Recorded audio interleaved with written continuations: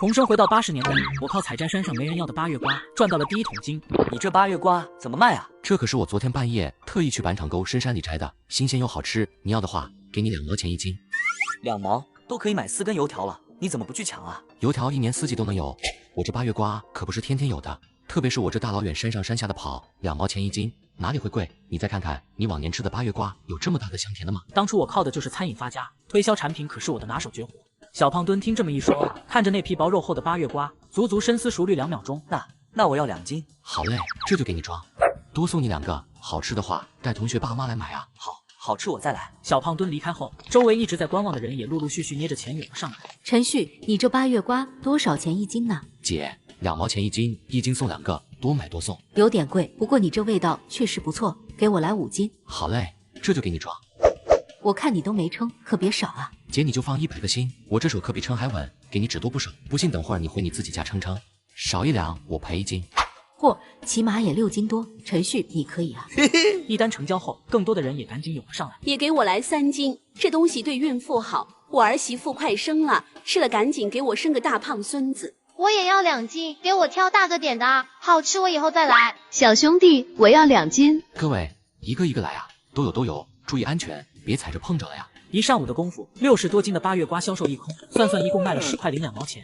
老板，你下午还来吗？我还没买到就没了。来，我现在先回去吃饭，下午3点左右再过来。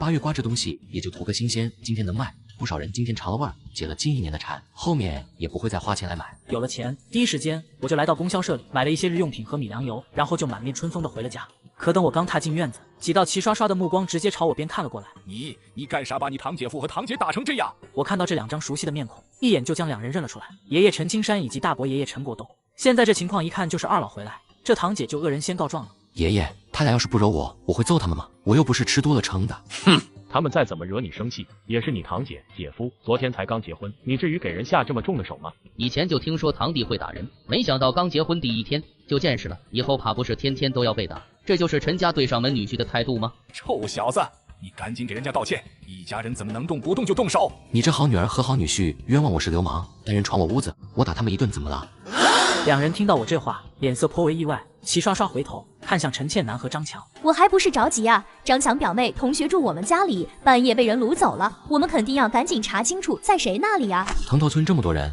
你不去找，直接带人砸我们，我还是头件出事了，直接往亲堂弟身上泼脏水的。再说你怎么就知道人家被掳走了？难道是你掳的吗？这么清楚？我们怎么可能掳走她？那姑娘后来找到了，说是梦游还是做噩梦吓到跑出去了。那你陈旭也不能这么打人啊，她可是你亲堂姐。打的就是他，我还嫌没打够呢。爸，你看这就是你孙子，现在打堂姐堂姐夫，以后指不定你也打，这种人留着干什么？还不如直接赶出陈家。国栋，这次的事虽然是个误会，但倩楠和张强也过了一点。当然陈旭打人也不对，陈旭他不懂事，下手没个轻重，但是也是你们堂弟，我身上也就只有这些，你们拿去买点药擦擦，就当我替他陪你们。爷爷，你可得好好教育一下陈旭，我是他姐夫，不跟他计较，你随便给点药费就算了，要是换了别人，早抓他去派出所了，不仅赔偿，还得坐牢呢。晓得。一旁的陈国栋看老头子忙着袒护他那大傻孙子，心里越发的不平衡。但现在张强都说不追究了，他也不好发作。你就惯着你这宝贝孙子吧，迟早进去吃花生米。说完，不等陈青山回应，就招呼着陈倩楠和张强回了东屋，丝毫没有让陈青山一起回去的意思。你小子以后可别惹你大伯生气了，你看今天又得饿肚子了吧？爷爷，跟我去西屋，我有吃的。吃啥？吃西北风吗？爸爸爷爷地瓜你们吃，小鱼儿没偷吃，送过来了，爸爸不打好不好？爸爸不打你，过来，爸爸抱抱。你手里那地瓜就是我给你放床上的，让你醒了吃的，干嘛要打你呢？那是爸爸把我放床上吗？是啊，爸爸抱你去床上睡的，现在醒了就不让爸爸抱了。此话一出，小鱼儿更是受宠若惊，今天的爸爸温柔的让小小的他都不知道该怎么反应。我知道了，小鱼儿是不想爸爸抱是吧？想抱。对不起，以后爸爸再也不会打你了。虽然不是我打的，但是感觉有必要替原主给这小家伙道歉。咱们今天不吃地瓜了，爸爸今天给你带了很多好吃的。臭小子，你去街上抢了？虽然他不知道我今天是哪根筋不对，突然对小鱼儿这么温柔，更让他在意的是这大半背篓的东西。他这孙子口袋常年都比脸还干净，怎么可能有钱买东西吃？唯一的可能就是昨天吃饱了有力气，今天又去街上抢了。爷爷，你放心，这是我买的。买的？你臭小子，不会是去街上抢钱的吧？不是我抢的，爷爷你就放100个心吧，我没偷也没抢。我是卖八月瓜挣了钱才买这些东西的。一定是老祖宗显灵了，我这大孙子终于不傻了。哈哈。好了，爷爷，咱开始做饭吧。不一会儿的时间，厨房里的老大小三人就忙活了起来，特别是3岁不到的小鱼儿，干活却出人意料的麻利。鱼儿，谁教你添柴的？四姑教的。他四堂姑平日里会带他捡柴，加个火，割猪草，偶尔他肚子饿的时候会给他点。陈青山顺口说到这儿，面色变得有些复杂起来。给他点什么？四堂姑会给我猪料子，吃到饱。这个恶心玩意不是给猪吃的吗？那东西起码能填个肚子，让他不挑食儿，以后我死了他也能活下去。再说这能怪谁？还不是他那老妈身体不行，为了能赖在我们家，非要给你生儿子，最后娃刚生下来人就没了。好了，爷爷，都是过去的事了，以后别再提了。以后小鱼儿我来养活。很快，一桌子还算丰盛的饭菜就上了桌。刚要动筷子时，陈倩楠走了进来，准备请老爷子回去吃饭。然而当他看到那一桌子油光锃亮的肉菜时，当场愣住。倩楠，啥事？爷爷，爸让我来喊你回家吃饭。跟你爸说，我在你堂弟家吃，不回去吃了。都这个点了才叫我回去了，还有什么能吃的？脸色倒是能吃上不少。好，那我回去跟爸说。倩楠，你怎么一个人回来了？你爷呢？还在西屋？还在那边，那就等着跟西屋的人一起饿死吧。爸，不是，今天西屋吃上肉了，还有好多菜，还是猪油炒的，远远看过去油光瓦亮的。陈倩楠此话一出，饭桌旁的2个男人皆是一愣。爷爷又给钱开小灶了？怎么可能？他身上最后那点私房钱不都替陈旭赔给你了？自从知道老爷子爱偷偷资助我，陈国栋就每个月换法把老头子50块的退休金弄到手里来。这个月陈倩楠结婚，他早就把老头子给榨干了，仅剩的几块钱都给张强了，哪能一下子搞这么多钱？吃菜又吃肉的。那陈旭这是哪儿来的钱呢？他能怎么搞钱？除了抢能干嘛？陈国栋说到这儿，故意提高音量，生怕我听不到。他就惯着他那宝贝孙子吧，迟早关进去挨花生米。我听到这话，却是不以为然，嗓音也大了起来。爷，小鱼儿，多吃点肉，过2天我再去镇上给你们买些精细粮，咱天天吃大米。与此同时，镇上的一家药店里，一个戴着头巾、几乎将脸遮了大半的年轻女人正在买药。这个吃了就一定不会怀孕吗？吃了一定不会怀，但是1年最多只能吃1次，吃多了对身体伤害很大。女孩子还是要保护好自己，知道吗？谢谢。很快，药材打包完毕，女生拿上药就匆匆离开。几分钟后，店里突然传出售货员的惊呼声。刚才那姑娘避孕药拿错了，拿成保胎药了，避孕药还在桌上呢。哎呀，赶紧叫人！很快2名售货员冲出药店，却连一个人影也没看见。完了，这小姑娘不像是我们镇上常住居民，还这个脸，我也不认识，找不到她怎么办？我也不知道啊，怎么跑这么快吗？那她有没有可能不会怀上啊？没吃那药，还真有一定概率怀不上。吃了药的话，吃完午饭后，我就背着大半背篓的8月瓜来到集市。上午没能买到瓜的人，看见我回来了，就赶紧来到我摊子前。老板，我要半斤。我要3斤。老板别卖完了，留4斤给我。不一会儿，我就被一众握着毛票、踊跃要购买8月瓜的人堵了个水泄不通。好，别急啊，一个一个来，我马上给你们装。与此同时，街头一角，张强看到了这一幕，只觉得难以置信。难怪今天陈旭回家的时候背着背篓，原来是去山上摘8月瓜来卖了，而且看上去好像卖得不错，我得马上回去叫上婆娘一起去后山摘8月瓜。这东西放几天，下个赶集天，更甜更好卖。一波消耗下来，不到2个小时的时间，20多斤的8月瓜就差不多卖了干净。我将毛票掏出来，大致数了一数，今天又挣了10块05毛，加上上午买完东西后剩下来的5块，我现在一共有15块7毛钱。今天这8月瓜卖的值，不过这东西也就卖个刚上市的新鲜，可能下个赶集再来卖1天，最多就挣个2、3块了。如果别人再跟着卖，可能1、2块都挣不着。我摸着下巴，开始合计接下来挣钱的路子。一旁卖板栗的大叔看着自己那几乎还剩2大半筐的板栗，心里五味杂陈，甚至还有点怨气。他在这里蹲1天，也才卖了20斤，赚1块多。要不是我今天在他旁边卖着8月瓜，他一个赶集天最少也能挣3块钱。所以大叔现在越看我越是不顺眼。也就在这时，我视线不经意间落到大叔跟前的板栗上，眼神微微发亮起来。于是我赶紧拿出最后一个8月瓜，然后走到大叔身旁。叔，我这里还有些8月瓜，味道真不错，你尝尝。啊，谢谢。大叔接过8月瓜后，也伸手抓上一把板栗，来，你也尝尝。我接过板栗，当下就剥开尝了尝，吃下一颗竟然意外的好吃。特别是比我后世吃过的板栗还要甜上不少。几颗板栗下肚，我很快就有了主意。叔，你这板栗我记得是8分钱1斤对吧？嗨，大家也算是熟人了，你要是想吃，我送你1斤，不用买。叔，不用送，你这剩下的几十斤板栗，7分钱1斤，我全要。7分钱1斤，你全要？罗成禄看了看筐子里的板栗，起码也还剩60多斤，顿时就来了精神。如果是称个4斤5斤，7分钱1斤，他倒要考虑考虑。但是一下子几十斤，把他这些存货全收了，确实是得便宜点。对，叔，你要是愿意卖的话，称一称，都到我这背篓里来，我马上给钱。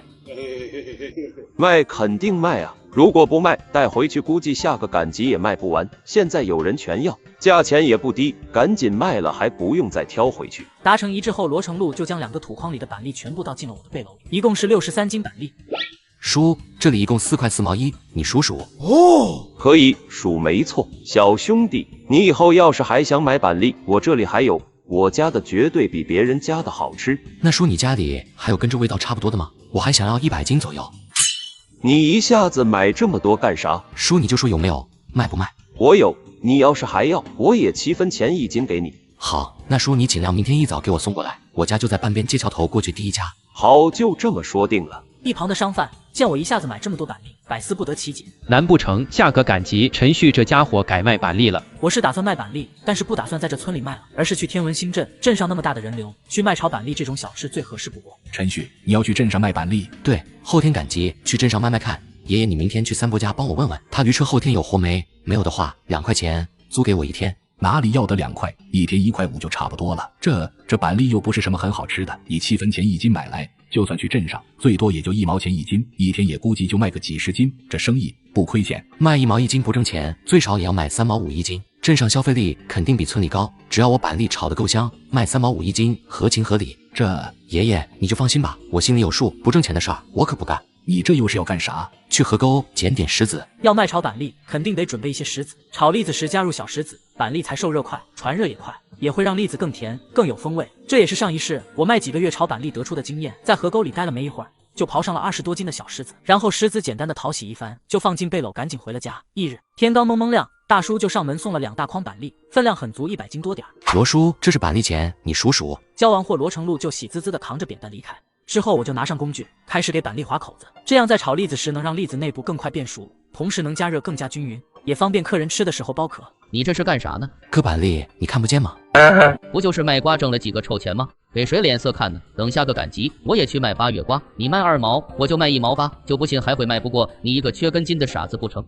今天先把这些板栗划一划，明天一大早就拉去镇上开卖。隔天一早天蒙蒙亮，爷，差不多了，你快回去补觉。这驴经常去镇上，知道路，你路上牵缰绳就行，注意安全。爷，放心吧，有小鱼儿呢，我肯定注意。招呼完，我就驾上驴车，载着板栗和家伙，正式出发前往文兴镇。经过2个多小时的路程，终于到达目的地。之后我选中一家馄饨店旁边的空地，可我刚准备要炒板栗时，一个老太太看到自己店旁空地上的驴车和大个子，顿时就皱了皱眉。我也注意到了一旁靠近的人影。阿婆，小伙子，你是要在这里卖东西？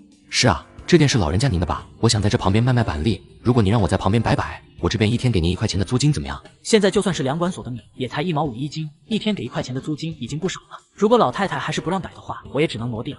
老太太听到我这话，倒是有些意外，她还以为我要强占她这地呢，没想到不仅不强占，还给这么高的租金。这样吧，5毛钱，我这块地租给你半天，中午人多的时候，我要在这边多摆些桌子，就不能租给你了。好，这块地段不错，要是板栗好卖，1个上午应该也能挣不少。老太太回去开铺，我也开始炒起了板栗。不久，板栗炒出了香味儿，不少赶集的人闻着味儿，跑到我摊子前询问价格。老板，你这板栗怎么卖啊？3毛5一斤，包糯包甜。这么贵？是啊，3毛5都快能买2个大肉包子了。我这板栗可不是普通板栗，而且加工工艺也是独一家，包香包甜，这个价格已经很实惠了。除了我这工艺，现在整个镇上只有我一家在卖板栗，价格肯定要高一些。如果卖得好，很快就会有人跟着卖，竞争一大，利润就低，肯定得趁现在多挣一些。虽然我说的有板有眼，板栗也很香，但很多人还是摇摇头离开，去了别的摊子。不过也有几个馋得不行的，想尝尝味儿。那给我半斤，我也要半斤。好嘞。第一批板栗卖出去，一开始舍不得钱的人从买的人那里要上1-2颗，但凡是吃过这板栗的人，当即就掉头跑到我摊子前买炒板栗。半个小时不到，摊子前就已经围上30-40号人，水泄不通。5个小时不到，100多斤的板栗就卖了个1干2净。卖完板栗，我也没耽搁，赶紧收摊，把东西都搬上车，把空地给老太太腾了出来，然后付给对方1块钱。不是说5毛吗？你给我这么多做什么？今天要不是您，我都还得重新去找其他位置摆摊，可能还没这么好卖呢。而且以后我可能还会在您这打扰，每天多给您一些租金，您看行不行？这个位置实在太好卖炒板栗，而且我也发现今天过来这里买板栗的大多都是镇上的居民和学生，花钱的力度比我想象的还要大。以后除了3天1次的赶集，我平时也可以过来卖。5毛的租金已经不便宜了，客气啥？你以后要是想继续在我这租摊子，就不要跟我这么客气。我本想将钱塞回去，听老太太这么一说，刚伸出去的手就僵在了半空。感情我要硬给，以后人家就不租地给我了。好吧，那我就不跟您客气了。鱼儿想不想吃馄饨？想。好，那我们今天中午吃馄饨。阿婆，3碗馄饨。好嘞。老人家不收我多的钱，我就帮忙照顾一下生意，并且以后过节还要送点礼品。吃完馄饨，我这才将今天卖板栗的钱掏出来数了数，不数不知道，一数吓一跳，这160多斤的板栗，一共卖了55块6毛5分钱，就算是除去15块左右的成本，净赚就是40多块。一个上午就挣了城里普通工人1个多月的工资，这板栗卖的值，加上之前口袋里剩的3块9毛9，我现在一共有59块5毛6，在这个年代可是一笔不小的资金了。陈旭，你怎么还给我送过来了？我过几天自己上门去拿就行了。我这趟也是顺路过来还筐子，也是想问问你家里还有板栗吗？我接下来每天都要100多斤。你把那100多斤板栗卖光了？不是才半天时间，这大个子就把我平时赶集1个月才能卖掉的板栗卖光了，这是咋卖出去的？是卖完了，叔，我赶着回去，你就跟我说你这板栗还有没有？有，不过我得现捡，而且还得放上3天才能有卖给你那么甜。明天你要是要的话，我可以先让我弟弟那边卖一些给你，他家有库存，这肯定没问题。好，那就麻烦叔你帮我跟他们说一声，明天凌晨4点半我过来取货，150斤。如果他们能帮我把每颗板栗划上小口，我每斤多加1分钱，8分钱1斤。划1斤板栗1分钱的工费，对于现在的农村人来说可不少。罗成禄听到我这话，想都没想就答应了下来。以后每天都要100多斤，每天12块钱呢，这哪里是村中恶霸，简直就是财神爷啊！二伯，这是今天租驴车的钱。陈旭，你去抢了。二伯，我这不是抢的，是我去镇上卖板栗挣的钱，这是答应给你的租金，1天2块。你还会卖板栗？对，卖板栗挣的，而且以后我天天都会去镇上卖板栗。二伯，你这驴车我照常每天给2块租金。那你这个挣钱多吗？一下子给我2块的租金，你还有没有钱赚啊？二伯，你放心吧，我给你这么多租金，肯定是钱挣得多，以后你就每天管着喂饱驴，放心租给我就成。陈家老祖宗真的是显灵了，陈旭竟然不傻了，还会挣钱了。听这口气，起码1天也是10块8块的挣，出息。第二天，天刚蒙蒙亮，我又带上小鱼儿来到镇上卖炒板栗，板栗还没熟，昨天在我这儿买过板栗的人就已经排起了长队。老板，给我来1斤，我也要1斤。好嘞，马上给你们装。父女俩人忙得不亦乐乎，甚至偶尔忙不过来，一旁的老太太还得上前跟着帮忙。一旁几家早餐店看着我的摊子火热的场面，一个个简直羡慕嫉妒的眼冒绿光，甚至1、2个老板都开始琢磨着也要去周围的村子收购板栗，卖炒板栗算了，毕竟这炒板栗看上去实在是太挣钱了。忙活的间隙，我注意到了斜对面的一张熟悉面孔，张强，看得出来，估计他也是动了卖板栗的心思。原来这傻小子每天给板栗划口子，去河沟挖石子，就是来这镇上炒板栗卖，这么火爆的生意，难怪家里天天又吃大米又吃肉。表哥，我这里有一笔挣钱生意，想跟你谈谈。今天的生意依然火爆，150斤的板栗也在下午2点不到的时候就卖了个1干2净，一共进账50块7毛5。然而第二天，我刚摆好摊，准备开始炒板栗，对面的张强就已经支起摊开始吆喝起来。糖炒板栗2毛5一斤了，又大又甜啊！张强这一吆喝，我摊子前的客人还真有不少动摇起来。老板，你看你板栗这么小，隔壁家比你的大可都才2毛5一斤，不然你也给我算2毛5，我在你这里买。对，老板，你要是也1斤降1毛钱，我也继续在你这里买。我也是，不然心里怪不平衡。人家比你大个的也才2毛5一斤。各位，我来这边摆摊第1天就说过了，我这炒板栗手艺独一家，而且都是经过特殊处理的板栗，炒出来3毛5一斤已经非常实惠了，我不会降价的。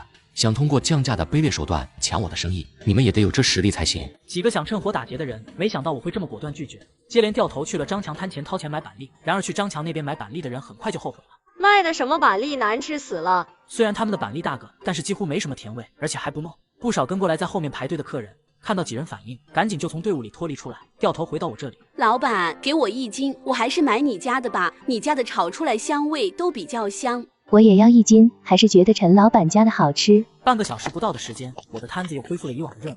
两人看着我这边再次爆火的场面，急得直跳脚。在商量一番后，赶紧吆喝着又降低了5分钱的价格。虽然我的炒板栗的品质口感留住不少客人，但是张强那边还是低价拉走了不少。今天的生意受到了些影响，直到收摊也才卖了120斤。张强今天不错，卖了60多斤的板栗，以后技术再提升一下，还能卖更多。我这上门女婿不比老二家那蛮傻子差。以后张强，你只管炒板栗和卖，多卖一些，收购板栗跟划口子交给我跟爸就成。那肯定的，明天估计卖个100斤都不成问题。我看着这一唱一和的3人，嘴角露出一抹玩味笑容。爷，我这5块钱给你，昨天你给我折了50、60个三角带，当做给你的工费。50个三角带就直接给5大块。爷爷给那傻子折几个三角带，他都给5块。我跟我爸辛辛苦苦给你划板栗收板栗，你一天就每人只给8毛。要不是我的自行车，我亲戚的店，我去炒，你们一天干农活能挣8毛钱吗？我给的合情合理啊。要不是看在你是我媳妇上，我还不想给呢。不让你们做白工都很不错了。好啊，那你自己请人去划，请人去给你收板栗，这活老娘不干了。陈国栋本来只是心头有些不痛快，听到张强这话，哪还干得下去？女儿前脚刚走，他也黑着脸起身，抬脚进了屋。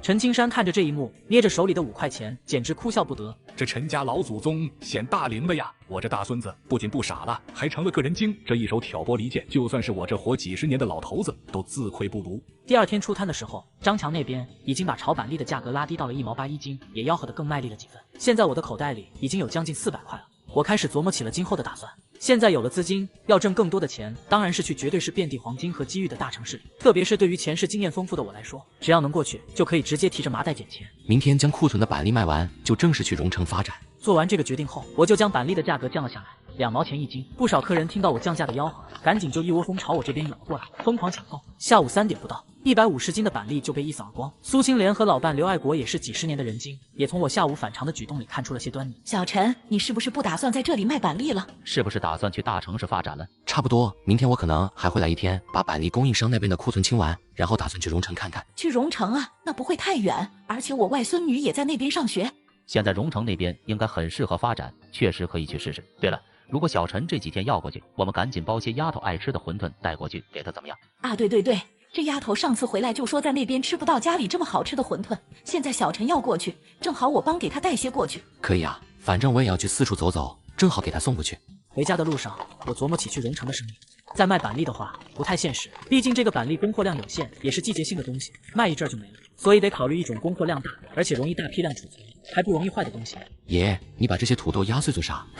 我们这塘头村不都是专门种土豆和玉米吗？今年粮食不给生产队，我们自己留，这么7、8亩地2、3万斤的土豆人吃不完，特别是这些小个的，交公粮上面也不要，索性就煮一煮，碾碎，跟猪草一起喂猪，给猪吃。我看着这满满一盆的土豆，以及几乎堆了半个堂屋的土豆，忽然脑中灵光一闪，对去荣城那边的第一笔生意忽然就有了眉目。对了，爷，后天我得去一趟荣城，能帮我照看一天小鱼吗？可以是可以，你去荣城干啥？先去逛逛，到时候给你带好吃的回来。将板栗的库存清空后，我就去镇上搭火车前往荣城。叔，我是过来替人给叶青雨送东西的，你先放在这里，等晚点他放学我拿给他。叔，这里面是馄饨，放太久里面的肉可能会变质，你可以告诉我他教室在哪吗？我马上给他拿去。那位女同学，你过来一下，这个是外面这个小伙子给叶青雨同学的，你帮忙给他同学带一下。妹子，里面的馄饨是青雨外公外婆让我帮忙带的，2包板栗是他外公外婆朋友送的，你帮我送去吧。好的，我马上去。将东西送到，我动身去往附近的黑市，打算先去买一些粮票、肉票、布票、工业票等等，到时候好去采购麻辣土豆需要的调料。刚才我被送东西的那个大哥吓了一大跳。世界上还会有比彭老师还凶的人吗？今天小晴看到的大哥凶不凶我不知道，但是上次我跟青雨回去看到的那个人，看你一眼都要刮下2两肉那种，好吧？要是彭老师站在他旁边一比，哎呦，那彭老师简直不要太温柔，太小鸟依人哦。叶青雨思绪被拉回10多天前，回想起之前那个男人跟他交流时的每一句话，那个人也就看起来比彭老师凶，实际上性格应该要比彭老师温柔不少吧。小伙子，是媳妇想你了吧？媳妇都没一个呢，谁会想我呀？想到这儿，不禁又回想起10几天前那场邂逅，也不知道那妹子现在怎么样了，应该没给她造成心理阴影，耽误她今后的生活吧。今天走了好几个地方，综合考虑下来，还是火车站这里适合卖炸土豆试水。这里人流量大，土豆直接从火车上拉下来就可以开卖，也比较方便。我来到距离火车站最近的一家茶馆。叔，可以耽搁你几分钟吗？什么事？好事。小兄弟，到底啥事啊？叔，是这样，我想在你旁边支个摊卖东西。什么？你要在我店旁边摆摊？这不是明摆着抢我生意吗？你要是在我这旁边支个摊，那我这生意也不用做了。我要给租金的，1天1块，而且不会影响你茶馆生意，还能给你茶馆带来更多的生意。老板闻言突然来了兴致，1天1块的租金还能给他带生意？你这是要卖什么？叔，你就说你答应不答应？不答应的话，我去对面茶馆问。老板听到这话，看了对面的竞争对手一眼，生怕我真走了。可以，但是先说好，如果你影响到我这边的茶水生意，给钱我也不租给你。放心，肯定不会。不仅不会，到时候指不定带着这茶馆挣多少呢。当然，我这摊子也适合开在茶馆旁边，2人一拍即合。现在荣城摆摊的事有了着落，回去之后，明天把土豆准备好，后天一早就过来开卖。小子，你今天不去镇上卖板栗了吗？昨天你没去镇上卖板栗，那张强回来说板栗都炒不赢，今天一大早就把陈国栋跟陈倩南叫去帮忙了。陈青山琢磨，我是不是被张强那小子仗着本地人的身份欺负了，不去卖了？不卖了，我打算卖别的。那你打算卖啥？爷，大伯家的土豆你有份吗？当然有啊，我也是跟着下了地的。咋的？你要？5分钱1斤，先给我500斤。别人的话我3分钱收，自家爷爷多给点。你要卖这个，这东西怎么卖？还5分钱1斤，在我这收，到时候就怕3分钱1斤都没人要，好吧？对，5分钱1斤，如果好卖的话，再多收一些。臭小子，城里人都是吃精品大个的土豆，这小个也就我们农村人自己会吃，而且家家户户都吃不完，谁会买你这个呀？爷，你就说你卖不卖？不卖我可去别家买了。哎呀。卖，我卖的话，陈旭这几百斤土豆卖不出去，我还能给这大孙子退回去，别人可不一定了。张强几人今天本来高高兴兴，以为我被他们干趴了，以后一家独大卖板栗，赚大钱，吃大肉。但是看着周围支起来的几家炒板栗的摊子，热络的人气，再看着自己无人问津的摊子，和今天一早拉过来的200多斤板栗，脸都绿了。这几家摊子板栗的价格不仅跟他们家一样，最重要的是，他们炒出来的板栗味道都跟我炒的相差无几。而这几个人都是前天跟我在板栗摊子前聊了半天的人。根据上一世自制不下几百份麻辣土豆的经验，很快我就做好了一盆色香味俱全的麻辣土豆。于是我开始规划起明天卖土豆的事情。爷，这土豆削皮挺耗费时间，得找个人帮我。街上你有合适的人选吗？陈青山正寻思怎么开口跟我说找老婆的事儿，现在听我这么一说，当即就有了主意。那还真有一个，街上那个吴翠芳你知道吗？哪个？就是那个小虎哥的妈妈呀。啊，想起来了，她前几年男人出意外没了，也是一个人带孩子，家里地不多，一年下来挣不了几个钱。你要是想找个人帮你忙，可以找他，让他挣点生活费也行。虽然他也想赶紧看着大孙子再找个老婆，但是吴翠芳人具体怎么样，他也不清楚。正好趁这个机会，两人能一起相处下，合适的话日久生情，不合适就拉倒。我听到老爷子这话也没多想。那爷，我下午就去找他，问问看他有没有意向。成。忽然，大臣，你干啥呢？你怎么不问问你宝贝孙子在镇上干了什么好事？胳膊肘往外拐，还针对自己堂姐夫，老二怎么会生出这么一个吃里扒外的东西？你什么意思啊？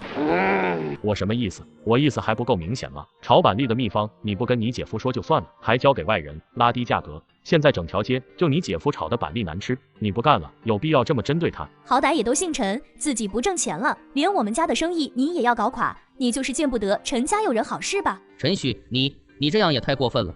哼，恶意拉低价格抢我生意，想一家独大的是你张强，你他妈自作自受，现在还来我这里找麻烦是吗？张强听到我这话，瞬间就心虚了。确实一开始是他在故意拉低价格，想等我干不下去再抬价，没想到才挣了1天，都还没来得及抬价，我就来了这一招。张强他再怎么错，也是你姐夫，你有必要？够了，都给老子闭嘴！带着你的人滚回东屋去问清楚了，要真是陈旭做的不对，老子给你做主。陈国栋听着老头子这话，就算心头不服，也大气不敢喘一声，喊上张强和陈倩南，灰溜溜的回了东屋。爸，那个爷爷也太……你给老子闭嘴！这女婿避重就轻，把我当枪使就算了，那老爷子还处处袒护那宝贝孙子，我倒要看看陈家两家都不挣钱，一直败落下去，遭殃的到底是身强力壮的我们，还是老头子那把一身疾病缠身的老骨头？陈国栋几人离开后，我也没能避免被陈青山训斥了几句。虽然知道是张强的问题，但也没一个老人愿意看着子孙后代相互计算，闹个两败俱伤。下午我就去找吴翠芳，跟对方说了帮我削土豆的事，1天1块钱的工钱。本来以为对方会怕跟我一起相处，没想到竟然比想象的还要积极很多。看来这寡妇日子是真的太苦了。第2天凌晨，天刚蒙蒙亮，我就扛上300斤土豆，带上小鱼儿，叫上吴翠芳一起出发，前往荣城。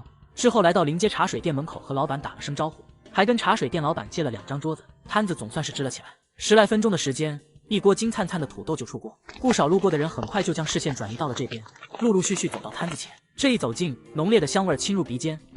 老板，你这土豆怎么卖？这么一海碗4毛钱，可以免费尝1块。这么贵？我去国营菜市场称1斤也才1毛钱，这碗里看着也就半斤，就算是榨出来的4毛也很贵了。大姐姐，我爸爸炸的麻辣土豆超级好吃哦！呀！女人被小奶娃那声大姐姐叫得心花怒放，脸上当即就露出笑容。哎呀，我都快30了，该叫阿姨了。你不说，我还以为你才20出头呢，还真没看出来。女人笑得更灿烂了几分，将土豆送进嘴里，嚼吧几口，微微一怔，像是发现新大陆。我还是第一次吃到这么好吃的土豆，这一碗我要了。店里有座位，进去坐着慢慢吃。跟过来的人群看到女人的反应，也是口水直流，纷纷上前踊跃购买起来。茶水店老板看着我一波接一波让客人端着碗来他店里，顿时就不乐意。我就答应让他在店门口支一个摊，什么时候同意给他桌椅招呼客人了？简直得寸进尺。今天生意本来就很差，现在见我这么乱来，更是越想越气，当即就要去找我麻烦。然而还没等他来得及过去，老板，快给我来一碗茶水，这玩意儿真辣呀，不过我喜欢。好，这就来。一碗茶水刚刚上桌，另外一桌客人也吆喝出声：我的天，又麻又辣又香！老板，我也要一碗茶。好嘞。1个小时不到的时间，茶水店就坐满了客人，我摊子前也被堵了个水泄不通，一行几人简直都忙得像陀螺。下午6点不到，我带来的300多斤土豆就卖了个一干二净。店老板也累了一天，昨天他一个人开茶馆才挣2块钱不到，今天我一过来就给他带来8块6毛4的收益，加上摊位就已经9块多了，1个月下来200多块了。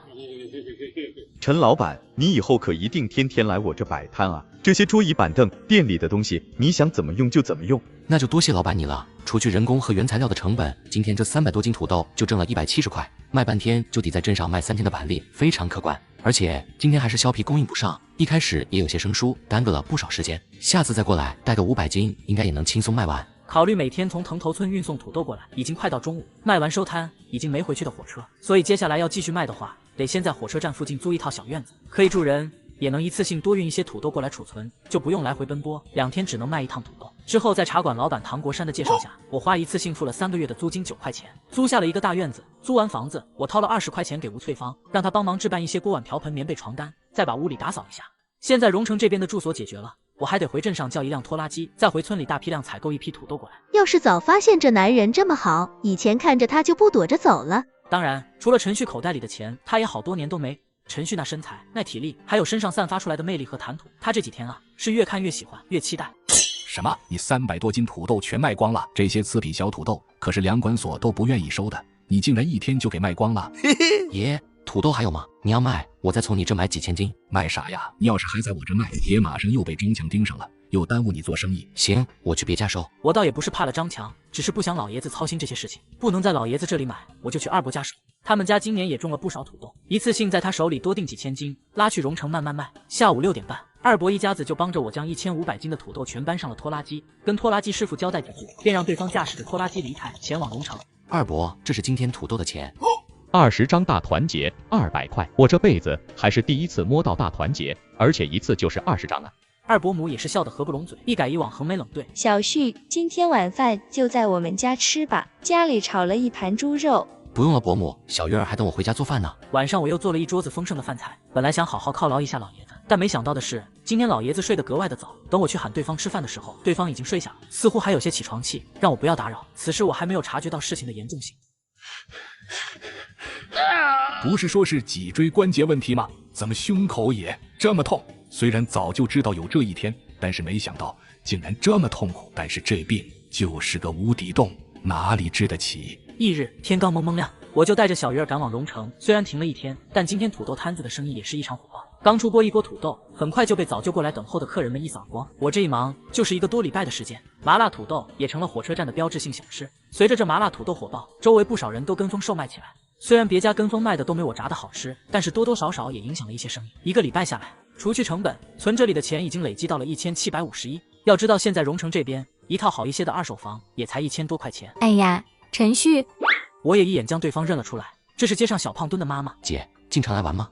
进城来买点东西，之前就听人说你来城里做生意了，原来是卖起土豆了，生意应该很不错吧？还可以，姐你也尝尝，请你吃一份。这时女人突然想到了什么陈旭，等一下，你这段时间都没回去吗？是啊，在这边卖6、7天了。姐，怎么了？你爷爷快不行了，你知道吗？此话一出，我脸上的笑容骤然僵住。他说什么？爷爷快不行了？怎么可能？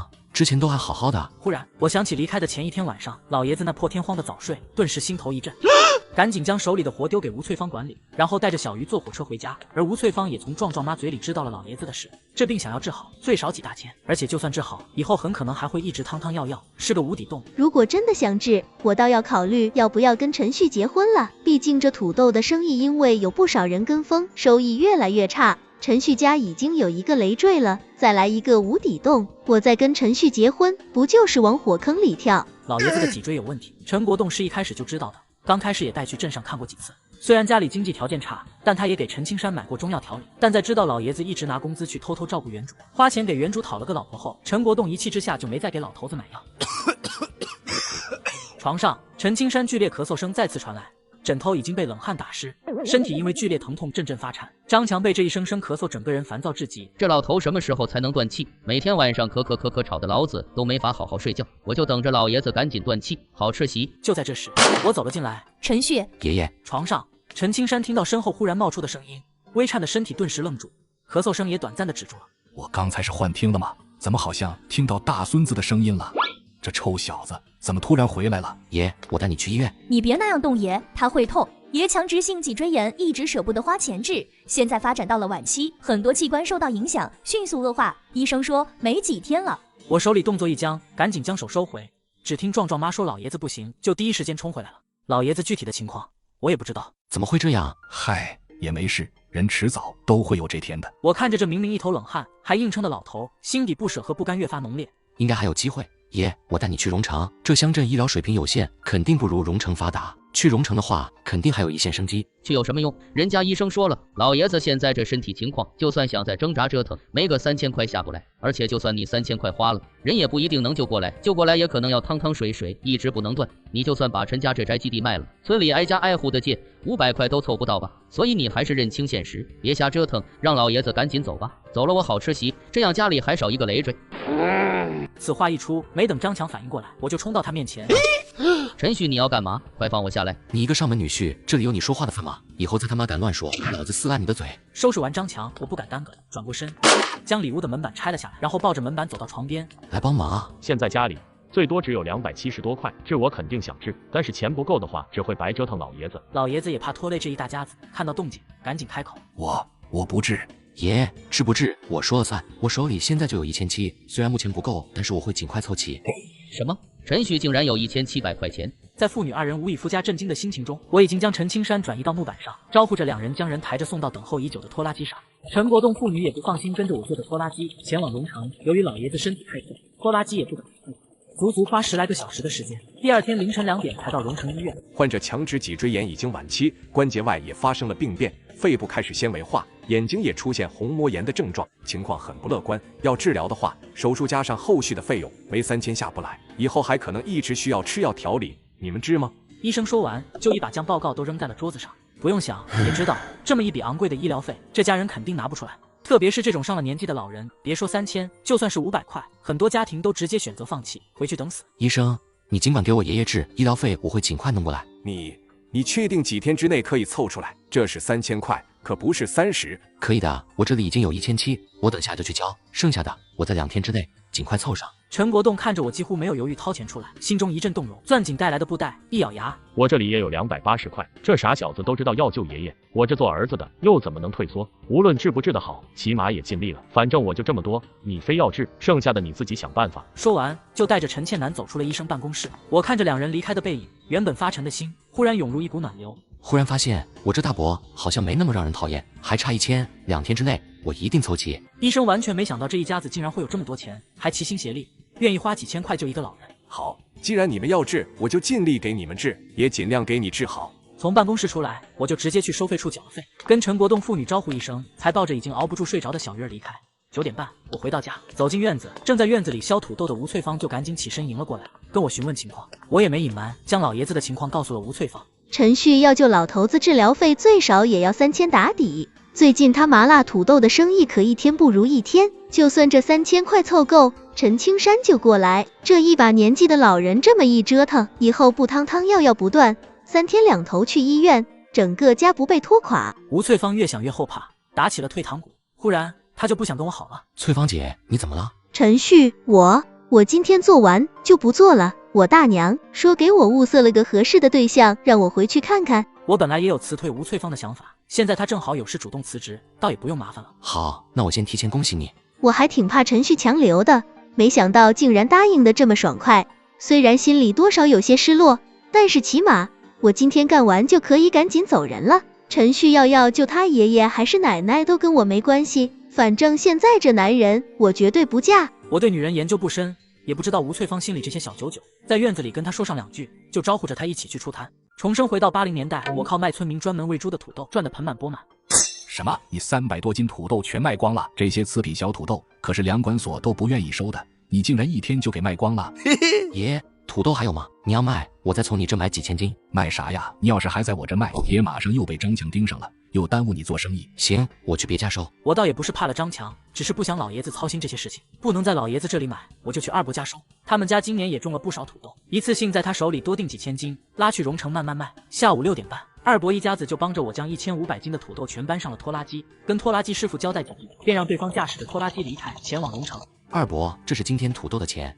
20张大团结，200块。我这辈子还是第一次摸到大团结，而且一次就是20张啊！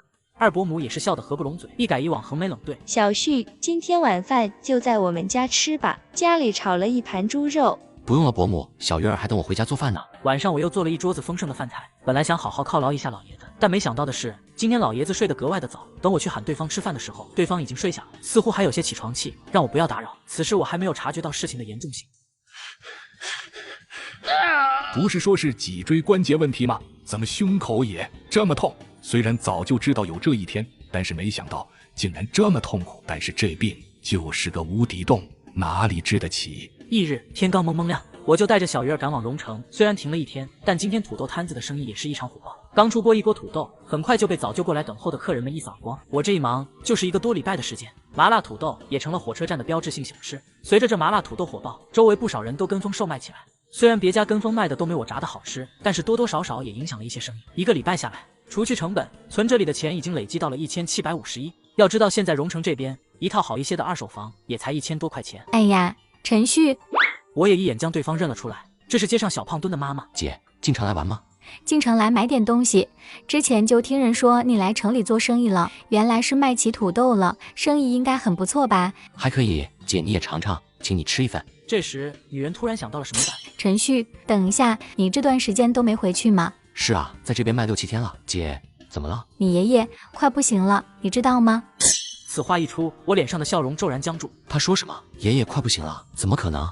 之前都还好好的。忽然，我想起离开的前一天晚上，老爷子那破天荒的早睡，顿时心头一震，赶紧将手里的活丢给吴翠芳管理，然后带着小鱼坐火车回家。而吴翠芳也从壮壮妈嘴里知道了老爷子的事，这病想要治好，最少几大千，而且就算治好，以后很可能还会一直汤汤药药，是个无底洞。如果真的想治，我倒要考虑要不要跟陈旭结婚了。毕竟这土豆的生意因为有不少人跟风，收益越来越差。陈旭家已经有一个累赘了，再来一个无底洞，我再跟陈旭结婚，不就是往火坑里跳？老爷子的脊椎有问题，陈国栋是一开始就知道的，刚开始也带去镇上看过几次。虽然家里经济条件差，但他也给陈青山买过中药调理。但在知道老爷子一直拿工资去偷偷照顾原主，花钱给原主讨了个老婆后，陈国栋一气之下就没再给老头子买药。床上，陈青山剧烈咳嗽声再次传来，枕头已经被冷汗打湿，身体因为剧烈疼痛阵阵发颤。张强被这一声声咳嗽整个人烦躁至极，这老头什么时候才能断气？每天晚上咳吵的老子都没法好好睡觉，我就等着老爷子赶紧断气，好吃席。就在这时，我走了进来。陈旭，爷爷。床上，陈青山听到身后忽然冒出的声音，微颤的身体顿时愣住，咳嗽声也短暂的止住了。我刚才是幻听了吗？怎么好像听到大孙子的声音了？这臭小子怎么突然回来了？爷，我带你去医院。你别那样动爷，他会痛。爷强直性脊椎炎，一直舍不得花钱治，现在发展到了晚期，很多器官受到影响，迅速恶化。医生说没几天了。我手里动作一僵，赶紧将手收回。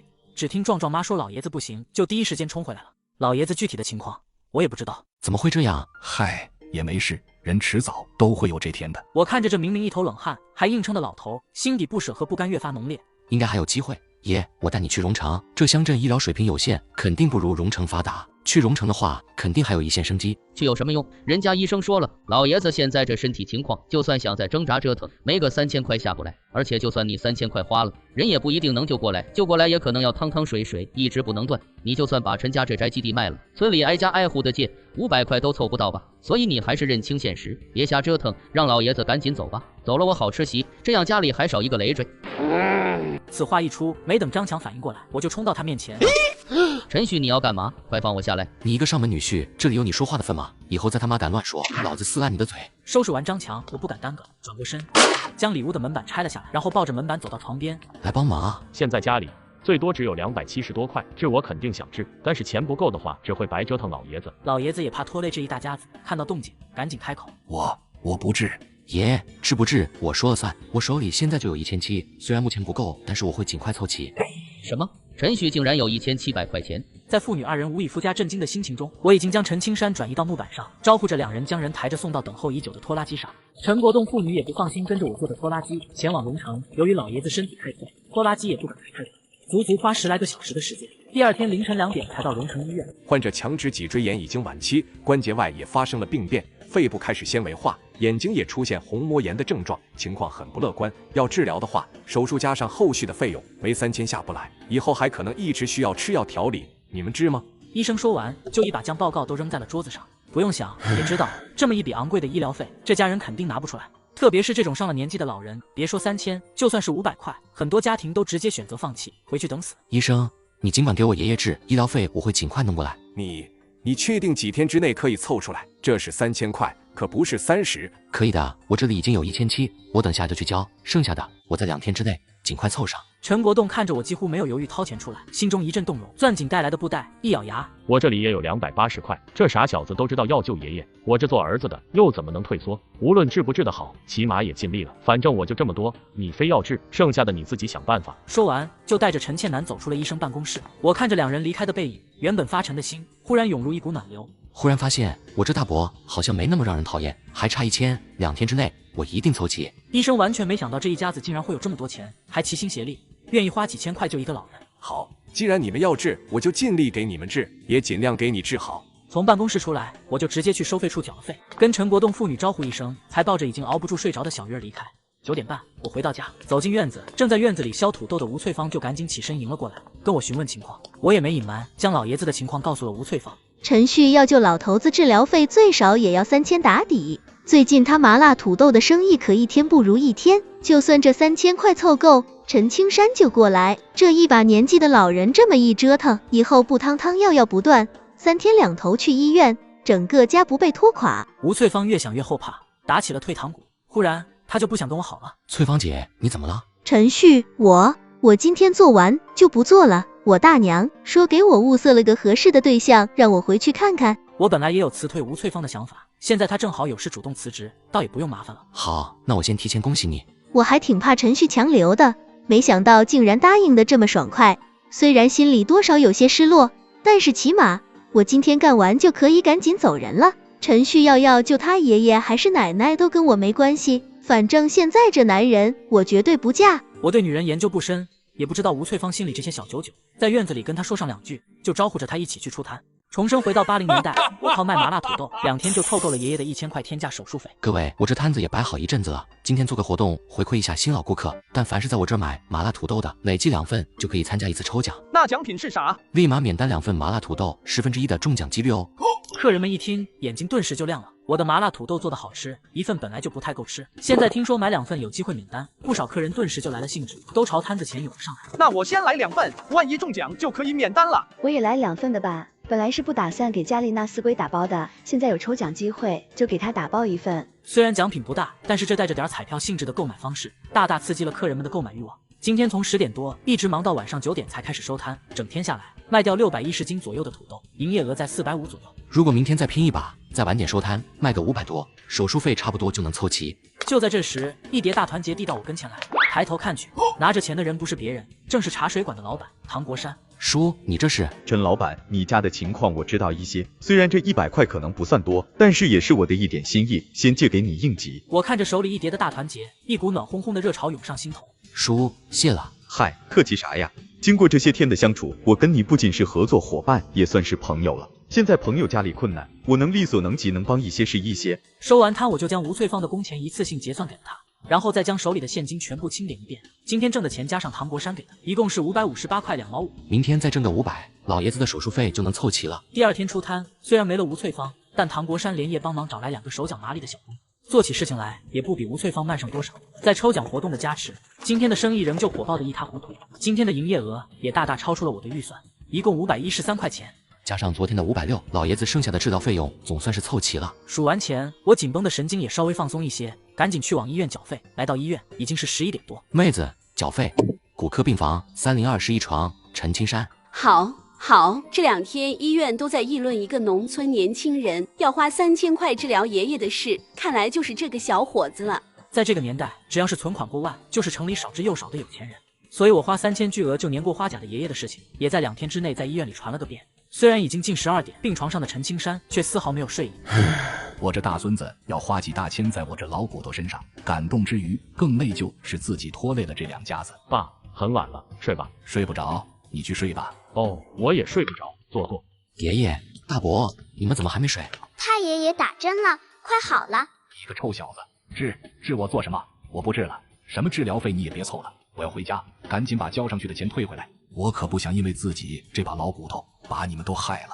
爷，治疗费我已经凑齐交上去了，你现在只管放心治。什么？陈旭竟然在短短2天里就把剩下1000多的治疗费给凑齐了？大伯，医生这2天怎么说？医生下午说手术方案已经出来了，等钱凑齐，随时可以安排手术。爷，现在钱和治疗方案都有了，你可得好好配合，赶紧好起来。太爷爷乖乖吃药，听医生话，好起来。陈国栋虽然没开枪，却也目光定定地看着陈青山，无声胜有声。好，我一定好好配合，赶紧好起来。老爷子答应下来后，我这才带着小鱼儿准备离开。忽然一阵略显僵硬的声音传来：“你注意，别太累。”我说：“因为治老爷子把自己累垮了，到时候我们东屋可不管你。”好。第2天上午，老爷子手术前的准备工作都做得差不多，在下午2点进了手术室。这是一个大手术，特别是老爷子的情况，最少也得好几个小时，而且手术的失败率也非常高。从老爷子被推进手术室开始，我和陈国栋就在手术室门口焦灼的等待。与此同时，蓬头村陈倩楠一阵心神不安。我回来都2天了，也不知道现在陈旭到底凑够钱没有，爷爷身体怎么样了？虽然说平日里他不满老爷子总是偏心我，但到底是血浓于水。现在老爷子生死关头，他在这家里完全静心不下来。哼，你爷又没死，你天天垮起个屁脸做什么？张强，你说话能不能积点口德，就不怕遭报应吗？张强刚入赘陈家没1个月，就被我揍了2顿，本来就窝火得很，现在又被陈倩楠指着鼻子骂，心里早就积蓄已久的怒火一下子就窜了上来。老子看你他妈是反了天了，指着老子鼻子诅咒老子赶紧死是吗？谁让你骂我爷的？陈倩楠说完就要离开，不曾想被张强拦下去路。哼，妈的，骂了老子还想跑？老子今天不好好教训你一顿，打得你脱一层皮，老子就不信张。张强，你要是敢打我，我爸不会放过你的。老子倒要看看你到时候怎么跟你爹告状。陈青山这场手术足足进行了4个多小时的时间，晚上6点半，大门被人从里面打开，我和陈国栋看到医生，几乎是第一时间快步上前。医生，我爷爷怎么样了？虽然过程非常困难，但是我们也顺利完成了手术，患者意志力也很强，非常配合，手术非常成功。我和陈国栋听到医生这话，几个小时里来一直高高悬着的心，总算是落到了肚子里。手术成功了就好。虽然陈青山手术非常成功，但也没有彻底脱离危险，需要去重症监护室里观察几天，情况转好才能转到普通病房。谢谢医生。医院这边有陈国栋照看，我也没多耽搁。接下来的几天，每天准时出摊卖麻辣土豆，虽然收益没以前那么火爆，但也趋于稳定。1个礼拜下来，平均每天的收益就有250到300块左右。就算爷爷那边每天20-30的花销，这收入维持一家人的生计也绰绰有余。今天是老爷子在重症监护室1个礼拜转入普通病房的第1天，于是我就早早的收了摊，提上炖了半天的鸽子汤去往医院。哦，你这做饭菜炖汤的手艺，恐怕是这花家鼎鼎有名的大厨师过来都比不上。爸爸做的饭很好吃，比翠芳婶婶做的都要好吃。翠芳婶婶炒的菜像水煮的，青椒炒肉只有青椒和几根肉丝，米饭也煮成糊糊。以后家里的饭都让我来做就行。陈青山听小鱼儿提起吴翠芳，又琢磨起了大孙子讨老婆的事情。对了，旭儿，吴翠芳在你那做的怎么样了？翠芳姐早就回去了，现在没在我这做了。啊，回去了？当初那没人上门，不是说这吴翠芳也有意向想跟陈旭在一起的吗？怎么突然就？她不会是在我来荣城之后就走了吧？我知道，就是太爷爷来荣城第2天走的。果然，因为自己这病，大孙子差点到手的媳妇儿跑了，这都快3年了。刚有个人看上我大孙子，我生个病就给人吓跑了。我也将吴翠芳的事细细想了一遍，才终于后知后觉。爷，你不会是想让翠芳姐？想有什么用？你看我这一病，媳妇儿都给你病没了。爷，你可别乱点鸳鸯谱。好在她走了，不然拖到现在还真麻烦。你不喜欢吴翠芳？不喜欢。自从上一世被女人伤过，我就对男女感情这种事无感。更别提那整天叨叨叨的吴翠芳。翠芳我也见过，看起来就好生好养，你还不喜欢？那你喜欢啥样的？太爷爷，爸爸肯定喜欢漂亮大姐姐那样的。哦，哪个大姐姐？就是给鱼儿糖果吃的大姐姐呀。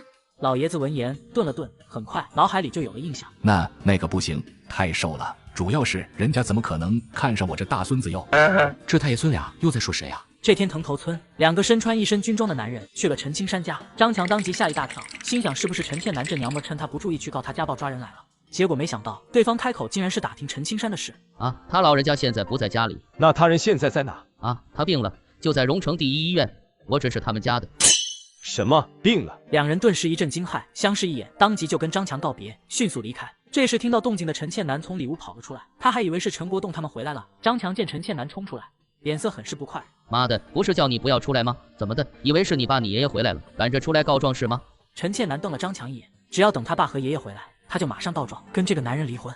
张强一眼看穿陈倩楠心思，以后陈家那群男人回来，你他妈要是敢告老子状，也别怕老子把你设计陷害陈旭强奸犯的事情抖出来。那明明是你出的主意，你跟我说那个女生背景不简单，都是你出的主意。是我出的，你这个堂姐不是也参与了吗？你敢告状不让老子好过，老子把这事抖出来，你们陈家全完蛋。当初我为什么要鬼迷心窍，听张强的蛊惑，干了那些蠢事？如果真的被张强抖出来，就算陈旭跟女生没发生什么，他爸和陈旭他们也不会饶了我。张强见陈倩楠不再吱声，脸上露出得逞的笑，还不赶紧去给老子做饭？我马上去。上集说到，我靠卖4毛1碗的麻辣土豆，2天就筹够了1000多元的天价手术费。但由于要照顾老爷子，我每天收摊都很早，导致很多顾客连续几天没吃到麻辣土豆，每次都扫兴而归。今天我特意将摊子开到了6点半，才准备开始收摊。收摊前，我也大概估算了一下，今天多开了半个小时才收摊，卖的土豆比昨天多了7、80斤。话说这几个女生今天还来吗？土豆眼看也快没了。可恶的老彭，每次下课都拖我们这么久。今天我一定带我们家青雨吃上这热腾腾的麻辣土豆。也不知道老板收摊了没，我们这几天都跑空好几次了。要不是学校同学们都说好吃，也尝过1、2块，就算是冷的，那味道也让人无法自拔。不然的话，才不会一下课就这么大老远的跑过来。几人心里惦记着土豆，走得飞快，10来分钟的时间，几人就来到茶水店门口。这时我刚刚收完摊，正提着炉子往店里走。秦妙几人看着空空的桌子，虽然感觉眼前的男人有些熟悉，但急着想吃土豆，也没工夫多想。老板，等等。听到有人喊自己，我转过身，可等3人看清我模样时，瞬间石化。特别是叶青雨，1个月前那原本已经逐渐模糊的记忆，再次一一浮现在脑海中。怎么会这么巧？这不是那个妹子吗？叶青雨脸色一阵刷白，想赶紧转身逃离这个尴尬的现场。然而转身还没踏出一步，就身子一软，眼前一黑昏了过去。我见状，几乎是出于本能，在摔倒之前将叶青雨捞进怀里。这妮子是不是又被我吓晕了呀？老唐，快，你去叫人力3轮，我先给她急救。唐国山被吓得慌了神，赶紧去叫车。千万不能把这女生吓出问题来。好在很快，怀里的人就有了动静。我见叶青雨醒过来，心头一松，也生怕自己再给人吓晕过去，赶紧让秦妙去接手。青雨，你吓死我了，怎么会突然晕啊？你是哪里不舒服，还是……秦妙说到这儿，抬头看了我一眼，后面的话没再好说下去。怎么看也像是被我吓晕的，我也老尴尬了。真没想到自己竟然给这妹子造成这么大的心理阴影，又把人吓晕了。我不是，可能是这几天没好好吃饭，血糖低，跟外界因素没关系。我听到这话，心头一喜，看向叶青雨。真的不是被我吓到了？真的不是，原来是没吃什么东西低血糖了。那好办啊，大哥，其实青雨今天就是特意过来吃你这个麻辣土豆的，不然你给他炸一些，让他多少吃点儿，应该能改善低血糖的症状。大哥，再给他做一份吧，最近他什么都不爱吃，想吃你家麻辣土豆，但是每天过来都跑空。我听到2人的话，满脸意外，原来他们这就是唐国山说的每天都来的几个年轻姑娘。每天过来，那个妹子，你想吃吗？想吃，我马上给你炸。想。好，那你们稍等片刻。不得不说，这大哥说话声音还挺好听，刚才跟青雨说话时，听得我都酥酥麻麻的。感觉人好像挺不错，特别是上次我冤枉他，人家都没生气，给我吃沙包大的拳头。10几分钟后，叶青雨已经吃完了1碗里的土豆，抬头看向我，又有些不好意思。我已经吃完1大海碗了，再要1海碗的话，好像不太好。自己跟他的关系这么尴尬，应该见面就走人的。坐下来吃1碗土豆都已经很离谱了，再要1碗就更离谱了。我感受到女生投来的视线，还要？好，再给你盛1碗。老板，我也还要。我也要，太好吃了。啊，没土豆了，你们下次再来吧。随后我将1碗满满当当的土豆放到叶青雨跟前。怎么回事？莫名感觉这大哥有一点偏心啊。就算没土豆了，青雨这碗里满满尖尖，几乎都快装不下的土豆，哼，就不能匀一点给我们吗？2大海碗麻辣土豆下肚，叶青雨总算是有了力气。刚吃饱就跟我招呼一声，主动付钱，然后赶紧就带上2个姐妹匆匆走人。以后这妹子应该不会再过来了吧？叶青雨出来后，发现自己晕晕沉沉，甚至还泛着一丝恶心的感觉，并没有减少太多。一旁的秦妙也察觉她有些不对劲。青雨，你是不是还不舒服？不然我们还是去看看吧。学校那边不是有一家很不错的中医馆？好，那我们去看看。晚上我来到老爷子病房门口时，发现门外竟然站着2个一身军装的男人。我当即上前询问，才得知这2人是陪着领导过来看老爷子的。这时正好里面的几人听到动静，也赶紧将我给叫了进去。哎呀，不愧是国良和陈吕的后代，光是看着就精神。小钟，这是我孙子陈旭，还有我太孙女小鱼儿、旭儿、鱼儿，这是小钟，旭儿你叫他钟叔就行，小鱼儿叫叔公。钟叔，叔公。小陈，多亏了你，这次陈吕这么危险的情况不跟我们说，要不是你，我恐怕得遗憾一辈子。我被男人口中陈吕2个字惊得愣了一下，明显有些意外，只知道自己这爷爷是从部队退下来的，但是没想到竟然还是一个旅长。这都是我们这些做后辈的应该做的。钟叔过奖了。一病房人说了几句，老爷子看时间不早，就让钟震赶紧带着他的人回去，别搞这么大的阵仗。钟震也不敢违抗老旅长的命令，就出了病房。这个是我上个月的工资，还有你爸那边的家属补贴，你都拿去。我伸手就将老爷子递来的钱接过，倒不是缺钱，而是老爷子总是对他那巨额的治疗费耿耿于怀，要是不接的话，这老头怕是又要更郁闷。旭儿，你愿爷吗？你是我爷，我和你做什么？怎么感觉老爷子今天情绪不太对劲？如果当初我不让你爸参军，或许他就不会牺牲，你妈妈也不会。爷，你想什么呢？如果我爸不愿意参军，你让他去，他会去吗？我爸肯定是自愿参军的，我也很敬佩他。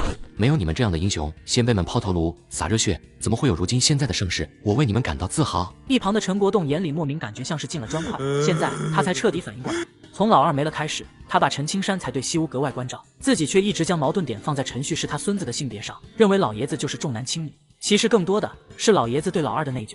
大伯，我今天多炖了一些汤，你也快来喝。好。老中医号了一会儿脉，脸上的表情忽然一沉，仿佛在确认什么。医生，我很严重吗？这可不兴说严不严重啊。医生，我这到底是什么问题啊？你丈夫呢？啊，医生您就别卖关子了，我到底有病没病？姑娘，恭喜啊，你怀孕了快2个月了，还是双胞胎。老中医话音落下，叶青雨几乎是瞬间彻底呆住，甚至怀疑自己是不是在做梦。我怀孕了，还是双胞胎？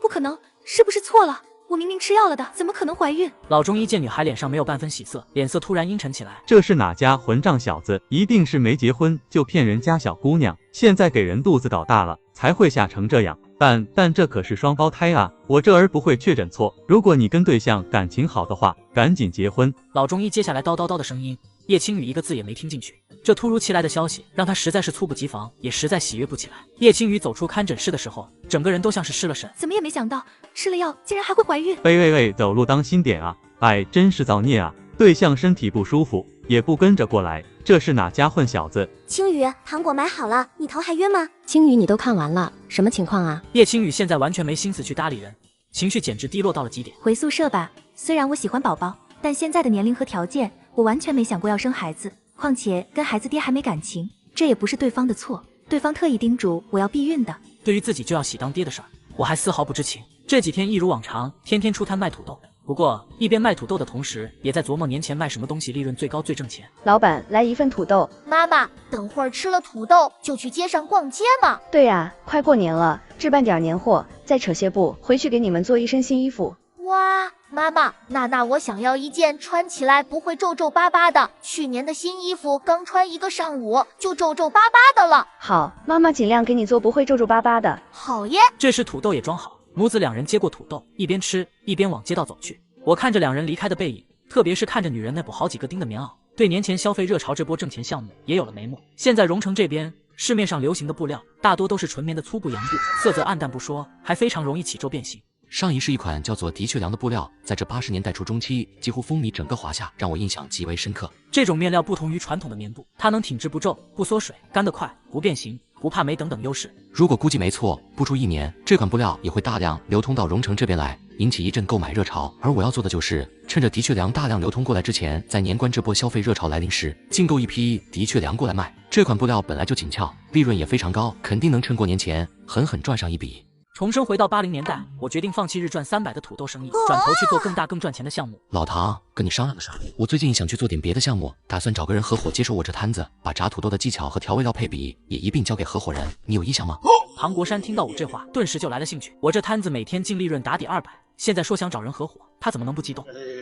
你这土豆生意不是挺好的吗？你还想折腾啥？一天200多，一个月几大千里，怎么可能还有比这个挣钱的生意？老唐，你就说你愿不愿意？愿意的话，配方和技术给你，以后这麻辣土豆净利润我3你7。哦，这个土豆摊子少说一天也有200，就算55分我一天也能拿100。别说净利润3、7，就算是55开我也乐意啊！我这茶馆每天累死累活，顶多也才17、8块。如果真的能接过陈旭的摊子，简直就和白捡钱没什么区别。陈老板，既然你相信我，那这摊子我就接下了。甚至他还主动提高我的分成，不过我仍旧坚持3、7。毕竟交给唐国山之后，这摊子我就基本不管了，等于躺着收钱。要是我分成太高，时间一长，难免唐国山会生出一些不平衡的心理。老板，给我们来3份麻辣土豆。好，这就给你们装。老板，你是不是很会做吃的呀？还行，从小就爱研究这方面。两姐妹听到我这回答，顿时来了兴致。那你知道除了麻辣土豆，还有什么东西能开胃吗？你们胃口不好吗？不是，是青雨，就是上次被你吓晕啊不，饿晕的女生，她好像生病了，还是很严重的那种。她什么都吃不下，就只想吃你这个土豆，但是偶尔吃下去就吐出来。今天问她想吃什么，又说要吃你家的土豆，但是我怕她又吐呀，呛得她掉眼泪，也不能一直吃这么辣的东西吧？怎么回事？几分钟的时间，我将叶青雨现在的情况问了个大概。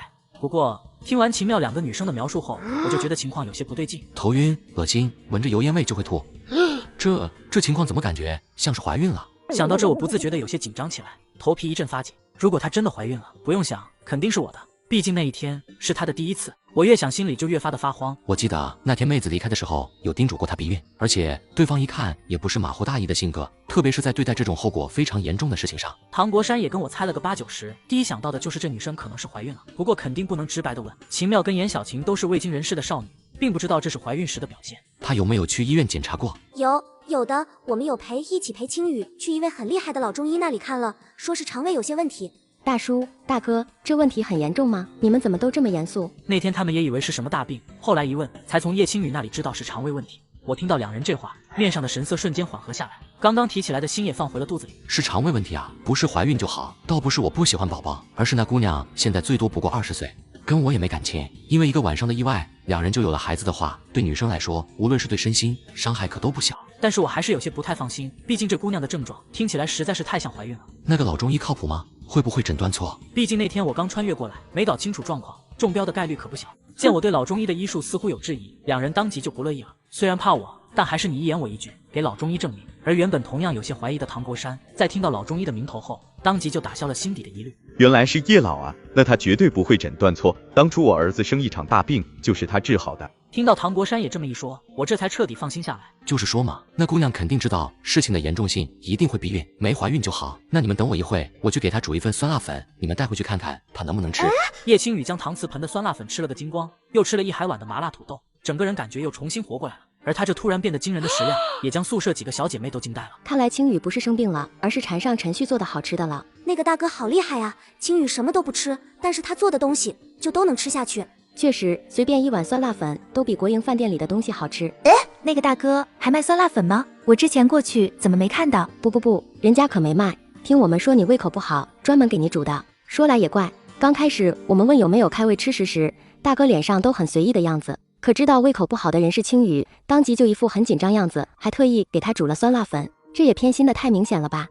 大狗熊竟然特意给我煮酸辣粉。青雨，你不会真因为这酸辣粉和土豆对那个大哥有好感了吧？从认识青雨开始，给他送情书送小玩意的男生多了去，也没见他脸红过，怎么这会儿说起那大哥就反应这么大？秦妙看着自己这跟仙女儿似的小姐妹，再想想那个壮硕如山面相凶悍的男人，不行，绝对不行，青雨这么好的白菜绝对不能让猪拱了。叶青雨被几人这么盯着，虽然没那个想法，但也莫名一阵心虚。想什么呢？我这是被辣的，我去洗碗，明天把碗还给他。说完就拿着碗赶紧出门，逃离几人探究八卦的视线。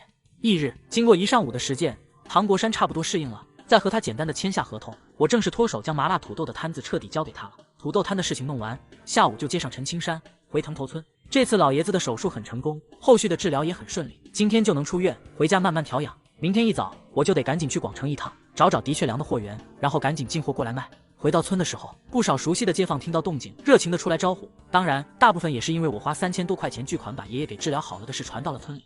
加上这段时间陈春龙帮着我在街上收了不少土豆，现在街上的人说不得多稀罕我，听说一家子回来了，可不得跟着打一声招呼。这会儿吴翠芳听到动静也出来凑热闹。我还以为陈青山还得在荣城医院待好一阵子才会出来，没想到竟然这么快就出院了，而且听这声音，状态似乎很不错，身体应该是好的差不多了。早知道当初我就不走那么快了。既然现在老爷子身体好了，我可得赶紧点，让王大娘再帮忙上门说亲才是。今天陈家院子里也是格外热闹，为了给陈青山接风洗尘，陈国栋嫁出去的3个女儿今天也回来了。陈旭、小鱼儿，你们也快来坐。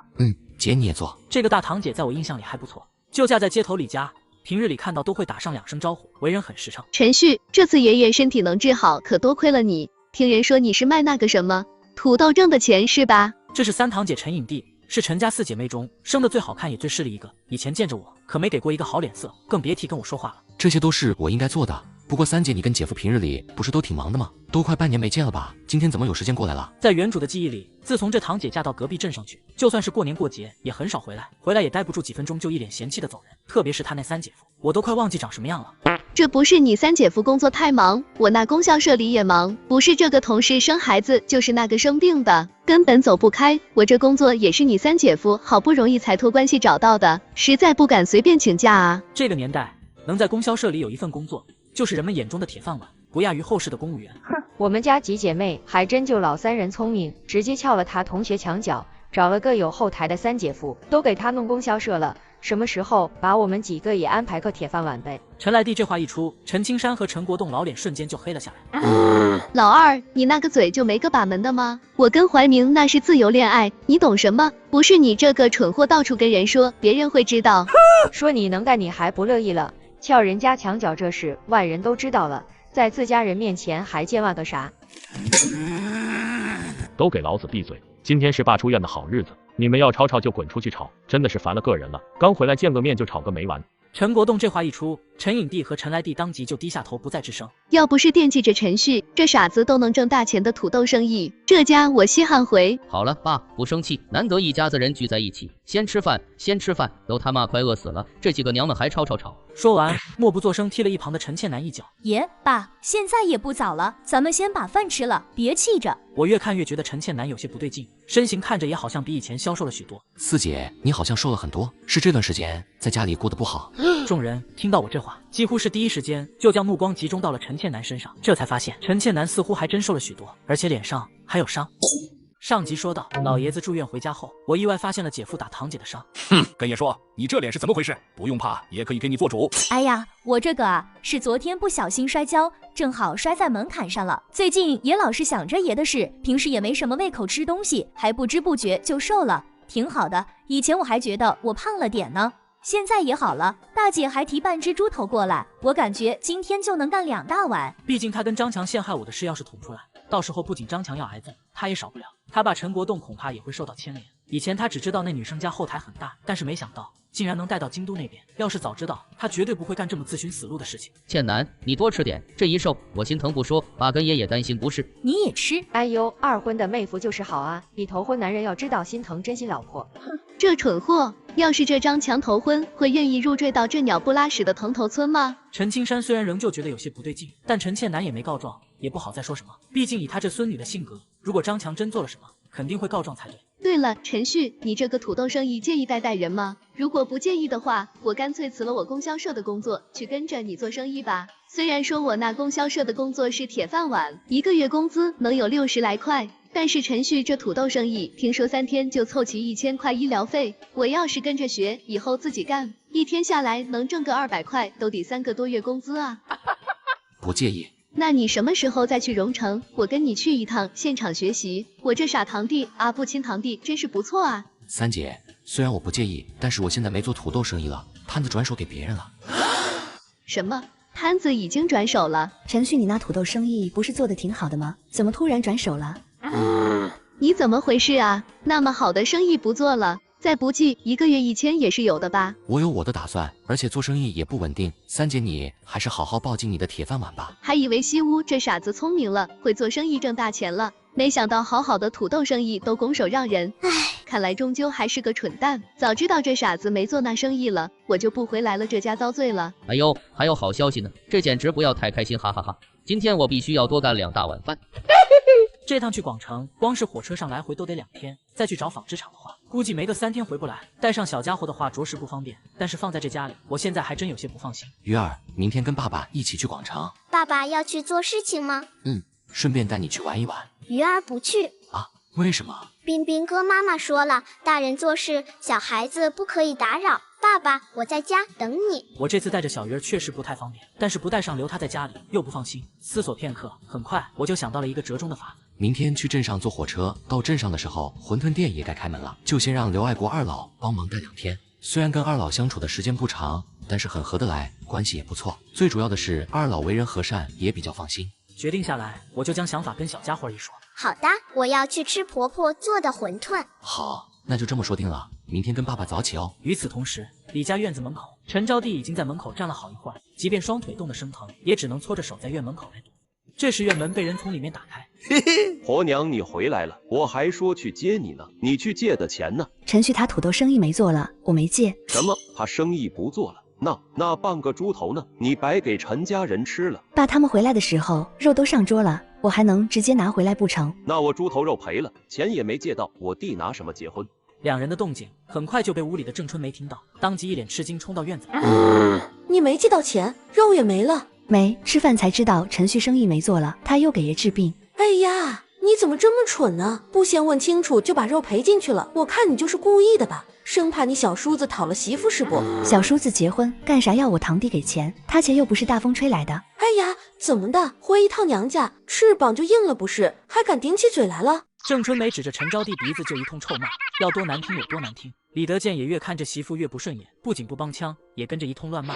陈招娣听着耳边一声声不堪入耳的谩骂，想离婚的念头又冒了出来。但一想到离婚后自己不仅要受到村里人指点，陈家肯定也脸上无光。他人笨，也没个一技之长养活自己，终究只能掐灭这个念头。翌日一早，我就带着小鱼儿来了馄饨店。刘爱国夫妇知道我想让小鱼儿在他们这住2天，简直开心的合不拢嘴。哎呀，别说在我们这待2天，就算是待2年，我都巴不得。小鱼儿，以后都在刘太爷家，天天给你吃糖好不好？可以的，但是能不能让爸爸也一起住在太爷家里？可以呀，几颗糖果就骗来个太孙女和能干的大孙子，值。听到了吗，小旭，以后你就是我们家的人了呀。那我也不错呀，白捡2个热情疼人的爷和奶。在店里跟二老聊上几句，这才动身离开，搭上去荣城的火车。所以他以后都不来了吗？今天叶青雨是来还搪瓷盆的，也想说怀孕的事。对于肚子里的宝宝，她实在拿不定主意。生下来的话对她来说根本不现实，毕竟没有结婚，她还在上学。本想去打掉，但2次去了医院门口，想着肚子里2个小生命，她怎么也迈不进去。小姑娘，你也别难过，她偶尔还是会过来的。以后她过来，我让你学校的同学跟你带话，怎么样？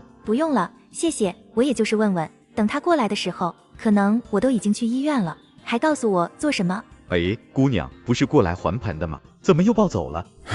话说这陈旭也是，如果多待2天，说不定就能跟着姑娘多发展发展了。哎，可惜了，这小子还是太年轻，都不知道好好把握，可惜可惜。大哥，我站好几个小时了，腿好酸，你能让我在你座位旁边坐一会儿吗？没事，姑娘，我让你坐。大哥，不用给我让座，我就在你旁边挤一挤就行。啊，好，那你坐我旁边。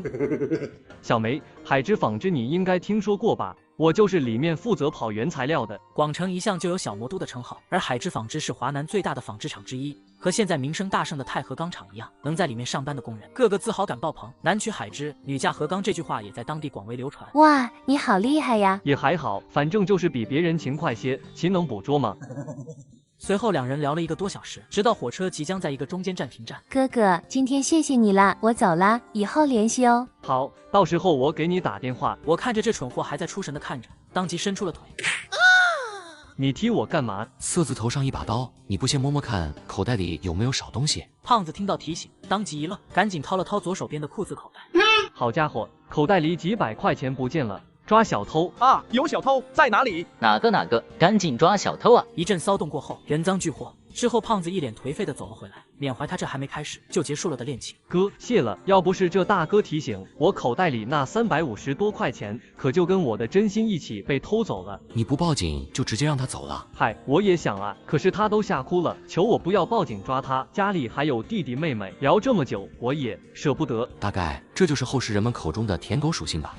对了，你也是在广城上班吗？不是，我就自己做点小生意。哥，你很厉害啊，那你卖的是什么？就是做点纺织布匹的小生意，混一口饭吃，没你说的那么厉害。哎呀，那还真是缘分，我刚好在纺织厂子里上班啊。我叫刘红，你呢？陈旭，刚才隐约有听到你跟他姑娘的谈话，有知道一些你们厂子是有批直销布料不好处理是吗？是啊，最近港城那边吹来一阵风，广城和周围的城市开始流行踩脚裤、喇叭裤，还有什么蝙蝠衫。原来热销的的确良热度立马就下去了，就算厂子里已经尽快处理出去，都还堆着不少货呢。那你们厂子的确良多少钱1米？1米2块，一匹也就是60来块。哥，你想要？你们海之纺织的布，我要是能买到，肯定比其他小厂子好。但是就算是滞销下来的，2块1米的价格有点贵。这都是厂子里定下来的价格，我这边也做不了主，不然要是我，肯定给你便宜一些。荣城那边的确良的价格我也了解过，1米8块钱，这海之纺织厂1米才卖2块钱，我倒卖过去，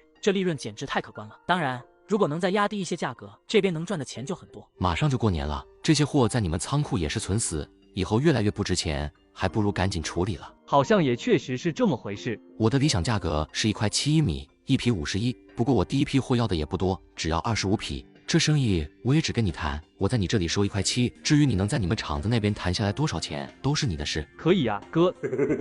两人一拍即合，我算是找到的确良的货源，还是海之纺织的，心思也松了下来。很快就跟刘红天南地北的聊了起来，打发这火车上无聊的时间。重生回到80年代，我靠卖的确良布料，轻松实现日入1000块。旭哥，生意成了，25匹布，每匹51块，我这边1米挣2毛差价，等下我就可以带你去拿货。虽然跟厂长磨了不少嘴皮子，还送了1包3块的红卡衫，但是这一单成了，我可就直接挣150，价格也还是陈旭的理想价1块7，而且我跟厂长开价1块6，转手就挣150，爽。这会儿刘红看着我，简直双眼冒光。可以，不过在过去拿货之前，我们先去吃个饭。那几百斤的东西可是力气活，不吃饱饭怎么行？成，这附近有家国营饭店不错，我带你去。等我跟着刘红到厂子的时候，已经是下午1点多，25匹加起来最少也有500斤。看，我们海之的的确良，肯定比市面上不少纺织厂纺织出来的都要好吧？确实不错，难怪这海之能成为纺织行业的领头羊，这质量没得说。原来我打算1米卖8块，现在看了这布料，决定直接卖10块。验货完毕，我就将1275的货款爽快结清。旭哥，以后要买布一定再找我啊！一定。然后招呼着过来搬货的大壮，每人扛上200多斤的货，正是前往广城火车站往返农场。翌日早上9点，我和大壮扛上货回到了茶水店。我的天，陈旭，你这里面装的是啥？这么大？这是25匹布，这阵子如意街那边好像挺热闹，下午我就把这些布带过去，看看市场行情怎么样。啊，你又要卖布了，而且你这是怎么搞到的？3天不到的时间，陈旭就去了一趟广城，还把海之纺织的的确良给搞到手了。且不说这布进货可能都得5、6块1米，单是这么小的量，换做我过去，恐怕连海之纺织的大门都进不去。我也没工夫跟唐国山多说，给了大壮10块钱的车费和工钱，就让他离开。这时唐国山忽然想起叶青雨的事，既然回来了，要不要先去荣城师范找一下那个叫什么青雨的姑娘？过去找她干嘛？能干嘛？你难道不想再娶媳妇吗？这姑娘性格不错，你俩都相互有意思，你不抓紧把握。老唐，你也没发烧啊？怎么净说胡话？什么叫我跟那姑娘相互有意思？我可能多少对对方会有点好感，毕竟这女生是真漂亮，性格也不错，身材更是没得说。但是用膝盖想，这妹子也不可能喜欢我呀。我也没心思再想这事，扛上10几匹布就往如意街走去。那边有个很大的供销社和副食品店，大部分本地人和从各个镇上赶来采购年货的人，几乎都会聚集在这里。毕竟人流量实在是太大，在那能摆上一会儿就能挣不少钱。哟，这是的确良吧？怎么卖的啊？这颜色看起来比供销社里的还鲜亮丽。确实，特别是这红色，用来做过年的衣服，别提多喜庆。小伙子，你这布多少钱一尺啊？3块3一尺，1米等于3尺，10块钱1米的话，论尺卖差不多就3块3一尺。这么贵，供销社里头可都才2块6厘。其他大婶们也是七嘴八舌的议论，觉得我这布也太贵。各位，想必你们也看得出来，我这布要比市面上的亮也更艳，摸起来也更光滑。可是广城海之纺织生产出来的高级布匹，专门供应海城和港城的紧俏货，整个荣城就我一家，我这的确确良做出来的衣服保准又亮又舒服，而且在我这里卖布不需要布票，3块3一尺已经很实惠了。现在这个年代，买布除了要钱，还得用布票才行。大婶们一听不用布票也能买，特别是这布色纯正又漂亮，一个个脸上的表情当即就亮了。老板，你这个当真不要布票，一次性扯多少都可以。对，不限量供应。那给我来1丈，红色的。好嘞，1丈33块，姐你给32就成。带起了个头，周围还有些犹豫的大婶们看着不多的布匹，也赶紧涌上前来。那我要6尺。给我2个孙子做一身新衣服，我来2丈。不一会儿的时间，我的摊子就被团团围了起来，一张一张的大团结赶着往我跟前递。1个小时不到的时间，我带过来的13匹布被扫得只剩几匹蓝色和白色的，红色布匹早就被抢购一空。这会儿，叶青雨和几个小姐妹也闻讯赶来了如意路这边。听说如意路这边有不用布票就可以买的确良，几个爱美的小女生当即就趁着午休时间赶了过来。哇，那边好多人拿着布出来，应该就是那边，我们快去抢，等会儿就被买光了。哇，那布好亮啊！走走走，咱们一定要抢到。而叶青雨看着那边拥挤的人群，顾忌着肚子2个小家伙安全，当即就打起了退堂鼓。你们，哎呀，青雨还愣着干啥呀？快快快，抢布，等会儿都被阿姨他们抢光了。叶青雨话刚说到一半，就被几个已经红了眼的女生连拖带拽冲到摊子前，往几乎水泄不通的人群挤进去，直到被挤到摊子前，叶青雨才赶紧摸了摸小腹，松了一口气。当2人看到熟悉的个头时，顿时愣住。我去，这不是大哥吗？怎么不卖土豆了？怎么跑来卖布了？叶青雨也惊呆了，他以为今后都可能不会再见到我，没想到也就几天，竟然又见到了。这几天空落落的心好像又瞬间恢复了活力。我听到摊子前少女的惊呼，循声看去，顿时一愣，10多天没看到她，怎么感觉瘦了许多？大哥，喊你几声了，听不到，快快快，给我扯6尺布！大哥，我也要。周围的大婶们看着这几个挤进来插队的小女生，一阵不快，个别脾气火爆点的，更是瞬间被点着，当即就张嘴准备怒骂。感觉到空气弥漫的火药味，我赶紧开口：你们几个都是后面来的，再等等，我先给新来的客人扯。哇，太过分了吧！我跟你不仅是老熟人，而且我表哥还是你堂姐夫呢，多少也带点亲戚关系啊，竟然拒绝的这么干脆。一众不满的大婶们听到我这话，那窜上来的火气顿时就消散下去了。哎呀，老板是个有原则的人，本来准备买6尺，现在我要1丈。大婶们说着就往一个个摊子前挤。叶青雨身子本来就单薄，站在前面没支撑，这会儿人群突然挤上来，忽的一个胖大婶忽然往前一挤，直接就给叶青雨顶了出去，一个没站稳往前摔去。我看到叶青雨往摊子这边倒来，几乎是本能的就冲过来了，将他拉住。你没事吧？没事，谢谢。哎呀，老板布都踩脏了。我这才回神，低头看去，一块布匹上已经被印一个大脚印。刚才急着扶人，也没关注这些。没关系，你到我这边来，不然等会又挤着。叶青雨看着我，呆了呆，心里莫名生出一股古怪的感觉，倒也没说什么，乖乖去了我身旁。姐，你刚才是要1丈对吧？啊，对对对。叶青雨站到身旁，倒也没闲着，见我忙不过来，我可以帮忙。注意点，别伤着手。有了叶青雨帮忙，我捡布快了不少，半个小时不到，剩余的布匹就被抢购一空。哎呀，某些人可太偏心了，对青雨一个样，对我们一个样，我们连个队都不让插，青雨就直接拉身旁去，为了人家不踩脏了，眼皮儿都不带抬一下的。你插队你还有理了，要不是你们忽然要插队，那些大婶也不至于那么激动，我也不会差点摔。你这丫头竟然还有怨气了。要不是你们几个要插队，我那布也不会踩到，差点没卖出去呢。哼，好一个夫唱妇随。这话我没听到，一旁的叶青雨倒是全听进耳朵里，脸上染上一片霞红。好了，今天不卖你们布，也是好的色料被人挑走了，你们都是我土豆摊上的老顾客了，肯定给你们留着更好的呀。我土豆摊那边还有布，红色、蓝色、白色，还有一些鹅黄色的布料，你们想要什么颜色的，我下午给你们留。刚才那情况，要是真让几个女生插队，我没了诚信不说，个别脾气火爆点的大婶不得跟这些女生动手。我只想做生意，可不想发生流血事件。真的还有布？好了，这些布匹我会给你们留下来，等你们放学的时候去土豆摊找老唐拿就行。谢谢大哥，大哥真不错。对啊，大哥也很厉害，能搞到的确良，还是海织的，这边供销社里都弄不到海织的布料呢。好了，我得回去了，到时候记得来拿布啊。啊！叶青雨回神，见我要走，想着怀孕的事还没说，就有些着急，但周围都是同学，要单独约到一边吧。然而还没等他开枪，哎呀，还有几分钟就要上课了，还是老彭的，快快回去，不然肯定吃不了兜着走。哎呀，光记着抢布了。秦妙在彭老师手里吃过不少亏，反应更快，早就已经拉着叶青雨跑远。看路啊，别摔了。算了，下次一定要跟他讲。我见几个女生离开，不禁有些疑惑，是不是跟这女生走了肌肤之亲？我现在好像格外关注她。算了，反正以后也不一定能再遇到，再遇到也可能就像今天这样简单交流几句。现在我应该以挣钱养娃为主，将儿女情长的事抛诸脑后。我将今天的收益数了数，13匹布，390米，平均下来9块91米，一共净账3861块，减掉成本672，净赚3189块，赚麻了。上集说到，我靠卖的确良布料在80年代半天就日入3000块，对于卖布料的成绩我很是满意。于是我决定在过年前消费的高峰期到来时，再订购几百匹布料。刘红，再给我留100多匹的的确良。旭哥，你放心，我一定每匹都好好给你把关注，尽快让人给你打包上。好，我估计大后天过来，你有资源的话，再帮我联系一辆货车。成。一通电话结束，我将剩余的布匹带上，去往如意街。等我来到摆摊位置的时候，发现周围已经站上了不少人。就是他，他就是那个卖布的老板。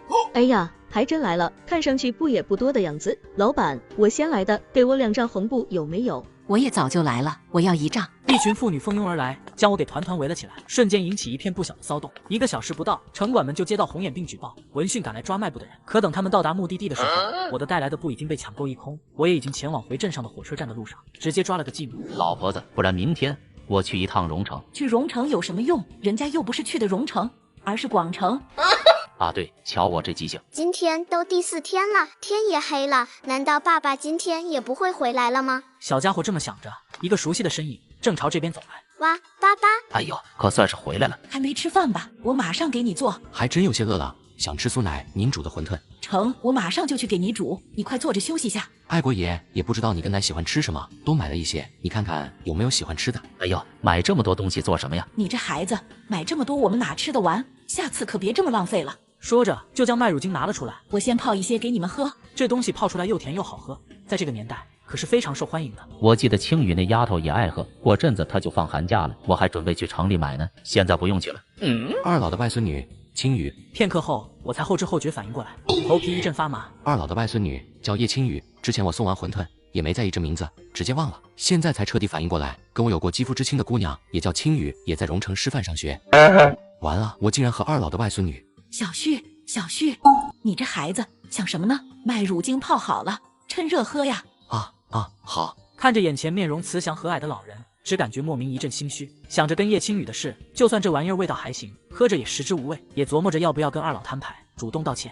虽然是被强迫的，但是总觉得对不住二老。但是摊牌认错的话，我又不知道叶青雨那边愿意不愿意。哎，难办啊。暑假的时候，青雨每天都会给我们泡一杯一起喝，但是这东西太贵，就算是荣城都断货好几个月了，现在估计快过年，又上了一些货，也就小旭你挣点钱就赶着买这么好吃的东西给我们。没事，以后小旭就是我们家人了，就当多了个大孙子。对了，小旭，你这趟去广城的事顺利吗？去广城进了一批的确良过来试卖，进行的还算顺利。我打算明天再去广城再进一些货，可能小鱼儿还得劳烦你们二老再帮忙照顾几天。小家伙本来喝得香喷喷，这会儿听到我又要离开，饶是再懂事也有了小情绪。哪有这样的，刚回来就要走？我被小家伙这么一看，那叫一个心疼，忙伸手。爸爸就在忙这一阵子陪鱼儿过大年，好不好？对，鱼儿乖，你不是想爸爸赶紧找老婆吗？等爸爸多挣些钱，就可以给你找妈妈了。对，爸爸多挣钱，就可以早点给鱼儿找漂亮的妈妈了。说起要给我讨老婆，小鱼儿顿时就来了兴趣，当即开始催婚起来。那爸爸，你可以在过大年之前找到老婆吗？爸爸尽量。当然，过年之前给小家伙找一个合适的妈妈是必不可能的，先安抚住他情绪再说。那爸爸，最好是漂亮大姐姐那样的哦。漂亮大姐姐到底是谁？不管了，管她是谁，先答应下来再说。与此同时，荣城师范。再过10来天就寒假了，这时间过得可真快呀！是啊，时间过得真快，肚子里的宝宝都2个多月了。对了，小茹，今天如意街那边有卖的确良，老板那红色的不可限量了。你哥不是要结婚了吗？可以跟家里说说，去他那里扯不做新衣。哼，别提了，今天下午我就是因为我哥这是请的假呀。那女方父母今天找上门来说，我哥让他们女儿怀孕了，要告他流氓罪呢。流氓罪？现在严打，真进去了能活着出来吗？不对啊，你哥不是跟女生自由恋爱的吗？2人既然合得来，又怀孕了，结婚就好了呀。叶青雨虽然没开口说话，但一颗心瞬间提了起来，让人家女儿怀孕就得判流氓罪。我哥原本也是这么想的，在嫂子肚子大之前赶紧结婚，保住嫂子的名声。但是嫂子娘家人不乐意，让我哥必须拿出3转1响，还有200块钱做彩礼，不然直接告我哥流氓罪。周如简直越说越气，那缝纫机、自行车、收音机、手表4大件加起来没600块下不来，外加200的彩礼钱。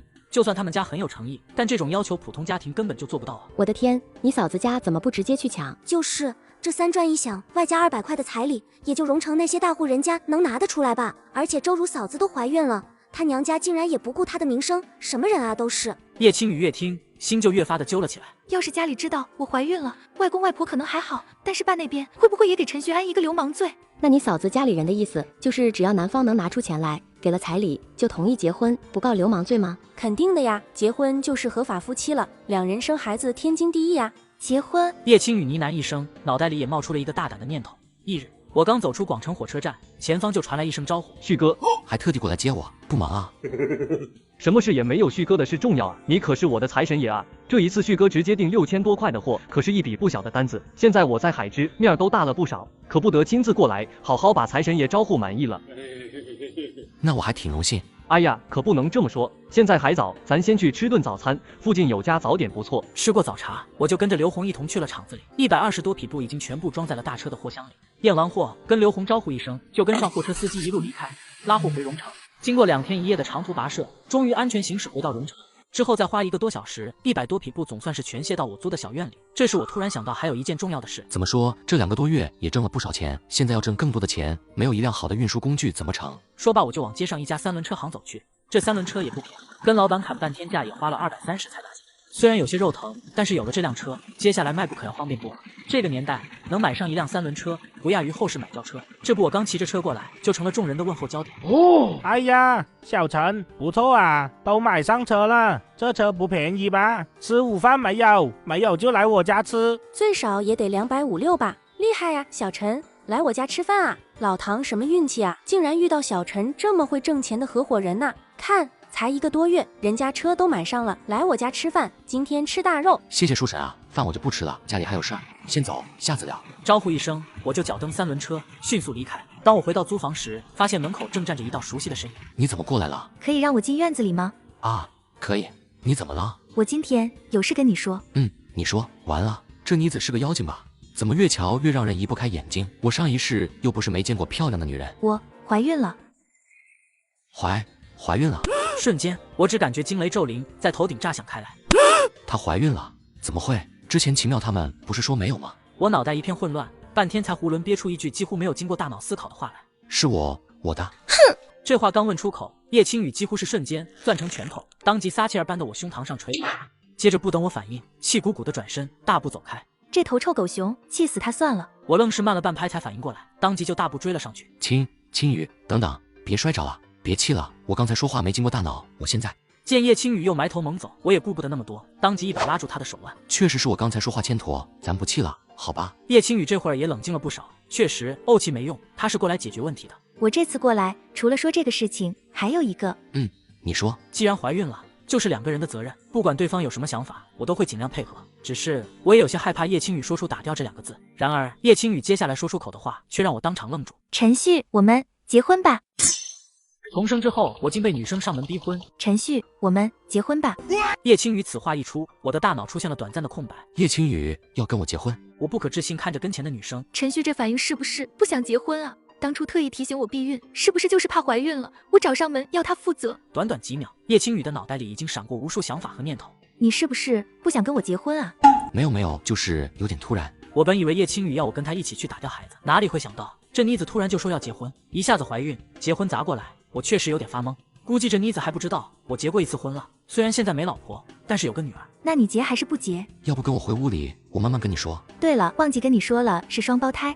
我目光直勾勾盯着女生的小腹，心底涌出一股难以言喻的喜悦。竟然一次来了俩，可以啊。本想上手去摸摸，不过想着这还有些尴尬的关系，又赶紧收回手。挺好的，一次性来俩。现在都还不怎么看得出肚子呢，摸也摸不到，起码也得等肚子大了才好摸吧。也是，你不说我都没看出来你怀孕。那我们结婚，你怎么想的？结婚我肯定没问题，但是我情况得先跟你说。你说。我结过婚，老婆生女儿没了，现在我有一个快3岁的女儿，你介意吗？一口气将话全部说了出来，心里也莫名忐忑。我这2婚还有个女儿，是个女生，都会介意的吧？你竟然结过婚？结过婚的话，那他心里是不是还有他老婆？所以刚才说要结婚的时候，他才这么犹豫。所以你犹豫跟我结婚，是对你亡妻还有感情吗？我属实没想到这妮子会突然抛出这么一个问题，我以为她比较在意我结过婚或者有个女儿，结果开口是问我跟前妻的感情啊。也不是，当时我跟她结婚的时候，这里还不行，对男女感情这些更不懂。不过现在我还是很感谢她，给我生了一个很懂事的女儿啊。你之前真的傻呀。小时候发烧，脑袋出了问题。叶青雨回想起我当时在酒席上那霸道蛮横，狂吃狂喝，村民惧怕的场景，而后又接连回想起那天夜里。那我们那个的时候，你还傻吗？说来也巧，就你出现在我床上，我就正常了，所以当时也本来想拒绝。你别说了，我那时候喝醉了。好，不说。反正我们都舍不得打掉孩子，也不能让2个孩子生下来被人指点。你现在也单身，你不介意的话，我们就把婚结了。我一个大男人有什么好介意的？而且当初我也说过可以负责，只是你不愿意。不用想也知道，这妮子跟我结婚就是为了娃，也正好小鱼儿还想要一个漂亮妈妈呢，把这妮子带回去，肯定比她说的那个什么漂亮大姐姐好看。那我还有1个多礼拜放假，等我放假，我带你去见见我家里人。见谁？他外公外婆吗？对了，等要回去见2老那天，我再好好交代你他们的喜好，这样可能他们会更快接纳你，同意我们结婚。既然要结婚，肯定要带人回去见见。我外公外婆就在文兴镇上，到时候先带你去见见。相比于他爸和爷爷奶奶，他比较在意外公外婆满不满意我这个外孙婿，他想尽量让2老满意。我本来正想说我跟2老的事，看叶青雨这一脸慎重的模样，当即就将话憋了回去。那你女儿有没有什么喜好？有比较喜欢的吃的东西吗？想要什么样的？妈妈？她呀，吃的什么都喜欢。至于妈妈，她喜欢像你这样漂亮的。你胡说什么呢？真的呀，我过来之前她就跟我说，叫我给她找个漂亮妈妈，带你回去，小家伙别提能多开心。我还要水。好，我去给你打，等会儿再给你弄午饭吃，给你弄酸豆角盖饭怎么样？会比较开胃。这会儿知道叶青雨真是因为肚子里小家伙瘦下来的，我心里说不上来的难受，只想赶紧给人补回来。好，那可以放点辣椒一起吗？没问题啊，多依你。叶青雨一大海碗饭下去，整个人精气神儿都瞬间大不一样，明显活力了许多。晚饭也来我这里吃吧，以后我天天给你做饭。你不是很忙吗？天天做饭的话，那不是挺麻烦？跟我不要客气，做饭的话，我每天也要吃，顺便给你也多做一份，哪里会累？好吧，那我以后不跟你客气了。这才对嘛。正好其他的也吃不下，也怕饿着肚子，2个小家伙营养不良。虽然今天礼拜6，叶青雨学校也还会上1-2节课。吃完午饭，他也没在这里多耽搁，和我多说了几句，就让我送他去公交车站。回去之后，我开始准备叶青雨的爱心晚饭。下午我就拎着自己做好的酸菜面，直奔荣城师范。保安大叔看到我时，几乎一眼就认出了我。又送东西呢？对啊，叔，抽烟吗？嘿，客气，应该又是送叶青雨女同学吧？放我这，等她下课我亲自给她送过去。那就劳烦叔了。跟大叔说了2句，就道了别，然后招呼3轮车师傅就离开这。这高个子这么豪横，这3轮车起步都得3毛钱吧？还特意打车来送吃的，挺有心啊。这边刚离开没一会儿，学校就下课了，保安刚准备提东西去找人，恰巧叶青雨这时也来到了学校门口。叶青雨同学，这里有你的东西。啊，好，叔，怎么了？这个陈旭送给你的，还是热的，应该是吃的吧？啊！叶青雨愣了愣，反应过来，才伸手接过东西，视线不自觉地往学校门外探去。他人已经离开了，你赶紧带回去吃吧，叫我跟你说一声，容易糊，早点吃掉。好。叶青雨应上一声，心底涌出一股莫名的失落感，礼貌地跟保安道了声谢，就提着东西转身离开。怎么的？没看到人，好像心情都不好了。这小丫头不会跟那大高个有情况吧？不会吧，不会吧！这场雨整整下了2天，我也没法出摊，只能闲在家里，也每天准时准点做饭煲汤给叶青雨送过去。我也摸不清叶青雨会不会介意同学知道我们2人的事，索性都直接送到保安室，有什么话让保安帮忙交代2句。这大高个跟叶青雨那个小丫头要是没情况，我名字都可以倒过来写。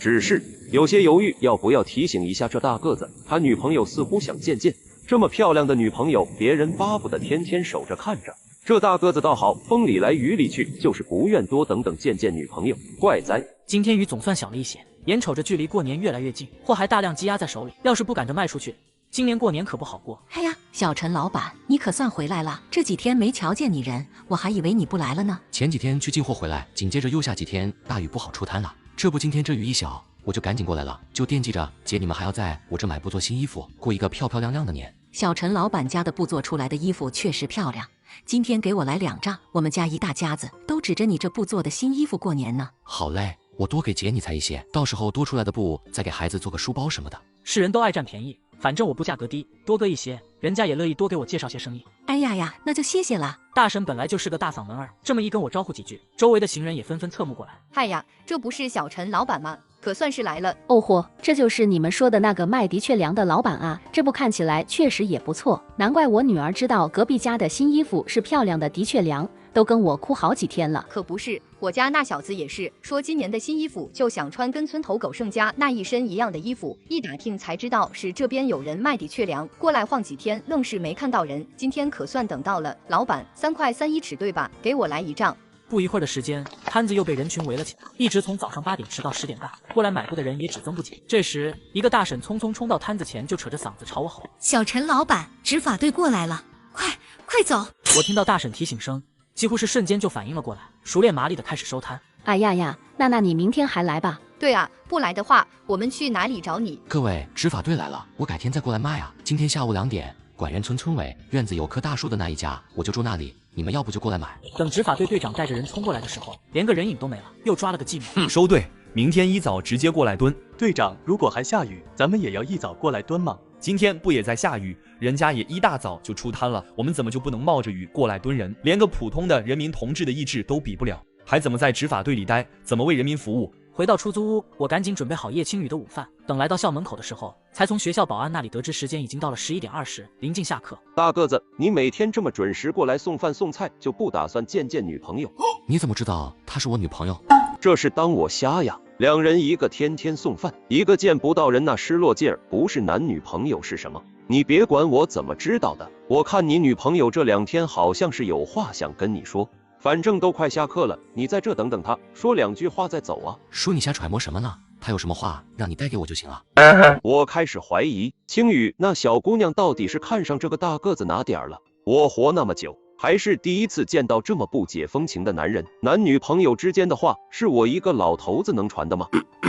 我也是猜测啊，因为每次他没见着你，都好像不大开心，可能是有什么话想跟你说，是我不好转达的。我琢磨片刻，觉着叶青雨可能真是有关于肚子里孩子的事情想跟我说。行，那我等等他，偶尔在学校门口跟他见一次，保持适当距离的话，影响应该不大。只要没有学生知道我跟他的关系，就不会让他在学校难处。几分钟后，学校铃声一响，叶青雨跟秦妙几个小姐妹往保安室这边走来。几个小姐妹也好奇天天给叶青雨送饭的人是谁，可跟着过来抓2天了，人影都没见着一个。青雨同学，这次测试我成绩能拿的年级第2，多亏你这个第1名的指导。反正中午时间多，我请你去外面吃一顿怎么样？上集说到，我那怀孕2个月的未婚妻竟被万元户学霸追求。青雨同学，这次测试我成绩能拿的年级第2，多亏你这个第1名的指导。反正中午时间多，我请你去外面吃一顿怎么样？哇，那我们可以一起沾沾青雨同学的光吗？俊生同学请一顿，不得去国营饭店呢，羡慕。周围几个女生听到大学霸竟然要请叶青雨吃饭，当即就一个个跟着起哄起来。要知道，秦俊生可是荣成肉联厂副厂长的儿子，听说他家还是少有的万元户。秦同学，不好意思，我今天中午的午饭已经有人给我送了。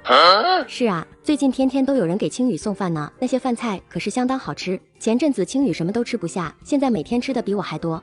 如果站队，相比于总是狗眼看人低的秦俊生，我当然是选择支持这个很会做饭疼青雨，每天准时给他送饭的男人啦。对哦，还有个每天给叶青雨送饭的人呢，每天换着花样做，准时准点的送过来。羡慕的话我已经说累了，就是不知道是谁。青雨什么时候带给我们见见呀？我也想见。我家在荣城，也算得上是条件很不错的万元户大户人家了。叶青雨到底是看上荣城哪家的富家子弟了，竟然对我这么不屑一顾。这时，保安大叔见叶青雨几人走来，当即就招呼：叶青雨同学，门外有人找你。啊？谁？你快出去吧，今天饭已经到了，人也等着你呢。我听到保安跟叶青雨招呼，也往学校大门方向走去。才刚走2步，一道熟悉的身影就从学校里跑了出来。你怎么不撑伞？冻着怎么办？这个毛毛雨而已，我穿的厚，不怕的。你衣服薄，别淋湿了。他今天怎么这么好看？我见跟前叶青雨神色似乎有些不太自然，以为是挨太近他不习惯，自觉退开2步。哎，你是怕我吃了你吗？这不是在你学校门口，总得注意点吧？万一人家觉得我是你男朋友，影响到你怎么办？为什么会影响我？我都要跟他结婚了，还怕这些？而且他又不是拿不出手，担心这些干嘛？你不怕跟我扯上关系影响到你？我在藤头村那20多年傻子恶霸的名声，也不是1、2天能消散的。特别是我还结过婚，我倒是无所谓，但是要是被他学校的同学知道，他不是会没面吗？叶青雨听到我这么一说，好片刻才终于反应过来，原来这臭狗熊这几天不过来，就是怕我顾忌这些啊！我干嘛怕影响？我都要跟你结婚了，他们是我同学，我还得好好跟他们介绍你呢。他竟然不介意。上一世我前女友可是因为我执意要摆地摊，也不顾高中到大学的感情要分手。现在我的处境可没比上一世好，这妮子竟然不介意。这时已经吃了一个惊天大瓜的秦妙，见自家小姐妹竟然一直把陈旭逼得节节后退，再也控制不住浓烈的好奇心，当即就冲了出来。哇，青雨，你跟陈大哥这是咋回事啊？几个女生和秦俊生也赶紧走了过来，几人脸上或是震惊，或是失落，更有怒火中烧。所以陈大哥就是一直送饭给青雨你的那个人？你们这是在交往了吗？怎么可能？青雨这个人看起来就不像好人，你别被骗了。叶青雨真是饿了，怎么可能看上这个毫无背景的男人？荣城万元户不多，我基本都认识。这个男人我压根就没见过，不用想也知道是个没背景的，根本配不上青雨。秦俊生同学，我未婚夫是不是好人，我比你清楚。我跟我未婚妻的事情也轮不到你来管吧？这位同学，请时刻摆正你自己的位置。两人这话一出，在场所有人此时此刻无一不是目瞪口呆，满脸震惊。这个大哥竟然是青雨的未婚夫？你们要结婚了？你们俩是这个关系，怎么不早说呀？对，既然你是青雨的同学，到时候肯定请你吃喜糖，也可以过来吃酒席，我肯定好好招待。这特么我能吃得下？我一个荣城本地的万元户，荣城师范里数一数二的优秀青年，竟然输给一个。秦俊生从头到脚将我打量一番，全身上下的衣服加起来恐怕也不到6块钱，这种穷鬼怎么可能配得上青雨？知道自己现在继续待在这里两头不讨好，只会在学校门口这些同学面前更丢脸。秦俊生只能冷哼一声，转身大步离开。我倒要好好打听打听，这哪里来的穷鬼，也配跟我抢女人，让我在大庭广众之下难堪。你们俩是这个关系，怎么不早说呀？就是，难怪那天我们买布，大哥这么偏心，原来青雨是你未婚妻啊。何止陈大哥前阵子不是还特意给青雨煮酸辣粉吗？我们早该想到的。你们是青雨同学，瞒着你们是不对，等你们放假，青雨胃口再好些的时候，我请你们好好去吃一顿怎么样？几个小姐妹听到我要请客，更是一阵雀跃，一个个嚷嚷着一定要去国营饭店。我笑着满口答应，怕叶青雨在外面冻着，赶紧询问他还有没有什么话说。后者摇头后，才将食盒递给他，让他赶紧跟小姐妹们回学校去。下午回到家，刚吃过午饭，院子里就传来一阵动静。小陈老板在家没？啊，这就来。这会儿几个妇女正站在家门口，看到来人真是我后那叫一个激动。嗨呀，陈老板，下午好啊，吃饭了没？我们没打扰到你吧？婶儿，你们的事怎么能说打扰呢？快进屋坐。陈老板说话就是好听，也亏得让我们找到了，不然我一家子今年可就只能看着别人穿漂漂亮亮的新衣服了。对，还好管园村这边离我们村子不远，几步路就过来了。就凭着婶子你们这么大老远的跑过来，今天我这不肯定得给你们优惠。原来3块3一尺，现在我每尺降1毛。原来1丈得33块，现在1丈只要32。听到1丈降价1块多，几个妇女满脸喜色，当即让我赶紧裁。一波客人刚刚心满意足离开，三两两赶来的妇女又上了门。之后的几个小时里，院子里的客人仍旧只增不减。这种情况，今天晚饭肯定没办法给叶青雨送饭了，毕竟人实在太多。也不好让这么多人在这边等。好在有个如意接过来的大婶，我赶紧给对方多减上一步，让人回去的时候帮他往学校带个话。小伙子，你放心，婶一定把你的话带到。哎呀，我还说我家侄女不错，介绍给小陈做对象，看来没机会了呀。那可不，那姑娘还来过我们村子一次，那长得叫一个俊，没想到还是荣城师范的学生啊。哎呀，那这姑娘也好福气啊，能碰到小陈老板这么会挣钱又体贴的对象。也是我运气好，遇到这么优秀的女朋友。哎呀，怎么我年轻的时候就没遇到小陈老板这么好的男人？哎呀，缘分这种东西说不准的，我们呢就没那个命。这一忙活就是一天，直到晚上8点多才送走最后一波客人。消停下来，第一时间清点了一下营业额。今天卖了17匹布，营业额加起来4752块，净利润在3860块左右。堂屋里剩余的布匹差不多还剩99匹布，全卖出去的话，最少可以挣20400多的纯收益。不过服装这块也只会在年前这个捡钱的风口碰碰，挣一波快钱。过完年就是春节，大家都收紧裤腰带，也不适合做服装，毕竟这不是后事。冬天的衣服大部分人都会穿一个春天，可不会再花钱去做新衣服。接下来的几天，除了给叶青雨送饭菜，几乎都在院子里忙着招呼客人。10来天的时间眨眼就过，荣城师大正式进入寒假。叶青雨带上秦妙一起去往管园村，今天下午就可以回去见外公外婆。回去之前得交代一些事情，不过我心里有些忐忑。到时候二老要是知道我跟叶青雨的事，会不会把我给轰出去？在这个年代，未婚先育对女生的名声影响很大。所以就算是二老对我有怨气，我也得受着。陈旭，你这是要做饭了吗？这么早就过来了，有没有吃早点？肯定吃了呀，你媳妇跟我在学校，饿不着的。那你们先去西屋那边坐，等我做好饭叫你们。不成，我也会做饭，我来帮忙，我来洗菜。我看两人这么积极，也没拒绝，三人各自分工忙活起来。吃完了午饭，我就带上两人一起出门，去市场上打些年货。来到市场时，我才发现竟然有不少人在这边卖农产品，几乎每个摊位前都挤满了打年货的人，一把一把的钱往摊主那边塞。几乎所有的东西价格都直接翻了个倍，甚至个别紧俏的已经翻到3倍的价格。即便如此，摊位前的人一个个也像不要钱似的，争相着购买。我看着这火爆的场面，很是动心。藤头村这些家禽鸡蛋什么的可不少，要是趁着过年前来卖一波，又是一笔不小的收益。不过现在最紧要的是处理好跟叶青雨的事情，挣钱的事还是暂且往后拖一拖。很快，三人就在各个摊子前逛了一圈，买了不少东西。买好东西，几人这才同去往火车站。去火车站买票之前，我还特意去找了唐国山，正式跟唐国山介绍了跟叶青雨的关系。唐国山知道我就要结婚的消息，差点没惊得把手里的酒坛子给摔了。陈旭这么不解风情的小子，到底是用了什么方法，就把天仙似的姑娘拿下了？而且这么快就要结婚了，难道就靠当初他这炸土豆吗？考虑到叶青雨在，唐国山怕女孩子不好意思，一肚子的问题也没多问，只能赶紧笑着道谢。和唐国山告别后，之后我便带着叶青雨和秦妙朝火车站方向走去，正是回去拜访未来的外公外婆。未婚妻带我回去见家长，然而让他没想到的是，他的外公外婆都是我的老熟人。你别紧张，我外公外婆性格很不错的。叶青雨心里其实也很担心二老会不会不同意结婚，毕竟这一切都太突然了。而我也担心二老要是知道我竟对他们外孙女下手，到时候会不会气得跳脚，直接轰我出门啊？这不是陈老板吗？刘叔家的青雨也回来了。这镇上的人怎么会认识陈旭？你们……叶青雨话刚说到一半，正在馄饨店门口的刘爱国也一眼就瞧见了我们，有些意外两人一起出现，却更激动开心。小旭跟青雨回来了。青雨，你真是的，陈大哥提着那么多东西，不知道搭把手啊？啊？怎么？陈旭跟外公外婆认识？走，先回去再跟你说。你这孩子一个人拿这么多，怎么不叫青雨帮帮你？跟他客气什么？这些东西也不重。哇，爸爸，哇，那是小鱼儿几乎是一眼就认出叶青雨。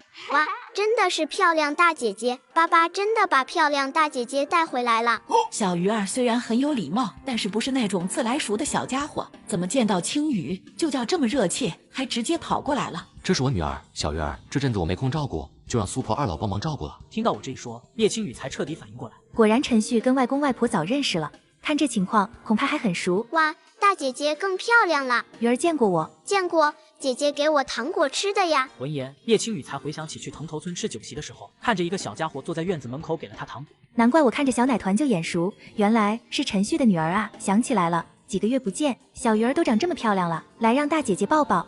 我看到叶青雨要抱小鱼儿起来，心中一紧。青雨不能抱。叶青雨本来还有些发懵，但在看到我紧张的神色，很快就反应过来。抱一抱小孩都不行吗？肯定不行。为什么大姐姐不可以抱我？因为大姐姐最近没怎么吃饭，没有力气。那爸爸晚上多给大姐姐做点好吃的，我帮忙。可以。鱼儿，大姐姐给你准备了很多好吃的哦，我们回店里吃好不好？谢谢。本来还担心陈旭女儿不喜欢自己，也怕是个小调皮，完全没想到是个小天使。殊不知，二老看着那格外和谐的画面，相视两眼，总觉得好像有哪里不对劲。怎么感觉小旭跟青雨比我们想象的还要熟啊？叶青雨也跟二老询问我的情况，得知我果然早就跟两个老人家很熟，竟然没告诉他，气鼓鼓的看了我好几眼。好了，别气了，实在是生气的话，等会儿我让你大几下出气，气多了可对他身体和孩子都不好。我才懒得打。爸爸终于有老婆了，还是漂亮大姐姐呢。苏青莲和刘爱国也惊讶于我跟叶青雨熟络的关系，虽然觉得神奇，倒也没多想。苏婆、刘公，其实我今天过来，除了看看你们二老，也是有事想跟你们说。我也有话想跟你们说。这俩孩子这是干啥呢？什么事啊？你俩这严肃的样。我刚准备开口主动提婚，身旁的人就先一步开了口。外公外婆，我要跟陈旭结婚。刘爱国夫妇微微愣住，反应过来，顿时惊得瞪大老眼。不等两人反应，我也主动上前。苏婆、刘公，我想娶青雨，希望您二老能割爱成全。结婚？饶是经历几十年社会磨砺的二老，这突如其来的惊人消息忽然砸过来，也久久不能平复，满眼震惊地看着跟前的我俩。沉寂片刻，刘爱国率先反应过来，视线落在我身上，开始打量起来。小旭跟青雨要结婚，这也太突然了吧？陈旭是个有野心、想要干大事的孩子，我看人不说100%的准，但是也能看出99成的人品，而且人品肯定没话说。把青雨交给他，以后肯定不会吃苦吃亏。不过小旭唯一的缺点就是结过婚，有个女儿，但是小鱼儿这小家伙懂事的很，我都巴不得来几个这么乖巧懂事的外太孙呢。只是陈旭这臭小子，让他送一个馄饨，怎么把我外孙女给拐跑了？老婆子，既然两人相互有好感，我们就不要棒打鸳鸯了吧。苏青莲听到这话，心里五味杂陈。我倒不是不满意陈旭，只是两人突然要结婚，实在是太过突然。毕竟青雨也才20岁，明年下半学期上完才能毕业，都还没毕业，突然结什么婚？你们交往的话我没意见，但是结婚就缓一缓，等青雨你毕业了，再带小旭去见见你爸还有你妈。结婚起码也得父母同意才行。真是可惜，青雨找了个挺不错的男朋友，她却没机会看一看。外公外婆，我想在寒假结束前跟陈旭结婚，在我肚子大起来之前，得赶紧结婚，不然怀孕的事要是让爸知道，孩子保不住，可能陈旭也会被告流氓罪。而且现在也不能跟二老说，突然要结婚已经够刺激的了，再说一个怀孕，怕两个老人家直接吓晕过去，先把婚结了再说。我本来还想直接摊牌，见叶青雨似乎不打算提怀孕的事，就将刚要说出口的话咽回去。苏婆，刘公，我也想赶紧在青雨寒假结束前跟他把婚结了，希望您二老能成全。刘爱国夫妇见着我俩这么着急要结婚，一脸费解。这两个孩子都不是冲动的急性子，怎么就这么着急？现在的年轻人喜欢到这种热烈的程度了。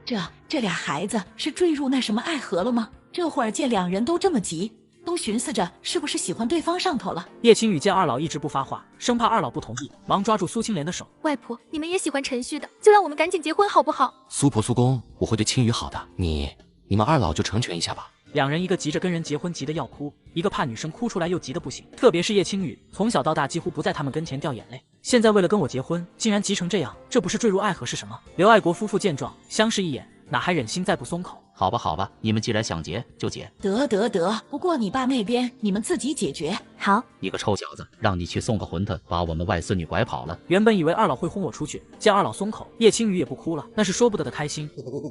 没办法，青雨实在太优秀了。这家伙说起谎话来还真一套一套的。什么优秀？他不是为了孩子才跟我结婚的吗？两人情投意合的事儿，你说人家小旭干什么？我这不是看你好像介怀这事儿吗？陈旭做我外孙婿，我可别提多开心。我就不开心呐！青雨嫁给陈旭这样的好孩子，总比他爹。苏青莲说到这，感觉自己话有不妥，及时收了回去。反正外婆支持你俩，走，跟外婆回去做饭给你们吃。鱼儿，以后我就是你祖祖了，过来，祖祖抱。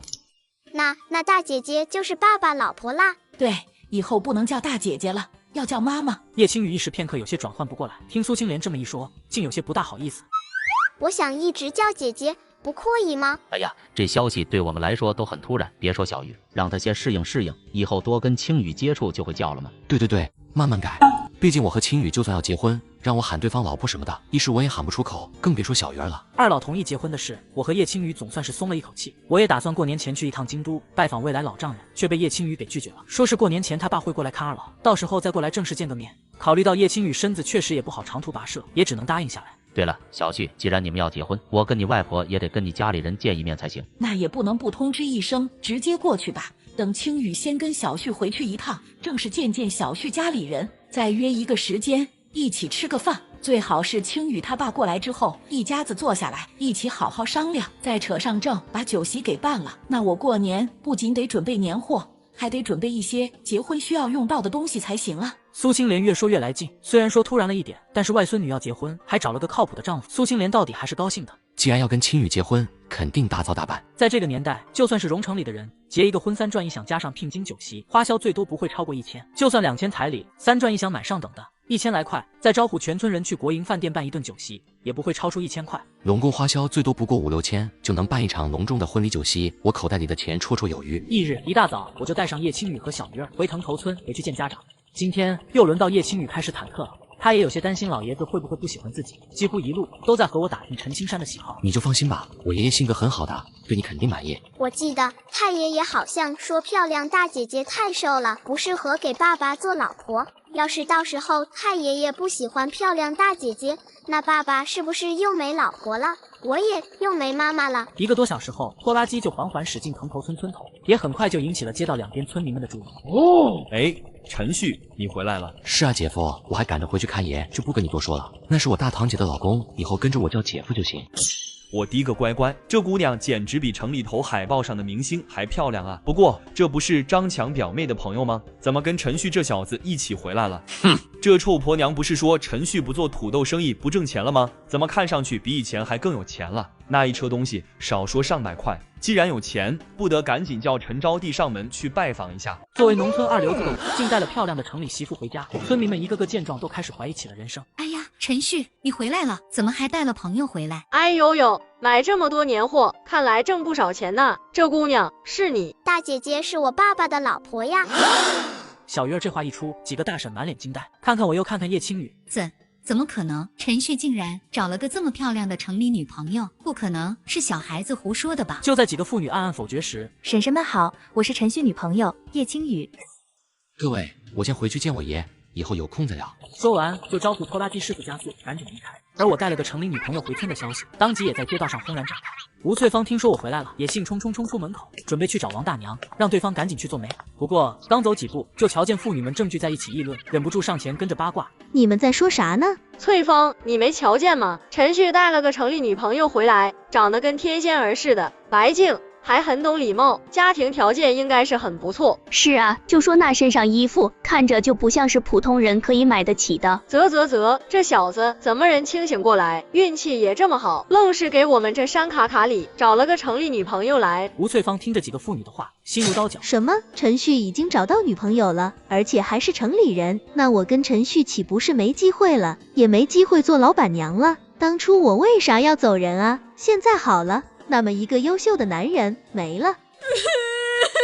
巨大的噩耗传来，叫吴翠芳简直无法承受，当即双腿一软，眼前一黑。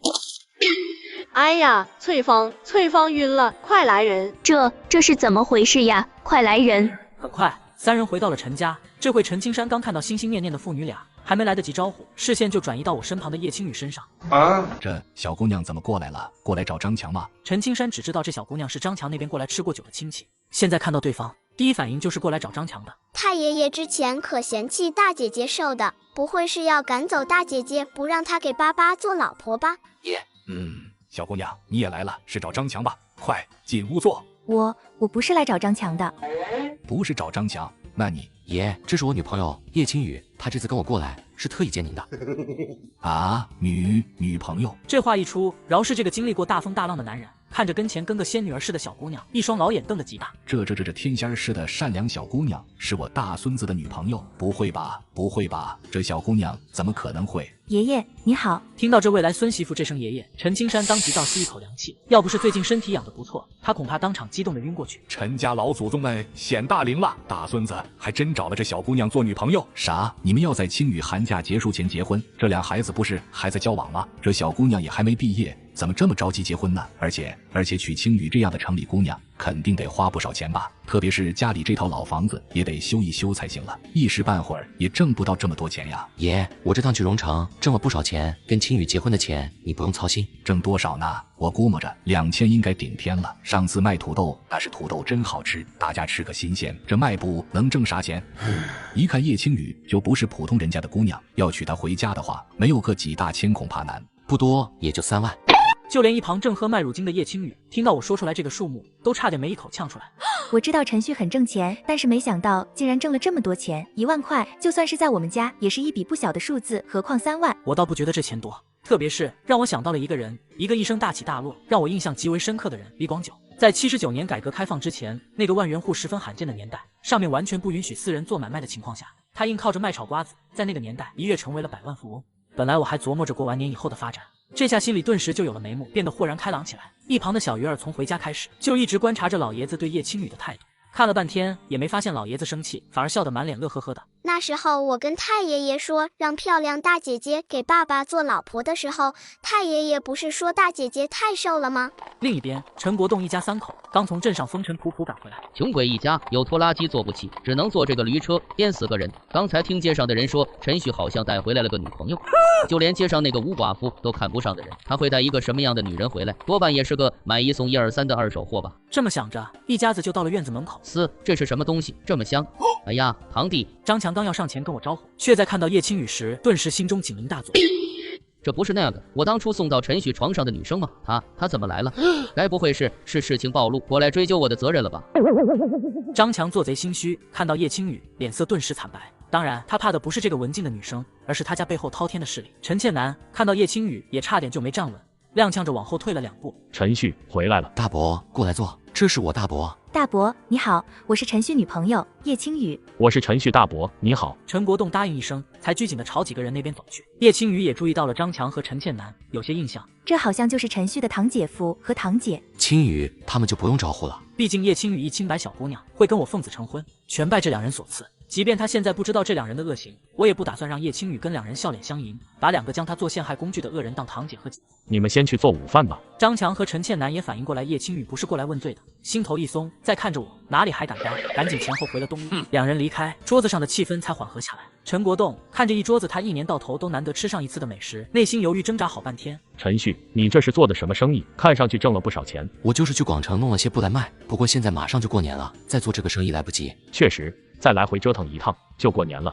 我听着男人难掩失落的口气，视线开始在他身上打量。看得出来，今年陈国栋一家年并不是很好过，但是对方又是个直脾气，更不可能轻易伸手接我的钱。大伯，我记得你好像养了不少鸡呀。陈国栋听我这么问，还以为是我想要1-2只鸡过年。有27只鸡，你要的话，我送你2只。大伯，我不要鸡，我就是想问问，你想不想在过年前挣一笔钱？既然这大伯不愿意跟我伸手，现在黑市上那些家禽价格又高的离谱，要是陈国栋敢干，我倒也乐意带着他一起再去折腾一波，让陈国栋多个挣钱路子的同时，我也再挣一笔钱。想，肯定想啊！我见陈国栋很是积极，当即就将自己的计划大致跟他一说，直接去荣城黑市卖家禽和鸡蛋，这些东西村里家家户户有，荣城那些本地人可缺得很，特别是过年前天黑市上简直都抢疯了。可陈国栋听到我这个提，当下就脸色一沉，犹豫起来。且不说容易被割资本主义的尾巴，现在刚刚改革开放，各处的治安都不稳定，又逢过年，小偷扒手更是不少，不要命一些的，为了人家口袋里的钱，甚至连人都敢杀。陈国栋越想越怕，当即就打起退堂鼓来。这不行，这个时间段去黑市卖东西，不是上赶着往那些人手里送钱吗？送钱还是轻的，遇到个无法无天的，说不定连命都给你取了。大伯，你那些鸡拿去镇上能卖多少钱一只？一天能卖几只？2斤左右的鸡1块3，一次赶集也就卖2只吧。卖鸡的人太多了。大伯，我就这么跟你说吧，现在荣城黑市一只鸡能卖到4块5，一个鸡蛋1毛钱，一天最少能卖400-500只鸡和蛋。过去一天卖一天，几百只鸡不成问题。哦，这荣城那边的鸡卖这么贵，一只鸡4块5，我那25只都可以卖112块5了，这可是我半年也难存到的钱啊！还有鸡蛋、鸭蛋和10只鸭，要是能全卖出去，今年哪还需要愁眉苦脸的过年，遭亲戚看不起？臭小子，你这不是趁火打劫刚需的人民群众吗？爷，我今天这些东西也是去黑市上高价买的，而且我去卖的话，他们还有吃食能过年，我不去卖，他们手里攥着钱过年也不香啊。好像还真是这么个理儿。大伯，所以这钱你挣不挣？卖，我算是明白了，自己要是一直这么畏手畏脚下去，这一辈子就别想挣到大钱了。也是时候跟着年轻人学习学习，大着胆子干一波了。今年能不能过一个肥年，就看和陈旭走的这一趟了。国之两人一拍即合，陈国栋当即就开始准备装鸡鸭的笼子，明天跟我去荣城。我看时间还早，也准备出门收村民的鸡，不曾想老爷子突然拿出一张供应票递到跟前。这个是上个月发工资，小钟他们非要发给我的，你不是说黑市上可以卖票吗？这个我拿着也没用，你拿去卖给需要的同志。我低头看到老爷子手里供应票上的几个字，双目微微发亮。爷，你这待遇可以啊，上面还给你发电视机票。我都说了我不用这玩意儿，硬塞给我，反正留我这里也没用，你拿去黑市上卖给需要的同志，你可别卖太贵，差不多就行了。这个东西是上面派发给我的，我不指着这个挣钱，一丝一丝卖出去就行了。爷，你放心，我保证不卖贵，卖啥卖？现在腾头村刚通上电，我手里头有钱，直接买台电视机回来不行？收了票，我这才出门去收村民的鸡。重生之后，我靠在黑市卖年货，日赚上千，却不料被当地混混盯上了。什么卖不卖鸡？1块8一只，有多少我收多少。几个大婶本来还想八卦叶青雨的事，听着有钱挣，那叫一个激动，哪里还有心思跟八卦？哎呦，我们正愁今年养的鸡多了点不好卖呢，在这等着，我马上回家给你抓去。之后我又找到陈春龙，付给对方1块钱的工资，让他帮我去街上收一收鸡鸭和鸡蛋。一天忙活下来，陈春龙就帮忙收上了314只鸡、86只鸭、600多枚的鸡蛋，暂存到了他家院子里，就等着明天我一早过来拉货。小张，明天跟我去荣城，跟陈旭学做生意。好嘞。那你早点睡。妈的，真是为了钱不要命了。现在去黑市卖东西，简直就是找死，容易被抓进去还不说，现在扒手土匪横行，就算挣点钱也会被抢，我才不傻。明天一早随便说个哪里痛不舒服，敷衍过去就成。这时张强突然想着就想到叶青雨跟我结婚的事情。今天观察了一天，我确认叶青雨并不知道我设计他和陈旭的事，但是两个人要是真的什么都没发生，应该也不会走到一起才对。现在两人似乎很着急结婚呢，是不是那天晚上真发生了什么？这女生为了名节，只能委身嫁给陈旭。张强想到这里，顿时就兴奋起来。如果说真是这样，女生既然这么在意名节，家里又这么有钱，是不是我威胁就能吓得她把大把的大团结往我嘴里塞封口？接下来的半辈子还需要愁吃穿吗？但是我又不能彻底确认陈旭跟叶青雨酒席那天到底成了没。张强眼珠子滴溜一转，心里很快就有了主意。张强，我有点不舒服，今天你自己烧洗脚水好不好？哎呦，没事，老婆不舒服多睡。洗脚水我自己打就成。你要干嘛？能干嘛？这不是你就要有弟妹了吗？以后可多跟人家走动走动，嘘寒问暖，交交心，问问他跟陈旭怎么发展起来的。陈倩楠对叶青雨做了那事儿，白天见着他都心虚，也觉得张强肯定没安好心。不成，他明显不喜欢我，怎么可能跟我交心什么的？哼，他不喜欢你，会对你动手打你吗？好，我试试。你别打我。你这么听话，我怎么舍得打你？心疼都来不及呢。翌日天还没亮，小旭，差不多4点了，拖拉机师傅也到了，该出发了。左想着今天要去荣城挣钱，激动、紧张、兴奋，各种情绪交织在一起。陈国栋几乎是一夜没睡。刚才拖拉机师傅刚敲响院子门，他就赶紧爬起来给人开门了。好，我收拾一下，马上出发。来到荣城黑市，刚支起摊子，我那笼子里顶个2斤以上的土鸡土鸭，很快就引来不少人的注意。小伙子，你这鸡怎么卖？大哥，我这鸡又鲜又活，最少都有2斤，还是正宗的土黄鸡，1只5块，鸭都是2斤半以上，也是5块，鸡蛋也都是新鲜的，放1-2个月都没问题，一个1毛。陈旭原来不是说4块5一只吗？怎么突然就涨了5毛？我4块5一只都不太好意思开口说了，陈旭一开口就是5块。小伙子，昨天我过来买鸡都才4块钱一只，怎么到你这儿直接5块了？你直接抢好了。各位，现在年关，什么都贵，我这鸡也是从很远的山区里高价收购过来的，5块钱一只，真没挣什么钱。你们要是觉得贵，也可以不买。过来之前确实是打算4块5一只，现在看这情况，接下来这几天黑市上恐怕都不会再有鸡鸭卖。我是出来做生意的，不是搞慈善，能多挣点就多挣点。小伙子，不是我说你，你这太贵了，要是卖不出去，留在手里，亏的钱可更多。就是大不了我们明天再过来，说不定别家还便宜一些。现在这黑市可没前几天热闹了，你不降价还涨价，等着赔本吧。几个人一通起哄，见我还是不愿意降价，当即就转身离开。他们坚信没生意我就会降价。各位慢走。如果人家嫌贵，我4块一只也行啊。几个一直在旁边观望、默不作声的人，见我好像丝毫不打算降价，手里又还没买着年货，也就不想和我讲价了。小伙子的这些鸡都是5块一只，但是有些都快3斤了。如果我早点买，一只差不多3斤，也不亏呀。哎呀，给我来1只吧，就要这只。好嘞，姐，你这眼神可真准呐，这可是我这里面最肥的一只鸡。姐，多谢支持啊，有认识的朋友记得介绍介绍啊。哎呀，肯定的。周围观望的人哪还忍得住？女人前脚刚刚离开，摊子前就飞快涌上来一拨人，争相着开始抢。老板，这只我要这只，给我抓1只鸭，我要这只。哎呀，别踩我鞋子啊！老板，我1只鸡1只鸭，给我抓肥点的。一波客人离开，不少衣着打扮干净的荣城本地人就已经闻讯赶来。竟然还有这么多的人，黑市上人少了，不一定是大家年货都置办够了，而是摊主们没有好东西卖了。现在我这几百只鸡鸭一过来，只要有人买了走出去，自然就会有人知道这边还有好东西。难怪刚才那几个人逼你降价你没降，原来我这大侄子早就打好如意算盘了，我简直自愧不如，这做起生意来啊，10个也不够自己这大侄子打的。就这样忙活了2个半钟，鸡鸭全部卖完，我正准备招呼2人离开，只见不远处7、8个身材高大、面相不善的人正往我们这边打量，而陈国栋完全沉浸在今天带来的鸡鸭蛋全部卖完，一天挣184块1的喜悦当中，对身后靠近的几人一无所知。小旭，明天我们还来吗？这钱可太好挣了，我要是能再来上1天，那可又是100多块呢。明天估计不行，我表舅说得先给他们武装部那边送一批过去，肯定得以他们为主。表舅，武装队，我怎么不知道陈旭有个表舅还是武装队的？如果是以前听我这么一说，陈国栋铁定反口就问，但是跟我待了1天，他也发现我从来不讲废话，很多话说的更是精妙。虽然不太明白我为什么突然这么说，微微愣住后也反应过来。哎呀，我怎么把这件事给忘了？走，回去给你表舅抓鸡。成，看来我这大伯还是挺懂我的。说完就招呼着一脸懵逼的拖拉机师傅上车。明天要送货去武装队吗？要真是，我可不得穿精神点。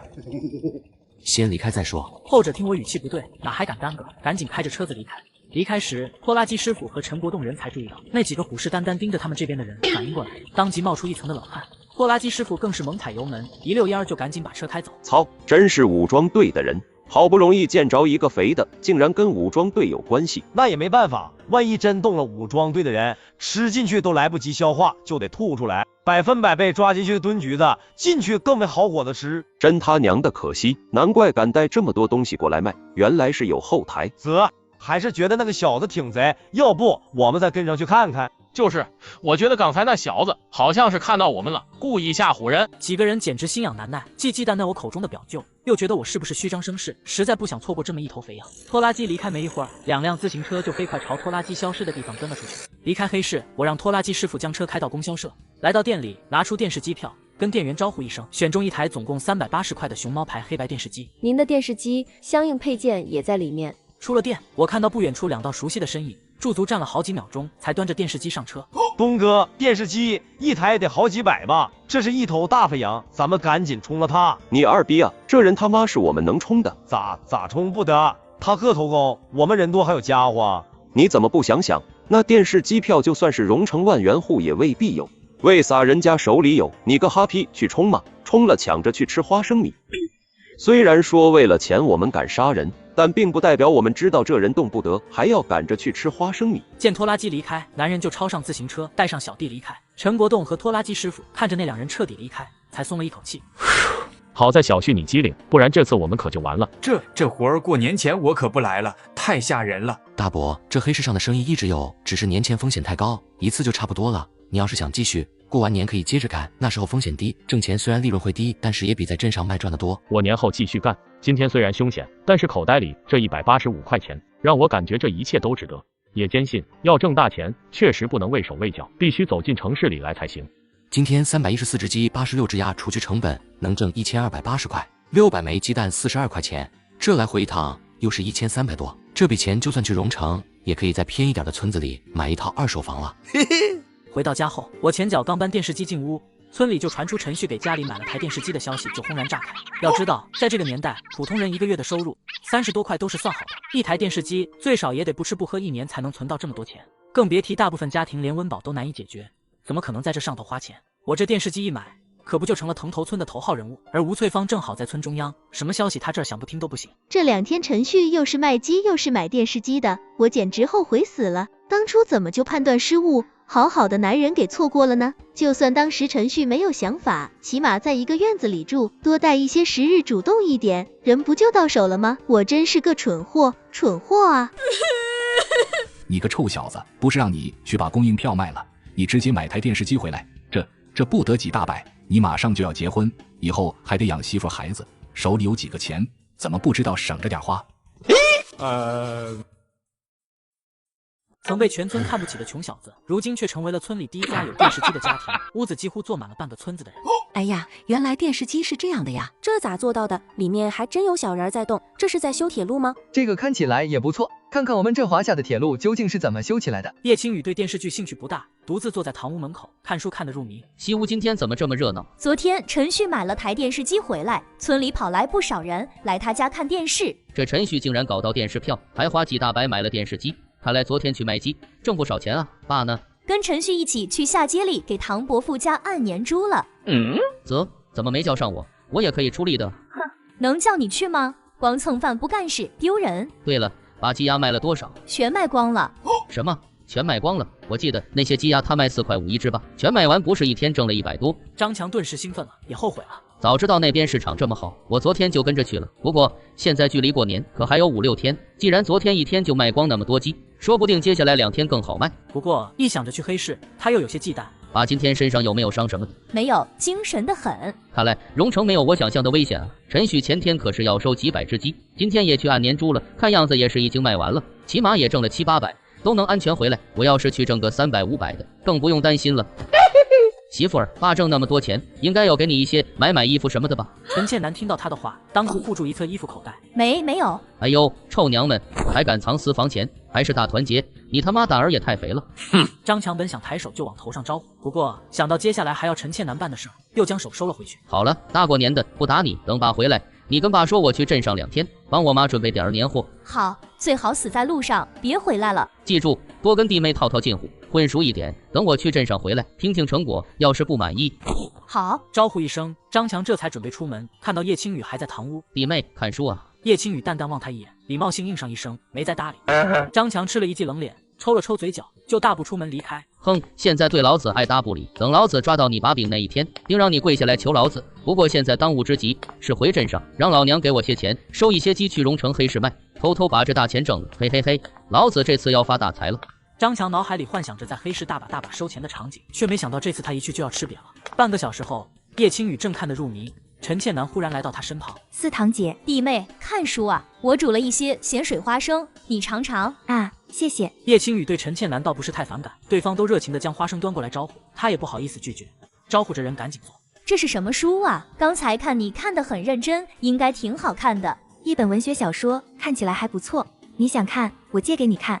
陈旭排斥堂姐夫妇肯定有原因，但瞧着这四堂姐，他又莫名觉得有些可怜。想看书的话，我可以借给他看看。陈倩楠有些受宠若惊，又不好意思要，想拒绝，但是一想到张强的话，脸上还是挤出笑，将书本接了过来。谢谢。这会儿，西屋忽然传来一声声失落的惊呼声。叶青雨起身进屋，原来是电视播放结束了。考虑到老人和小孩不能一直看电视，他便是笑着跟众人招呼一声，让大家下午再来。叶青雨看了看时间，已经快到11点了，该去准备午饭了。他刚削好土豆皮，出去玩了半个来小时的小鱼儿就回来了。小家伙看到他，赶紧擦了擦脸蛋上的泪，才朝他这边走来。大姐姐，我来一起。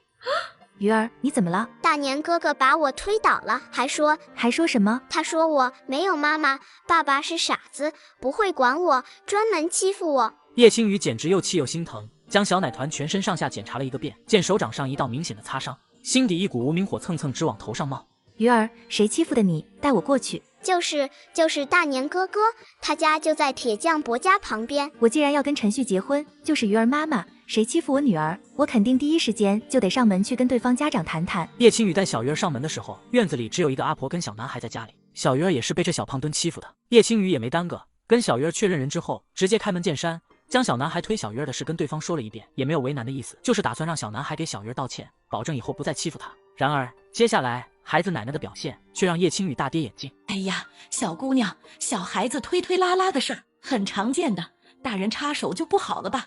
大家都是街坊邻居的，不要闹这么难堪嘛。年年以后别欺负鱼儿妹妹了哈。小男孩听到奶奶叫唤，当即朝叶青雨和小鱼儿那边做了个鬼脸，然后飞速跑开。哎呀，一看小姑娘你就是没当过妈妈，没有经验，以后小孩子的事不要这么计较了，等年年回来我会教育他的。进屋喝一口茶吧。不用了，希望您能说到做到，不然到时候您孙子要是再欺负鱼儿，你就别怪我跟鱼儿爸不顾及街坊邻居的情面。叶青雨说罢，就带着小鱼儿转身离开。嘿，一个黄毛丫头也想给娃出气，不顾情面，直接让他家陈旭过来吗？要是搁以前，我还真可能怕。现在陈旭正常了，个头高大又怎么样？他一个成年人还能动手打小孩不成？哼！这次的事我肯定要跟陈旭说的。这家伙这么宠小鱼儿，说不定马上就杀到小男孩家里找人了。但是这老阿婆张口闭口都是什么小孩子的事儿，大人别插手的说辞。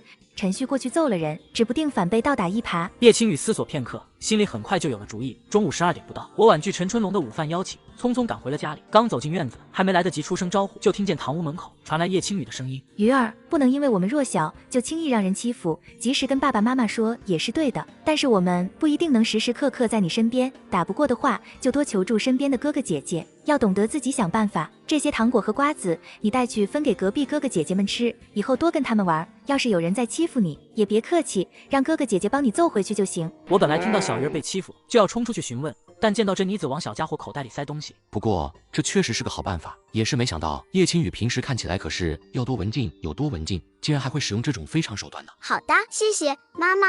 叶青雨被小家伙突然奶声奶气儿叫了一声，才发现简直比叫他大姐姐好听多了。跟妈妈不用客气，来，让妈妈抱抱，妈妈这2天可有力气了。真的吗？爸爸说不可以抱的。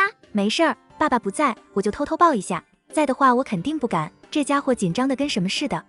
那就抱一下下。叶青雨正准备动手，怎么的？我一不在就敢乱来了？这一次我愣是黑着脸，好好给2人训斥了一顿。毕竟这真的不是儿戏，不能乱来。特别是叶青雨，要是肚子里的孩子有什么闪失，到时候他后悔都来不及，身心都会受到很大的伤害。考虑到有些话小鱼儿不能听，就打发小家伙出去跟隔壁的哥哥姐姐玩，才带着叶青雨坐到堂屋门口，郑重其事地说：“我在荣城的时候，一个客人就提了一下20斤不到的米，3个月的孩子就没了。他当时也是想20斤应该没问题，后来后悔惨了，精神都出问题了。”当然，我肯定得添油加醋地说，省得叶青雨抱侥幸心理。她肚子里可是双胞胎，养到足月，可比单胎要难得多。那我今天也端了一下10多斤重的东西，会不会出问题？你没感觉到身体不舒服的话，应该是没问题。不过以后也要尽量避免，知道吗？好，我会的。饭菜快好了，准备吃饭吧。好，爷。这臭小子，今天陈春龙家杀年猪，中午能有好几道肉菜呢，连好吃的都不吃，赶紧跑回来。这么想媳妇的吗？今天陈倩楠有跟着做饭，张强不在，我索性也让他跟着在西屋吃。张强回去帮忙准备年货了。这小子有这么勤快吗？他是这么说的，我也没多问。我一下就猜到张强干嘛去了。要是别人的话，我还可能趁现在还有时间提醒2句，荣城不太平。张强的话死活跟我无关。吃过午饭，我就忙活起家里的大扫除来。叶青雨闲不住，也跟着一起帮忙。重的活我不让他干，他就帮忙擦擦桌子、窗户。这时小鱼儿突然跑了回来。这么快回来了？我们玩了一会儿就不玩了。妈妈，鱼儿帮忙。叶青雨觉得小鱼儿有些不对劲，不过看小家伙身上没伤，也不像是哭过的样子。好，妈妈再去给鱼儿拿一块抹布。也没多问，我刚察觉到小鱼儿一丝反常，然而还没来得及询问，院子门口忽然传来老妇人带着怒火的叫喊声和孩童的抱哭声。陈旭，你在家没有啊？完了，大年真的回去告状了。8岁男孩被同村3岁小孩欺负，老人强势上门讨要说法，索要赔钱，不料却反被全村人围堵。陈旭，瞧你们家小鱼儿把我们家年年打成什么样了，是不是得给一个说法？周围的邻居闻言，无一不是满脸的诧异，看着已经7、8岁个头的大年，又看看3、4岁的小鱼儿，只觉得难以置信。绣花婶，你是不是搞错了？小鱼儿怎么能把年年打成这样？就是大年这体型，就算是同龄的小孩子也打不过他呀。别说小鱼儿了，上次我们家柱子不也被你家年年打了？就是这个小人精，年年只不过拿一下他的手绢，就叫街上7、8个小朋友打年年，谁打得最厉害，就给谁最多的糖果和零食。你们看，这脸上都抓破皮了，牙也松了一颗，嘴巴肿成这样，头上还有一个包，多严重！周围众人一看，心里那叫一个痛快。毕竟他们家的孩子，哪个不经常被这个臭小子欺负？看到都要躲着走。不过都是街坊邻居，虽然心里痛快，也个个敷衍配合。看起来是有点严重，牙齿都打松了。好大年正值换牙的年纪，掉了还能长一颗。哎呀，这破皮的地方，我家正大扫除，有很多蜘蛛网，要不要贴一点上去？陈旭，3岁的小孩子应该还不懂叫人打人吧？所以就是你媳妇教的吧？他跟小鱼儿必须给我家年年道歉赔钱。肯定是这小黑心女人教的，没想到看着斯斯文文，竟然会教一个小孩子教唆小朋友打人，我绝对不可能善罢甘休。叶青雨毕竟不是藤头村的，见到众人投来的目光，多少也有些畏惧。你哪只耳朵听到我媳妇教唆小鱼儿了？就是他教唆的，3岁的娃娃怎么可能懂这些？今天上午年年跟小鱼儿有点矛盾，他就上门小题大做，还威胁人。下午年年就被小鱼儿叫人打了，不是他是谁？哦，那我还得感谢一下我媳妇儿，不然下午我家鱼儿岂不是又要被欺负？好在我家鱼儿也厉害，知道不能一直任由人家欺负，会叫哥哥姐姐帮忙反击，做得很棒啊。你我怎么了？不是绣花神，你跟我媳妇说小孩子的事情大人不要插手吗？怎么的？上午我家鱼儿被你孙子欺负，你不让我们插手，下午又欺负我家鱼儿，还不能让他反击了？你当我陈旭女儿好欺负的？陈秀花被我吓得连连后退，忙朝周围的街坊邻居求助。你们都看见了吗？陈旭女儿叫人打人，她不讲理就算了，还想打我一个老太婆。这会儿众人也算是将事情的来龙去脉听了得一清二楚。原来是这年年一而再再而三欺负人家鱼儿，跟我们以前的遭遇可一模一样啊！当初我们大人上门，绣花婶你可是放纵不管，我想着都是街坊邻居，大人也不好插手孩子的事，只能让孩子躲着一些大年。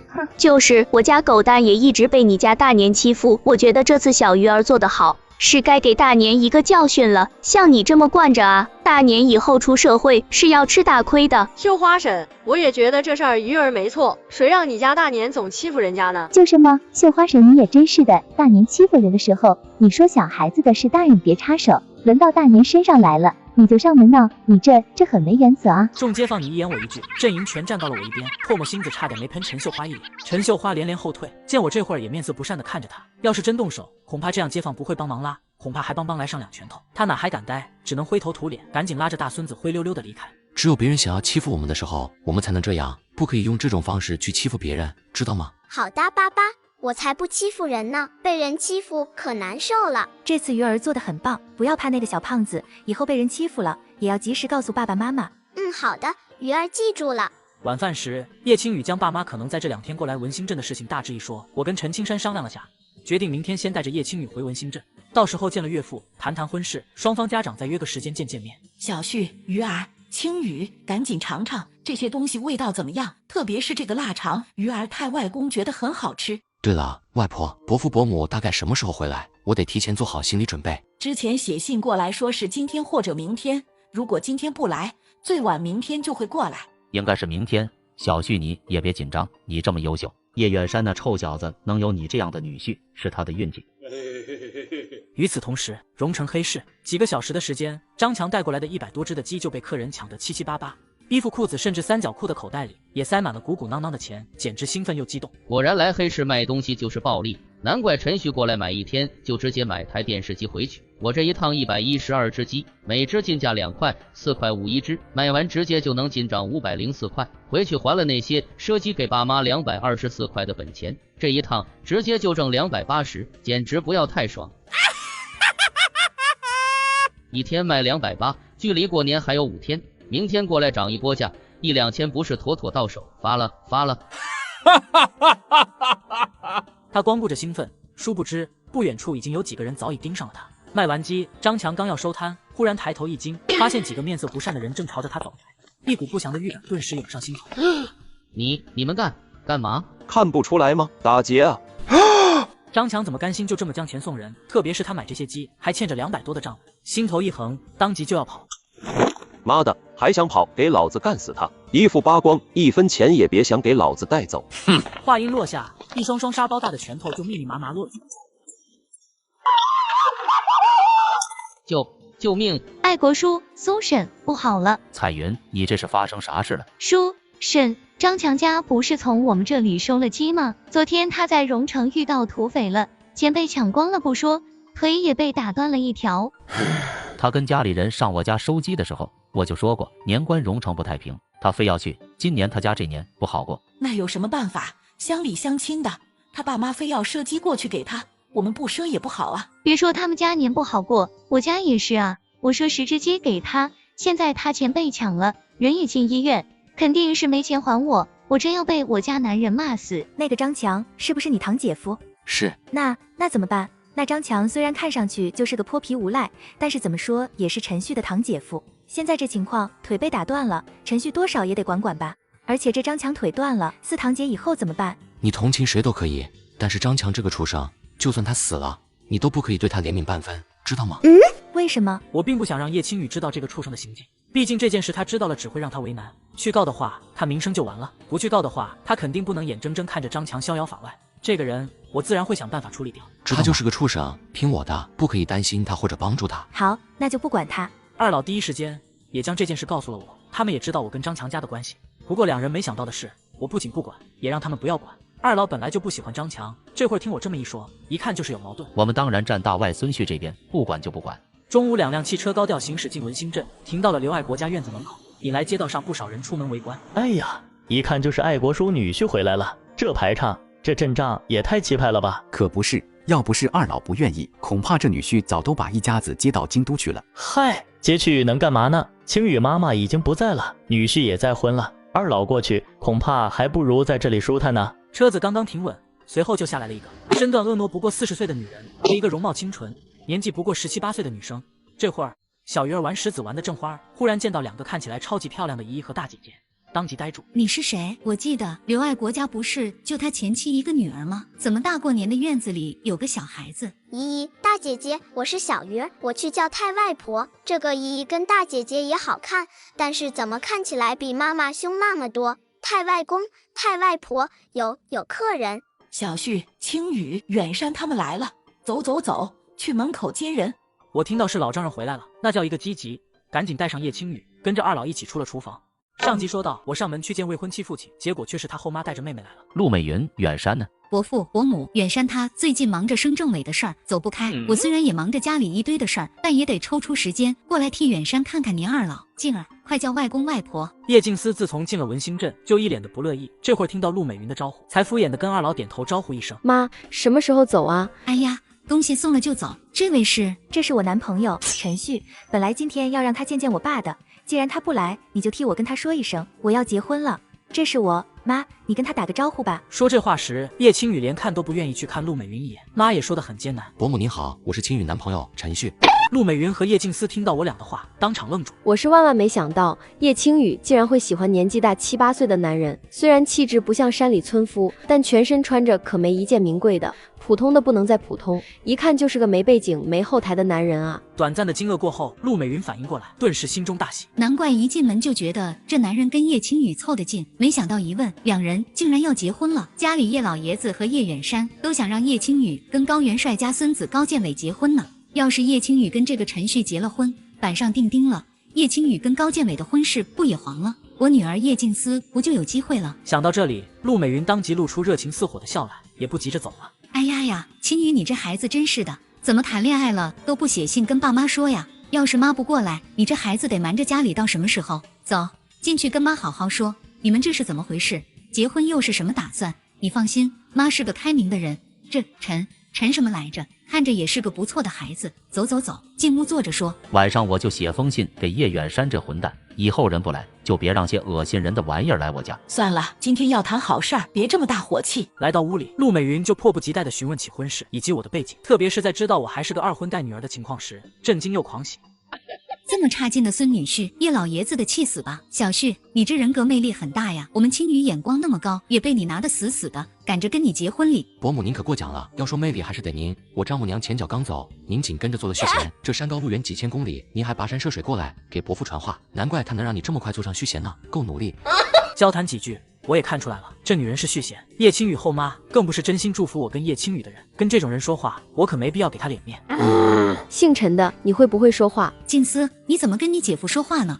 这男人越嚣张，不知道礼貌，叶老爷子可就气得越惨。小陈，不好意思哈，我家静思性子比较冲，回去我肯定好好说说她。陆美云见时间不早，就将手上的玉镯取了下来，塞到叶青雨手里。青雨呀，你要结婚，我这个当后妈的是顶顶高兴，我也没什么贵重的东西。这个镯子是当初我跟你爸结婚，他送给我的定情信物，现在我把它送给你，当做你们的结婚贺礼。本来他是让我过来接你过去过年的，看现在你俩如胶似漆的模样，你恐怕也舍不得。至于你跟陈旭结婚的事儿，我马上回去跟他说，让你们尽快结婚，等我消息啊。两人前脚出门，饶是向来遇事沉着冷静的叶青雨，看着手里的玉镯，也没控制住情绪，当即一把扔掉，在地上摔了个稀碎。妈，你看他就是不识好歹，给他那么贵重的东西，他马上扔，扔了就扔了，到时候叫你爸再给我买新的就成。妈，你不是要去什么头藤村拜访爷爷老战友吗？母女俩这次过来，除了看看刘爱国夫妇讨好一下叶远山，更多的是讨好一直不待见陆美云的老爷子，去看看老爷子心心念念的老班长。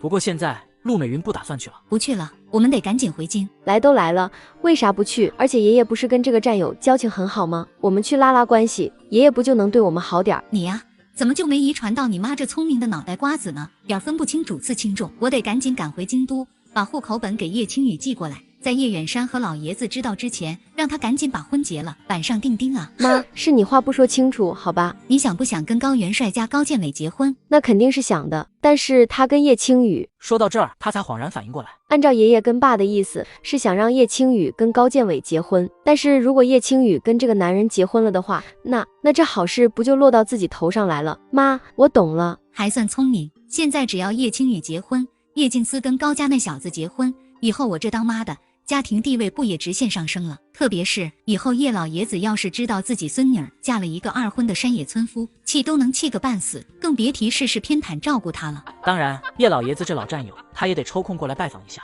这老英雄即便已经退隐山村，当初叶老爷子也丝毫不顾忌的想要联姻，可见对方在他心目中的分量。要是能跟这老英雄打好关系，让老人家帮忙给我美言几句，说不定叶老爷子以后见到我就不会那么剑拔弩张，不给我面子了。我在京都也才能真正抬起头来做人。刘爱国跟苏青莲这辈子也就一个女儿，这些年几乎都是叶青雨陪着过年。相比热热闹闹的街坊邻居，他们家每年都显得冷清许多。这几天我也跟二老和叶青雨也商量了一下，与其冷冷清清的过，倒不如一家子直接一起去藤头村热热闹闹的把这个年给过了。反正都要去陈旭家里拜访，倒不如趁这个机会两边人都见面。爱国叔、青莲婶子，这大过年的你们是要去哪儿啊？是呀，还带这么多东西搬家，我看不像吧？这不会是要去陈老板家送年？也不完全算是去送年，我们今年呢直接去小旭家过年，正好也跟小旭家里见面，谈谈两个孩子的婚事。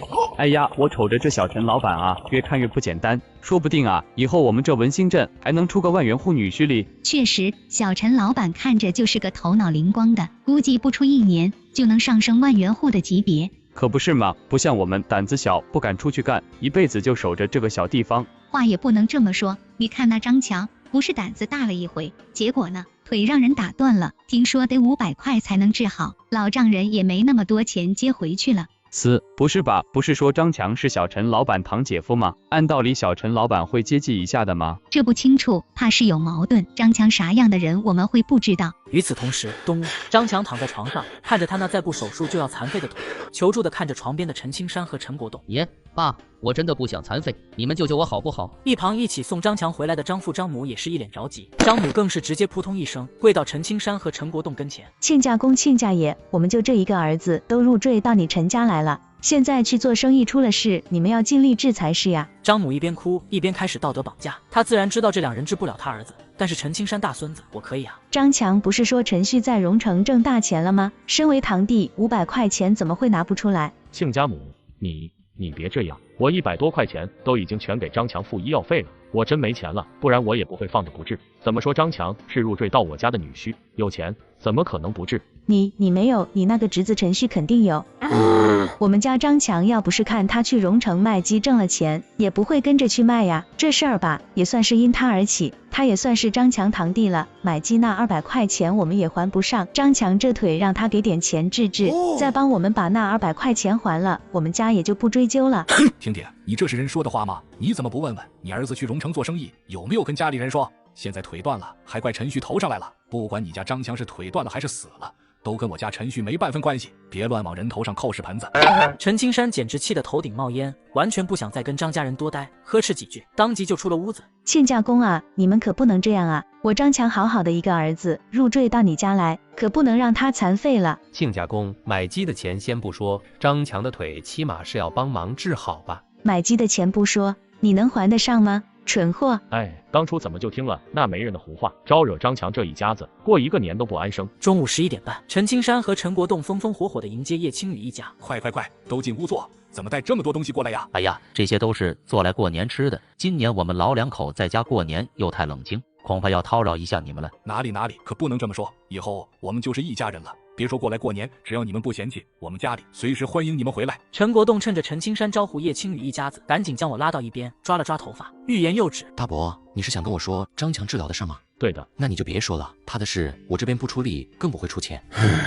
陈旭为什么不愿意借钱？还不是张强这小子从一过来就跟陈旭不对付。现在别说腿断了，就算是人要死了，陈旭不帮，我也没理由强制人家帮。一直躲在东屋的张父张母听到我这话，简直气不打一处来。陈家人怎么都没良心呢？有钱也不帮忙治，可怜了我那儿子。里屋床上，陈倩楠正在给张强擦身体。张强听到张母的哀嚎，当即反应过来，看来陈旭是真不打算给我治。他简直越想越气，看着这同样姓陈的陈倩楠就更来气，当即抬手在他脸上甩了一耳光。妈的，你是想给老子烫死？陈倩楠被这突如其来的一耳光扇得一阵发懵，愣了愣才反应过来，这蠢货怎么没在荣城被打死，还留了半条命回来？哼，还敢瞪老子？还是觉得现在你们陈家日子太平，得让我捅出一点事儿来，全家进监狱里过。我再给你加点凉水。3个小时之内，你要是还没办法让陈旭带我去荣城治腿，我腿废了，你陈家也别他妈想好过。妈的，有钱还不治我，这个年我不好过，陈家一家人也别想好过。我只要把和陈倩楠涉及叶青雨和陈旭的事情捅出来，那天晚上2个人肯定是有8、9是成了的。陈旭那流氓罪想逃也逃不过，要完蛋大家一起完蛋。上集说到，堂姐被姐夫逼迫找我借钱治腿，却不料堂姐被我策反，最后她连另一条腿也差点保不住。青雨，你帮我好不好？张强腿要是真断了，以后我们家就少一个劳力，我后半辈子也不知道该怎么过。你脸怎么回事啊？这个是不小心碰到的。青雨，求求你了，张强真的不能耽搁了。青雨，你去跟陈旭或者你外公外婆要500块，他们那么疼你，你开口他们肯定会给的。陈倩楠几乎是哭着哀求。要是再过2个小时还没借到钱，陈家就完了。叶青雨本来就不是心硬的人，这会儿看着陈倩楠这么求他，隐隐动摇起来。你起来，我等下去问问陈旭。谢谢青雨，真的谢谢。我身上也没带什么钱，外公外婆过来也不会带500块那么多钱的现金在身上，真要借的话，只能去问陈旭。叶青雨刚准备扶陈倩楠起身，抬眼愣了愣，反应过来，才继续去拉陈倩楠。堂姐，你先起来。哎，好。陈倩楠答应一声，就跟着叶青雨站起身来，眼角余光才忽然注意到了身后的我。过来。叶青雨本来没打算让我知道他想帮陈倩楠，这会儿被抓包，莫名心虚。我不知道你跟四堂姐之间有什么矛盾，但是我见不得我堂姐这样，你先借我500，等我过年以后还给你。我要跟陈旭结婚，陈旭堂姐就是我堂姐，特别是她对我不差，我跟她也没矛盾，能帮就帮。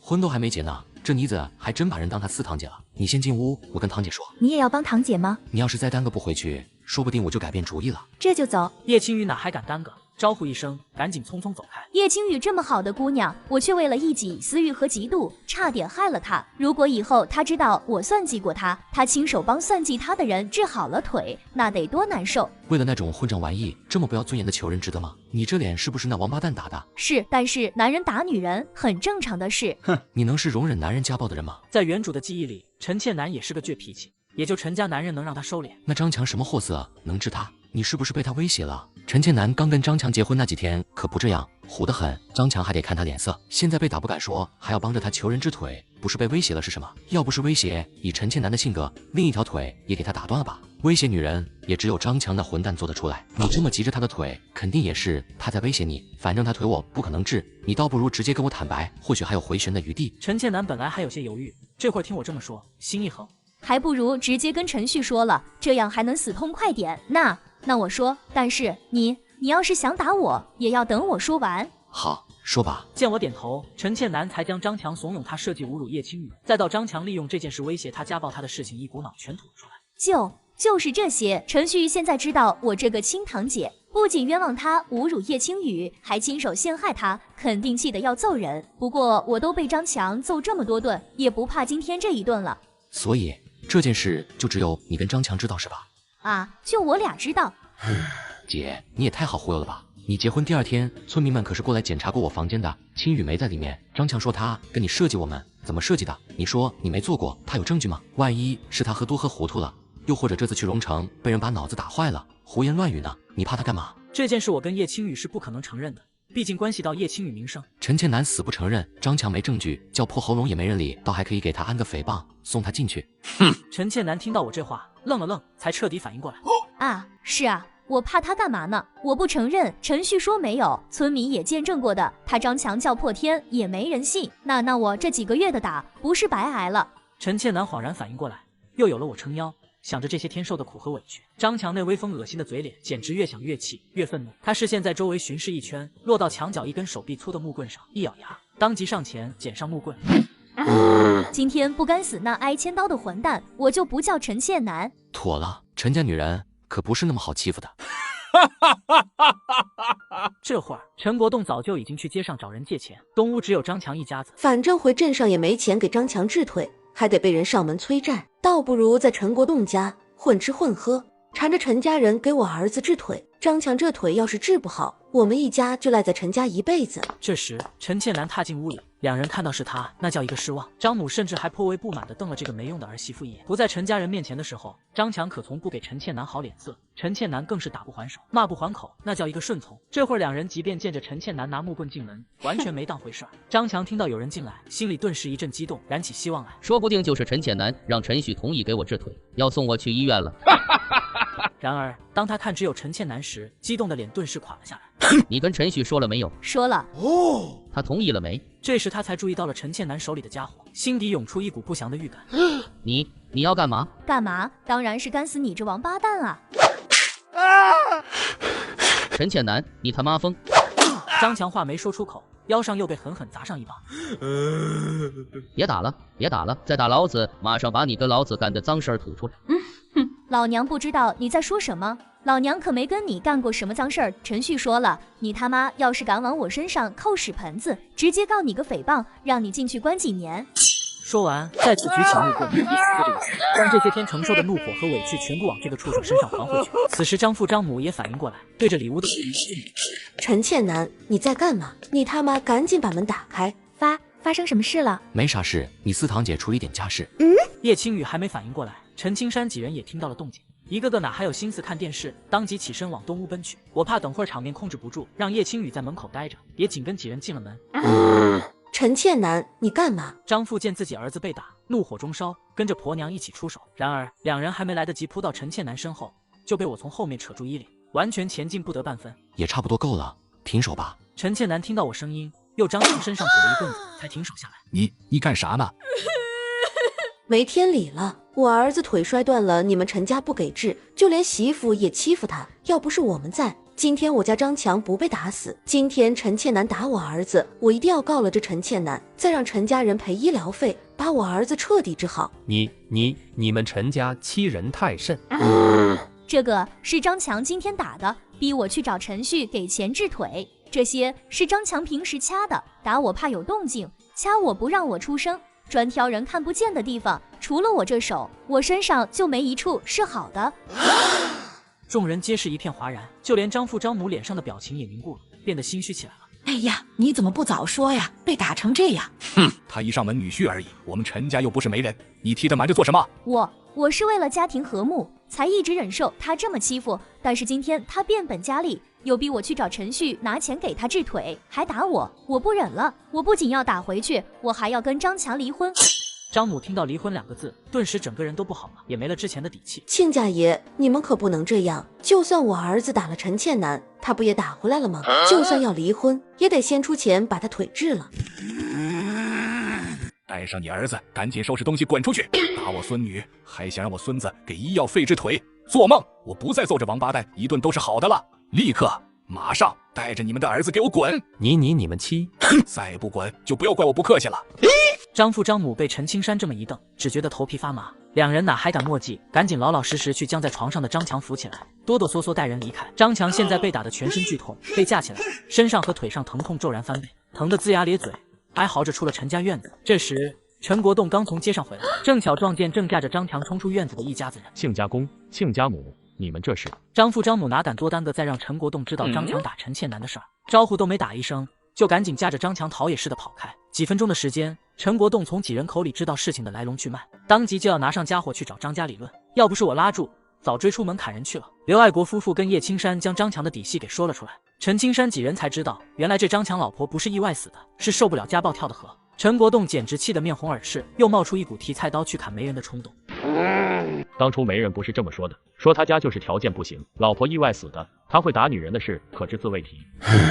当初我就觉得这一家子不靠谱，你又还在跟我怄气，也怕找不到更好的上门女婿，赶紧招了回来。还有那陈倩楠，从小也不是个省油的灯，这次这张强能把他吃死死的，肯定跟着干了些见不得人的事儿，我能看不出来。只是现在事情已经发生了，父女俩也受到了教训，老亲家和未来孙媳妇儿在，这些家丑能不提就不提，可别把大孙子婚事搅黄了。陈青山也是个雷厉风行的，年27刚把张强一家轰走，年28就亲自带陈倩楠去了镇上，操办了陈倩楠和张强两人离婚的事，彻底摆脱了张强一家人。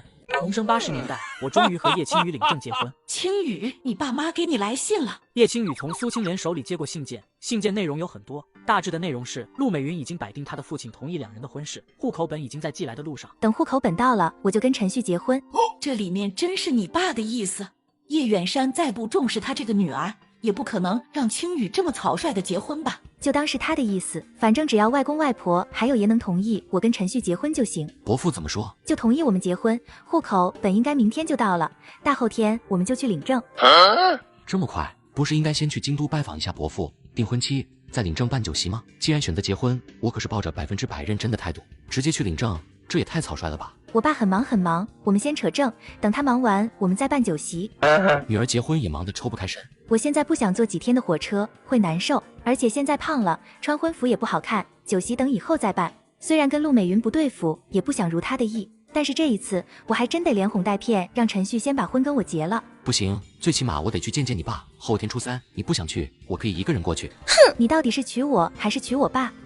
那还用说，肯定是你啊。那你听我的还是听我爸的？肯定听你的。那就说定了，等民政办公室上班直接领证。虽然也不想外孙女就这么草率的结婚，但他就是急着嫁，叶远山过不来，不乐意也得同意。大年初2，这边有个习俗，每年大年初2这天，嫁出去的女儿们要跟着女婿一起回娘家来拜年。这会儿，二堂姐陈来娣跟二姐夫江庆国就来到了陈家院子里，两人身边还跟着6、7个年纪大小不一的娃儿。江家、江河、江万、江氏、江兴、江文、江武，赶紧的跟舅舅拜年。我看着二姐家这一堆的娃站在跟前，也是有些头皮发麻。这二堂姐年纪不过35岁，结婚15年，生7个，几乎就没停下来过。陈来娣见几个孩子没动静，忙上前催促：“哎呀呀，你们怕啥呢？舅舅又不会吃了你们。”听到老妈催促，几个稍微大一些的孩子才稍稍上前一步，大孩子带起了头，小一些的才躲在哥哥姐姐身后，怯生生的跟我拜年。新年快乐，这是舅舅的大红包。哇，谢谢舅舅，舅舅你太好了。紧接着又分别给和万事兴、武文几个小家伙每人都发了1块钱的压岁钱，可把一院子的娃们开心坏了。哇，今年舅舅没抢我们钱，还给我们发压岁钱了。舅舅终于长大了，还懂事了。知道给小孩子发压岁钱了。哎呀呀，院子里咋这么热闹？就你啊，妹夫和你家2个都没来。今天家里也有好多亲戚，他走不开，前几天又下雨，路不好走，2个小的我就不带过来了，等过阵子带他们过来。主要是带过来就那1、2毛的压岁钱，这么远的路程，2个孩子实在是看不上。要不是怕周围的街坊邻居口舌，初2要回门，我都不想回这个家。这时他注意到了一旁的叶青雨。妹子，你是？青雨，这是我3堂姐陈影娣。新年好，三姐，我是陈旭女朋友叶青雨。女朋友？真的？咋不是真的？这对媳妇还给家和万事兴文武每人发了1块钱的压岁钱呢。对，舅舅也给了1块。今年外公给的也多，2毛，太外公也多啦，给了5毛。这会儿陈影娣却是彻底傻眼了。这可是我在供销社好几天的工资呢。陈旭不仅找了个城里女朋友，还是个家庭条件顶好的。这老2家7个，人家姑娘随便1人1块就给了7块钱。还有陈旭，不是没做麻辣土豆了吗？出手也大方得很，难道是做了别的生意？哎呀，今天过来路上东西掉了2袋，只有1袋花生，陈旭你别嫌弃啊！早知道这陈旭还能挣钱，又傍上一个城里的女朋友，说什么也要给陈旭准备一些东西拜年的啊！三姐，难得回来一次，多带去给大伯和爷拜年吧，这些我屋子里有。哎呀，挺不好意思的，下次姐再给你带点好吃的过来。这堂弟一看就是出息了，可不得好好巴结一下。走近一些，以后一定要经常过来才行。时间飞逝，眨眼就是大年初5，一大早我就跟着叶青雨去民政办公室走了一波流程。好看吗？还可以。什么叫还可以？是很好看好吧？回去吃个午饭，下午去荣城看房子，在你开学之前把房子买下来，再把房间都布置出来，到时候你想住学校还是宿舍都可以。当然肚子再大些，我可就不放心他住宿舍了。那我们回去吧。好。这边前脚刚刚离开，下一刻民政局不远处一名身材高大的男人紧跟着转身离开。下午1点多，和2老招呼一声，让他们再帮忙照顾几天小鱼儿，就带上叶青雨踏上前往荣城的火车。我在荣城这边的熟人不多，想要买房子还得跟唐国山这个本地人再打听一下。卖房子的我认识的不多，母猪湾附近那边有1家，还有建设路那边好像有带门面，另外就是挨打巷，跟你现在租的房子格局差不多。那等下我跟青雨过去看看，你把具体位置写给我。唐国山想要亲自带我一家一家去找，不过我不想麻烦他，要了地址就打上一辆3轮车离开。根据唐国山提供的位置，带上叶青雨，在挨打巷和母猪湾那2处房子看了看，不是太偏就是太旧，也都在附近转了转，找了几家，也是不太满意。这建设路这边热闹啊，上面也在着重发展投资这一块呢。荣城很多的大型工厂都在这里，就在乐边，还有一个飞机公司和军工企业。沙河影院也是在这附近对吧？对，那个地方到了晚上全是你们这个年纪耍朋友的小年轻，热闹得很。你们应该也一起去看过不少电影吧？还没啊，乐不是小年轻约会都要去的地方吗？不过你们要是房子买在建设路，就可以天天去看看电影，约会，舒服。这时我听着老大叔的话，心里也有了主意。正好我接下来打算卖炒瓜子，而这种零食当然是最适合电影院这种地方卖。这附近工厂这么多，人流量更不会少。那我们就在建设路这边买房子，离你学校不远，人流量这么大，也很适合我接下来的发展。现在娶了一个背景不小的媳妇，我得赶紧奋斗，多挣钱，尽快让钱包充实起来，不能让叶青雨那边的亲戚觉得她真的下嫁了一个条件很差的老公。争取1年之内在京都买个4合院给她尝面。我这边一门心思是对未来的规划，也没注意到叶青雨美眸中那一闪而过的失落。随你。这大个子看起来这么不解风情，到底是怎么把这仙女士的姑娘拿下的？而且2人好像还结婚了，到底是怎么做到的？小伙子，你们这是要租房子吗？大哥，你是房子的主人吗？我是过来买房子的，是的话方便带我们进去看看吗？这对小夫妻竟然是买房子。对，我就是，我叫刘大金，是这3台店面的主人。你是熟人介绍过来的吗？唐国山唐叔介绍的，我也不知道你们认不认识。认识，既然是老唐介绍的熟人，我肯定给你们优惠。咱们先去看看房子。我这店面1楼这门面都是一块一块木板拼接的，把这些木板从卡槽拆开，敞亮，很适合做生意。确实不错。这店面在解放前是租给亲戚做小吃生意的，这里人流量不小，你们要是租下来，也可以卖茶水，隔壁家1天茶水也能挣4、5块。这老板也是缺钱缺疯了，其实隔壁1天也就1、2块钱。我这房子昨天白天也有一对夫妻说要买，但是没有彻底确认。如果你们觉得满意，就尽快决定，不然等他们过来，我只能按照先来后到卖了。青雨，你觉得呢？喜欢吗？我觉得还可以。感情这家里也是媳妇儿做主啊，这位女同志看房子的眼光跟选老公一样，都很不错啊。这房子怎么卖？一口价2500。房子打量一圈，我确实挺满意，这个地段不错，以后可以考虑在1楼弄个铺子卖东西。不过看男人似乎很着急出手。大哥，你这不会是凶房吧？是的话，别提2500，1500我都要好好考虑。哪能啊？是的话，我肯定给你交代一声，不然周围都是街坊，你迟早知道。我干啥给自己招黑找不痛快？不是凶房，这么好的房子这么便宜，还卖这么着急，看来是对方急需用钱啊。刘大金见我迟迟不开口，心想是不是自己价格给高了？这对小夫妻是不是囊中羞涩，买不起？那我价格是不是还得低点儿？想到这，他立即朝我试探下。要是你们现在手头没这么多钱，我可以再便宜50，2450，你们可以先给2000，不能再少了。好，那就2450，一次性付清。突然就感觉这房子卖亏了。好，那确定的话，今天你先付个定金，明天过来一趟，我们一起去产权交易所走一趟，应该1天之内就可以办下来。哥，里面有熟人，有个亲戚在里面混了个职位，走，跟弟妹一起下去坐坐。次日一大早，我就和刘大金一同去了当地的产权登记处。1个上午不到，两人就一手交钱，一手交房产证，完成了这笔买卖。回到管源街，我也没有急着回去，而是去了一趟唐国山电子里，让他帮忙联系几个靠谱的泥水匠。买下来的房子虽然不算旧，但是也有些年头了，需要重新装修一下，之后再带叶青与小鱼儿住进去。这2天就先继续在管源村这边住，反正房租还没到期。重生之后，我只是要办张营业执照，不曾想竟遭到京都大人物阻挠，结果我只是一招，工商局的人就亲自登门道歉。接上集，今天泥瓦师傅工人到位，我也没耽搁，跟几个工人将屋子翻新装修细节好好说了一遍。交代完毕，我就去了刘大金家。现在店面租下来了，还得办个营业执照才行。上次跟刘大金一起去办理房产过户后，我就打听到他可不止在房产局那边有熟人，就连荣城政府办公室里他也有不少七大姑八大姨，所以他帮忙办理一张营业执照，应该是件轻而易举的事。不过不巧的是，今天刘大金不在家，就去了隔壁的茶铺里，借着喝茶的功夫，跟店老板询问了几句。嗨，刘老板这人是个痴情人，为了他那个癌症晚期的婆娘，大把的钱往医院里送，一直耗着。昨天这刘大金赶着卖房子，原来就是想着去医院给媳妇续命。这不，昨天你们房款一交，他就赶紧去第一医院送钱去了。癌症晚期都还治，那还真是个痴情人，命运也是捉弄人。这么恩爱的一对儿，偏偏让一人得了绝症。可不是嘛，你看他原本的大金牙，为了这媳妇也换成了银的，300多斤的身材，1年不到就瘦了100多斤。这荣成啊，恐怕再没这么痴情的人。要是换个没良心点的，可能早让人去了。现在新媳妇都要过门了吧？茶老板这话匣子一打开就收不住，我跟着聊几句，就大致打听了一下陈大金在家的时间，刚准备带叶青雨离开。老张，来碗茶。招呼出声，刘大金才注意到店里的我和叶青雨。挺好，把房子装修起来，一起和美美过日子，这才是最幸福的。嫂子，今天情况怎么样？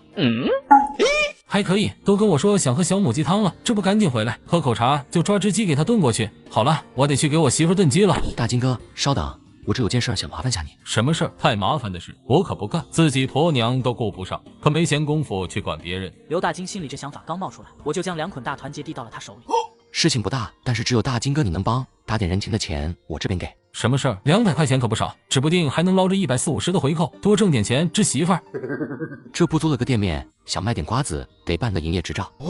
小事儿，你马上去写个申请资料，剩下的交给我就行。一个营业执照对于大部分的人来说确实难办，但是对于我来说就是一句话的事儿，张嘴就能挣200块给媳妇儿治病，何乐而不为呢？刘大金这边爽快答应下来，我就去店里跟茶老板借了纸和笔，按照刘大金的要求写了个申请给了对方。大金哥，接下来可就麻烦你了，以后咱都是邻居了，可别客气，东西明天之内我就能给你办下来。那看来我这真是遇到贵人了。可不能这么说，要真说你才是我财神爷，头天买了我的房子解决燃眉之急，第2天就送钱上门来了。说上几句客套话，我这才带上叶青雨跟刘大金告别离开。婚房的事情差不多解决，挣钱的项目也开始步入正轨。这几天我决定去隔壁市走一趟，进一批生瓜子过来。但是要去的话，来回最起码也是2天时间，我不可能带叶青雨长途奔波，也不放心她一个人在荣城这边的出租屋，所以最后我送她回了文兴镇，这样比较安全。接着我就一个人回了藤头村，家里老爷子联系的泥水匠已经全部到位，我给老爷子塞了2000块钱，让他按照自己的想法来，多给重孙们留几间房。我听说青雨好像再过半学期就毕业了，你年纪也不小了，等他毕业，你们也可以考虑要几个孩子，早点生，你还年轻，能多挣点钱养活也轻松些。我这把老骨头也能早点抱上重孙。爷，这个您就别操心了，指不定再过个半年就给你2个大重孙带带。嘿嘿。半年给我俩重孙，你怎么不说你能上天呢？交代完建房子的事儿，我就去了二姐陈来娣家，跟江庆国说了想找他做个帮手的意向，1天给2块钱工钱。1个月60块的工资，都快抵上陈影帝在隔壁镇供销社上班的工资了。不知道你让我做的活我会不会做，但是我都可以学。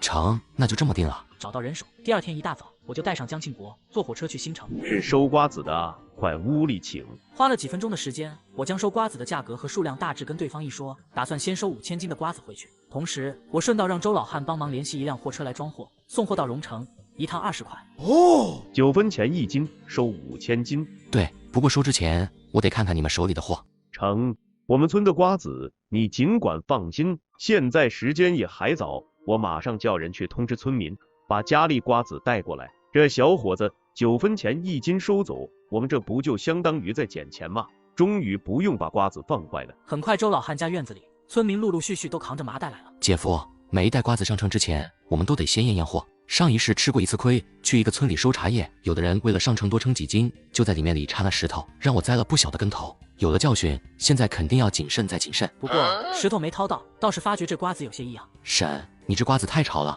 比较压称，只能按8分钱1斤收购。虽然说可以晒一晒，但是现在比较潮，间接加重了重量，肯定不能按9分钱收。本来还想蒙混过去，没想到这小伙子就是个人精。那好吧。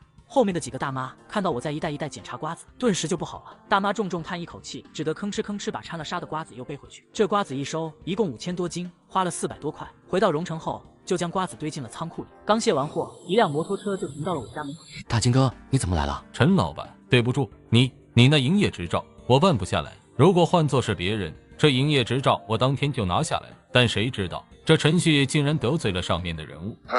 办不下来，是我哪些地方不符合标准？已经不是标准不标准的事情了，你还是好好想想，最近是不是得罪什么人了吧？虽然我关系多，但都只是一些有点小权的亲戚。工商局里最高的一个也就表叔，一个副科长。本来这事儿也用不上表叔来管，一个办事员表姐就行。但是科长那边却发话下来，没有明说，但意思很明显，就是在那卡着不让陈旭过，摆明了就是不想陈旭好。我在这荣城做生意都是规规矩矩，也没得罪什么人。现在店铺也买下来，已经着手装修，瓜子也进好了，这营业执照怎么也得办下来才行。总不可能留着店铺不用天天出去练摊吧？既然大哥这边说不清楚，明天我就自己去工商局问问，看看自己到底是哪里不合格，还是真得罪了什么人物。翌日一大早，我就来到了工商局办事处，询问自己营业执照不给过的具体原因。这位同志，我们这边都是按流程办事的，你这店铺很多方面都不合格，既然给你驳回来了，你就回去再改进改进，在这里胡搅蛮缠是没有意义的。我这主要生产用具清单、生产产品种类、流程面布局都已经写得充充分分，现在只需要你跟我说我哪里需要改进，我马上回去改，怎么就成胡搅蛮缠了？你们办事员的职业不就是协助我们人民同志办理手续，让我们积极响应国家号召，成为一位优秀的个体户，为国家做奉献？我提出正常诉求，难道这不合理？这资料确实挑不出一点毛病来，但他这营业执照上头说了不给过啊，我又不能明说，要是做的太明显，这事捅上去对我和科长都没好处。这位同志别激动，你的申请和诉求我已经了解了，我会递交上去，尽快给你审核，你就耐心回去等等，不能直接拒绝，那就拖一拖，看看领导的意思。行，我等你们回复。如果1个礼拜之内这边还不给我一个答复，我也不怕把这事儿往税务局那边捅，不让我们个体户办证给税务局缴税，税务局自然有人过来问候。至于爷爷陈青山那里的关系，不到万不得已的时候，我也不想让老爷子为自己的事操心。而我这一闹，效果也是出奇的佳。1天不到的时间，有位个体户被卡营业执照仗义为个体户发生的消息，就在荣城个体户圈子传开了来。这件事不能再任由这么传下去了，万一到了局长耳朵里，扯出来的麻烦事儿更多。我实在想不明白，京都那位怎么会跟一个小市民过意不去？更没想到，这小市民竟然是块铁板，换做其他个体户，不让过，就算心头不满意，也不敢吱声。这位倒好，直接就去办事处找麻烦了。男人沉思许久，终究还是选择趁着舆论上报纸之前，赶紧派人亲自上门去跟进营业执照的事情。我本来的目的就是办理营业执照，也没打算把事儿做得太死。工商局的人过来，我也就顺着台阶下，营业执照终于上了正常流程，估计再过7、8天的就能下来。本来想抄一个筋道走走关系，1天拿证，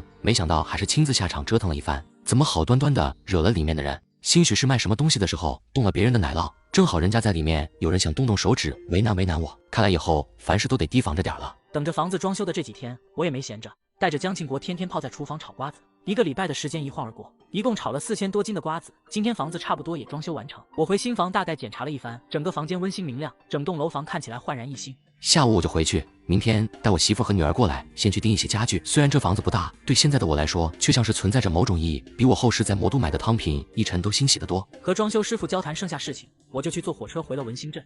重生回到80年代，妻子未婚先孕的秘密，终究还是被外婆识破。怀孕3个多月，叶青雨微微隆起的小腹越发明显。苏青莲一眼就看到了外孙女那明显的肚子，这些天一直萦绕在心头的可怕想法又冒了出来。起先是觉得可能是陈旭养得太好，把青雨给养胖了点儿，肚子上长了点肉。但是最近越看越觉得蹊跷，特别是青雨吃东西的口味跟之前可是大相径庭，现在不是想吃酸的就是辣的。苏青莲也是过来人，越看越觉得叶青雨不对劲，想到这也不打算再闷着，端着土豆走到他跟前。叶青雨看到土豆，难免又会想到我的麻辣土豆，相思之情更重几分。陈旭这财迷到底什么时候才回来？他难道就不想小鱼儿跟肚子里的2个孩子吗？青雨，我看你好像比过年前胖不少。叶青雨正想人想得入神，苏青莲忽然来这么一句，心虚的看对方，有吗？苏青莲对自己这外孙女自然了解，特别是撒谎，就算表现得正常，耳朵都会红。这会儿看着外孙女泛红起来的耳垂，心头顿时一沉。你是不是怀孕了？神，什么时候的事？如果真的是2、3个月，那我这外孙女岂不是早就跟小旭？可青雨跟陈旭可都不像是冲动的人了，虽然又多了个外太孙，固然高兴，但是时间一算，2人没结婚就起码得问清楚，这俩孩子到底是怎么回事？怎么还没结婚就忍不住了呢？那外婆，我说你不能太激动。啥好事啊？还怕你外婆激动？我也听听。我是怀孕了，已经3个多月，是双胞胎。下午4点半，我回到了刘爱国家。爸爸回来了。有没有想爸爸？想，妈妈也好想你的。你妈妈呢？刚问出声，叶青雨就来到了屋子门边，他想开口招呼，但是2人1个多礼拜没见到，又有些说不上来的生疏。我回来了啊，那正好，等会儿就吃晚饭。明明陈旭没回来的时候，脑袋里都是他，怎么现在回来了，连说话招呼都不大自然？爸爸，你回来就找妈妈，现在找到了，你们为什么不抱抱亲亲呀？每次爸爸回来都会抱抱我，怎么看到妈妈就不像正常爸爸了？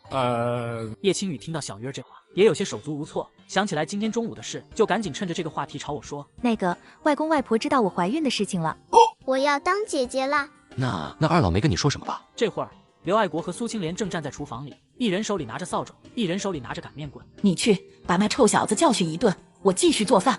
嗨呀，青雨那丫头不都说了吗？是她喝醉了，那小旭是个男人，他哪能？特别是陈旭当时也喝了酒，我外孙女儿那么漂亮，主动了陈旭哪能把持得住？我又不是没年轻气盛过，这事儿确实不能怪陈旭，但是一想到这臭小子还没结婚就把外孙女肚子搞大了，我就气，但是又舍不得打。你就惯着他吧，其他的不说，这俩孩子怀孕了不跟我们说一声就是不对。现在青雨不能打，那就打陈旭那臭小子。要不是我看出来，这俩孩子得瞒着我俩到啥时候？也是青雨不让人小旭说的，要打你去打，我不去。反正我挺喜欢这外孙婿的，现在也算歪打正着，而且结婚证都扯了，打来打去的干啥？苏青莲恨铁不成钢的看了老头子一眼，拿上擀面棍就朝厨房门口走去。去就去，我可不能像你这么惯这俩孩子。现在青雨不能打，就揍一顿陈旭这臭小子一顿，不打一顿我实在解不下这口气。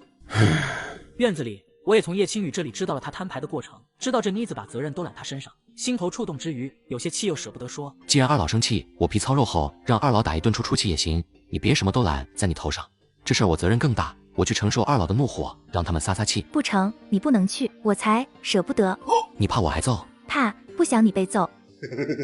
这算不算表白？或许叶青雨也有点喜欢我。而早就已经来到房门处的苏青莲，听到我俩的这番话，手里的擀面棍就再也提不起来了，一双腿也像是灌了铅，根本冲不出去。这还怎么揍？真冲出去揍人，不就是棒打鸳鸯吗？这顿打，刘爱国夫妇终究还是没舍得打下去，但我也没避免被二老指责几句。毕竟怀孕了这么大的事情，2人竟然瞒着他们瞒这么久。当然，二老也不是光责备我，叶青雨那边也说到了几句，无奈我护得厉害，什么责任都往自己身上揽。二老看着我这么护青雨，啥气儿也消了个一干二净。看得出来，2人可不完全是奉子成婚，倒像是日久生情了，这是好事。之后我就将明天要带叶青雨和小鱼儿去荣城的事情跟二老提前知会一声。刘爱国夫妇知道我这么快就布置好外面的小家，当然是开心的合不拢嘴。成，这几天你们去置办家具，我也赶紧给我2个宠外孙孙做包被，做衣服。对，再做几个小帽子、小鞋子，都准备好来。我们家鱼儿也要做几身。不用吧，小鱼儿现在都还有2身衣服没穿呢。小孩子长得快，特别是鱼儿这个年纪，几个月就蹦一大截，当然要紧着做衣服了。谢谢太外婆。哎呦呦，客气客气，我家小鱼儿真是个懂礼貌的小朋友。可不是嘛。第2天来到荣城，我就带上叶青雨和小鱼儿去往荣城最大的国营家具市场。而当我来到这家具市场逛了没一会儿，在看到一些家具的原材料时，饶是一个重生者也被狠狠地震撼了一把。1寸海南黄花梨，1寸京中稀有的海南黄花梨，在这个年代竟然处处皆是。同志，这个桌子多少钱？老板，您可真有眼光，这是我们店里材质最好的木材，海南黄花梨制作的8仙桌，1张10块。这么便宜，这一张桌子最少也有20斤吧？我还是第一次见到买家具问金属的。这一张桌子起码也20斤，10块钱，那就是5毛钱1斤。我又蹲下身，好好打量了一下这黄花梨的材质。虽谈不上是最好的，也是中上材质，到了后市最少也是1000块1斤。当然，那时候可就是稀有的古董了，至少是10万起步。如果再买一些用料厚重、雕刻精细的物件，想到这儿，目光不由自主的就到了不远处的一个造型古朴典雅、雕刻流畅优美的衣柜上，顿时倒吸一口凉气。同志，这个多少钱？老板，这个比较贵，老师傅手工雕刻的，得120块。工艺看上去确实不错，放到后市没个1200万下不来。不过这个衣柜的话，就算买了，我也不打算买。青雨，这种衣柜买2个来，给你们放衣服怎么样？叶青雨将衣柜打量一番，虽然心动，但却觉得价格有些贵。买1个就好，多了费钱。好，那就买2个。我马上给您找人打包。不急，我还要买床、买圆桌，还有供案，都要图案精美些的。虽然我也喜欢沙发4件套都用黄花梨，但是还是得考虑媳妇儿带着肚子做的东西，就买软沙发就行。其他的东西就统统用这黄花梨。这个年代几乎所有的家具都是木质，也没其他的可以选，我就选最好最升值的。好的好的，真是羡慕死了，怎么自己就没找到一个这么有钱的老公？就置办一些家具，普通木材的也行，这么买太浪费了。不浪费也不亏，以后你就知道了。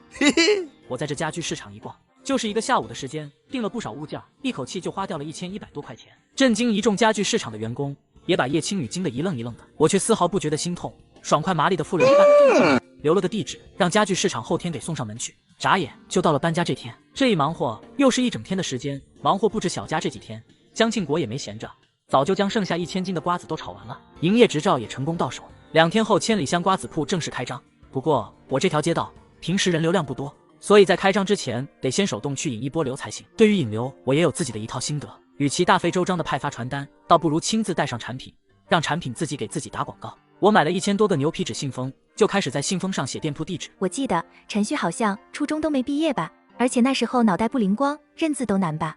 没想到不仅认识字儿，还写得一手好字。你以前不清醒的时候学的东西，现在还记得住？如果我跟你说我是大学毕业，你信吗？我不知道。完了，我感觉这大狗熊越来越吸引人了。与此同时，荣城工商局局长办公室，老陈，我这才进来10分钟不到，你都叹气多少回了？难怪当了这局长不到2年，你这头发都白一半，操心那么多做什么？你是不知道，前阵子有个要开瓜子铺的个体户办营业执照遇到了点问题，直接就来工商局找麻烦来了，不知道怎么传到税务局那里。那局长可在上边狠狠咬我一口，市长当时脸色就不好了。你说我能不愁吗？钟震听到陈建平这话，倒是来了几分兴致。这个体户不错，有血性，敢怒敢言，工商局的人也不怕。要不是你是老战友，敢在我面前这么气我，我老早赶人了。多大点事儿？既然老陈你支持咱荣城发展个体户，不妨以身作则，亲自做出表率，给你手底下的人，荣城的个体户还有上面看看呗。确实，这瓜子铺好像还有几天就要开业了。身为工商局的局长，我亲自过去问候支持一下，正好表明个态度，也能提荣城的同志们响应国家号召的积极性。说到这里，当即朝钟震竖起大拇指，谦虚了，陈局长。还得是你脑袋灵光，钟参谋长。钟震笑着回应一句，也对这位个体户产生了点好奇心来。等有机会了，我也去吃吃这老板同志的瓜子，我就喜欢有血性的同志。